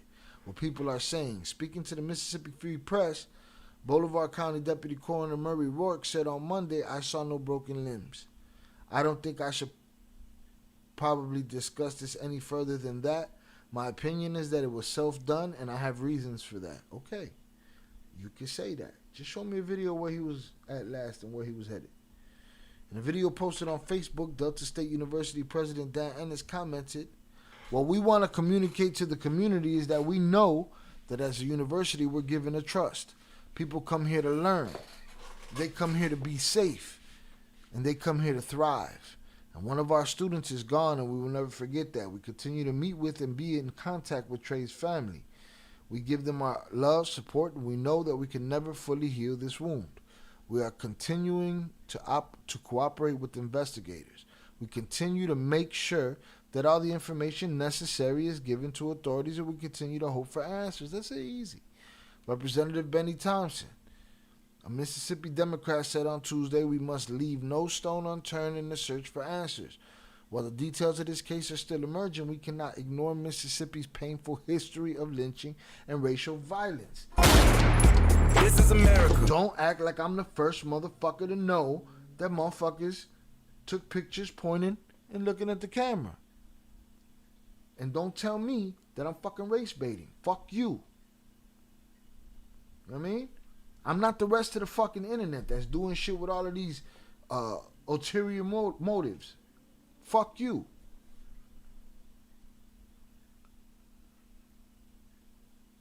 In a post on Instagram, the NAACP said, while initial reports offered no evidence of foul play, you'd have to excuse our skepticism amid growing racially motivated violence targeted at our communities across this nation. This is America. So while we await more formal autopsy reports and information, we offer this piece of history with the level of certainty our people have not historically hung ourselves from trees. This is America. What part don't y'all understand? English, motherfucker, do you speak it? What happens next? The investigation into Trey Reed's unaliving is continuing. See, it's still an investigation, so I got every right to ask questions. Fuck you.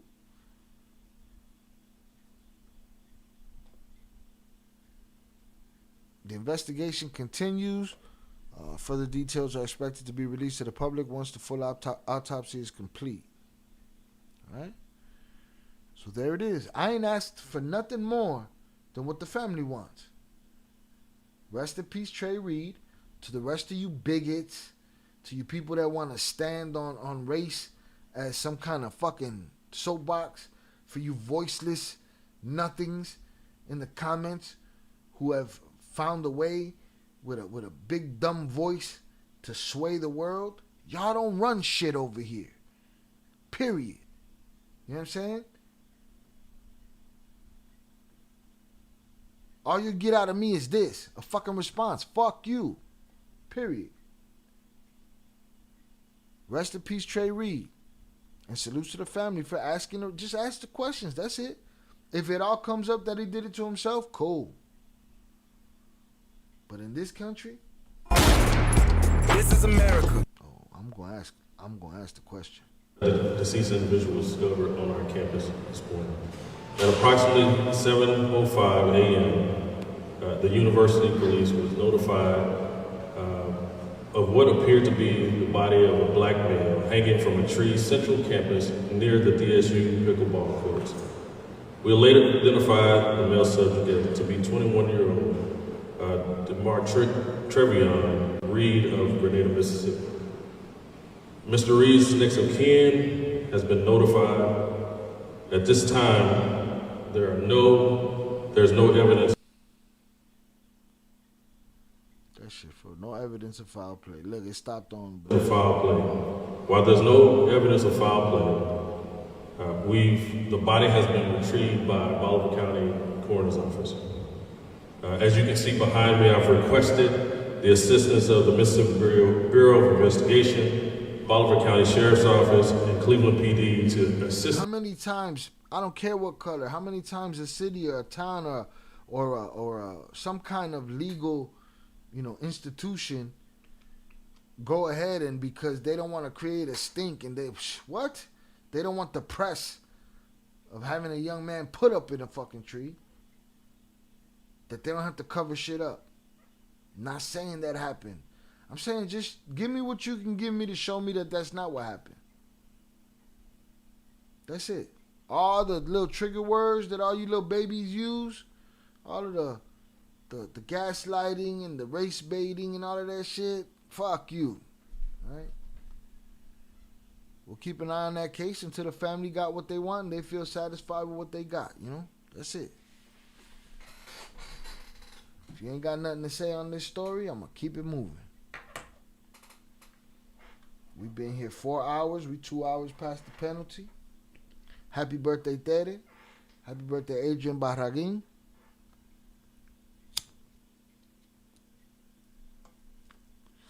I think we put a couple motherfuckers to sleep.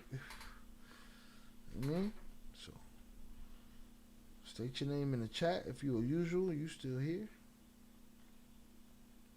$100 up for y'all. Emotions.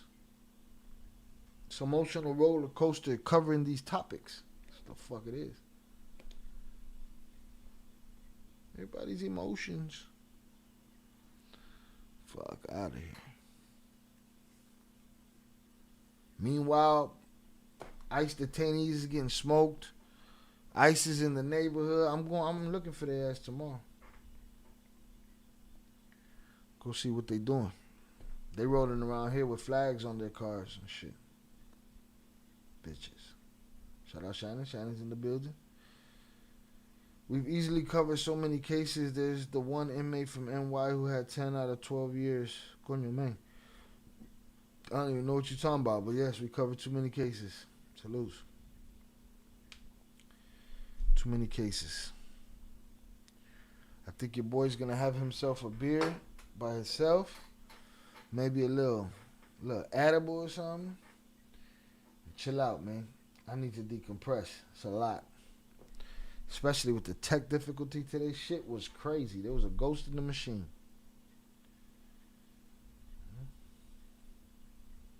Shout out Zoraida. Salutes. Check in. We put a couple of these motherfuckers to sleep, man. They should go straight to jail. You're stealing, right to jail. You're playing music too loud, right to jail, right away. You're driving too fast, jail. Slow, jail. It's 2 minutes for midnight where I'm at. They all sleep and shit. Pelé, saca la bolsita. Saca la bolsita, Shahai. Alright, that accounts for about half of y'all right there. Y'all accounting for half of y'all. Alright, the Discord look like it been jumping. Discord look like it been jumping. Alivianate. Yeah, just a little bit. Go hit some of that W energy. Huh? Hit it puro, no water. The one that I mix. I'm gonna try to do some editing this weekend. I'm gonna try to chase some ice, see what them bitches talking about, and I'm also going to try to get some more content for the other channels popping. I don't know, y'all. Sorry, remember the black inmate who got beat? Yeah. That's what we talking about. That's the Robert Brooks case. When changing prison, handcuffed in the nursery.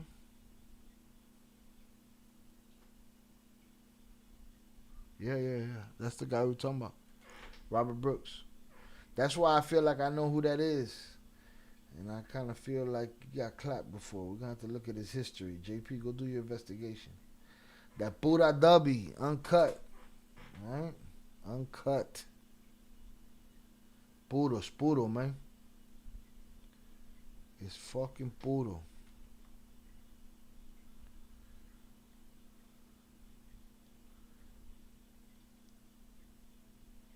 That's crazy.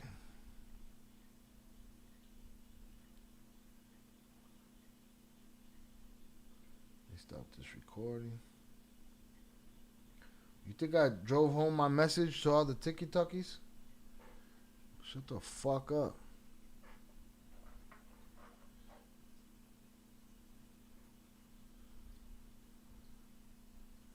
Bunch of jerk-offs. When you shop in the That's it. We're going back to our regular schedule. 2 long streams a week. I can't be doing 3, 4 long streams. It's too crazy. We got to get a members only in this week. So we'll figure that out. But we're going to keep it moving. Can we get to our 30 likes tonight, though, before we get the fuck out of here? 30? Can we hit that 30 ball right there? At least. All right, let me roll up to what's left at the top of the chat. All right. Shout out Robert. Happy birthday, Tere. She probably fell asleep with the babies. Happy birthday, Tere. Happy birthday, Adrian Bulgarin. Shout out Robert. Shout out Shannon. Zoraida. Zamora. Velez.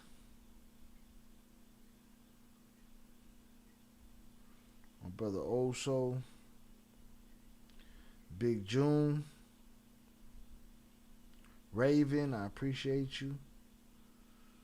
Again, happy birthday, Tere. Shout out JP.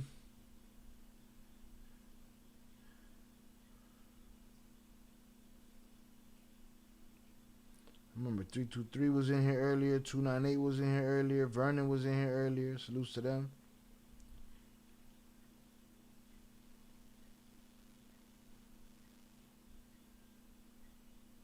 Shout out to Nightbot for doing this thing.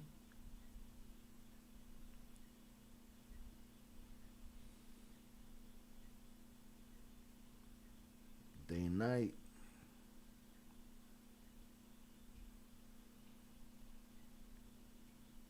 I'm gonna go looking for that truck with the Mexican flag, indeed. Are you taking us out in the streets of Chi-Town with you tomorrow? If I do, I haven't decided if it's gonna be live or recorded, if that makes sense. Why? Because just a lot of reasons. I want to focus myself on what's happening instead of who's looking to see where I'm at. Does that make sense? So I gotta pick one. We'll see what it's gonna be tomorrow. What's your thoughts on Tropito signing that deal in TikTok? I don't even know the deal, Velez. I can't keep up with everything. It's too much shit. Shai, would you say Chicago's more violent now than the 90s? I personally feel the 90s, Orange Man trying to take away the World Cup from Chicago due to violence. Yeah, I feel like the 90s was bloody.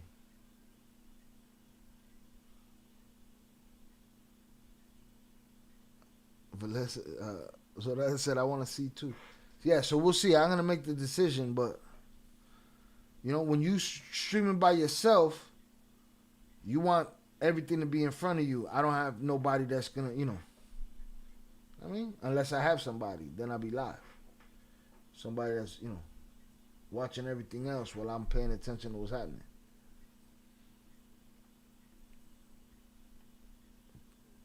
slippery slope. And I plan on making enemies on both sides of that. The motherfucker trying to stream snipe me and the motherfucker that I came to see. And that's it. So we'll see what it's like. I'll let y'all know how it goes.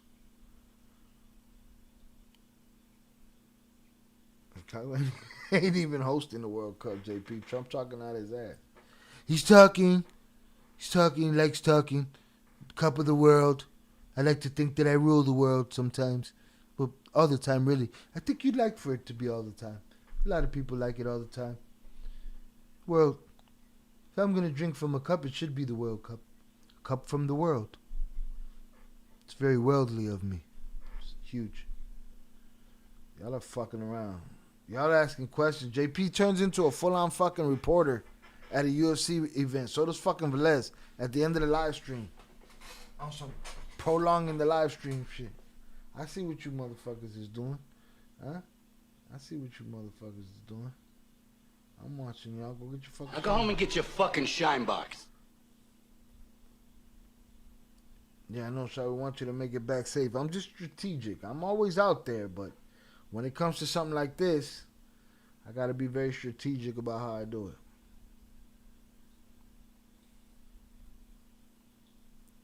it. Shout out Teddy.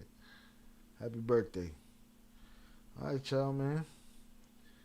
With that said, I will holler. And if I go out there and there's nothing happening out there, then I'm going to get some work done. There's going to be some kind of videos done. I got a bunch of shorts. There's no lack of work for me. Not to mention the shit that pays the bills.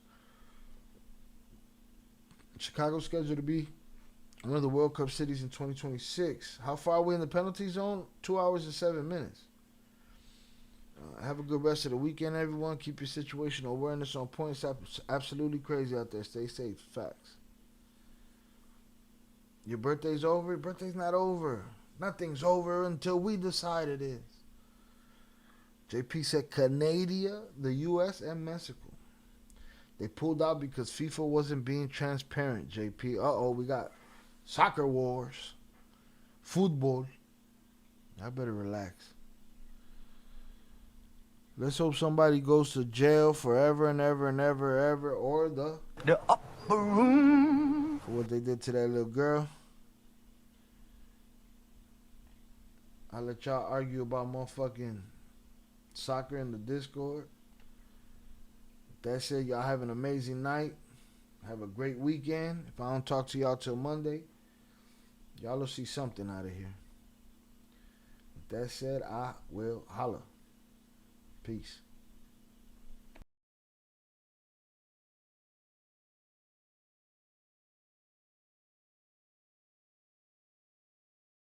But I wanted to do hood rat stuff for my friend.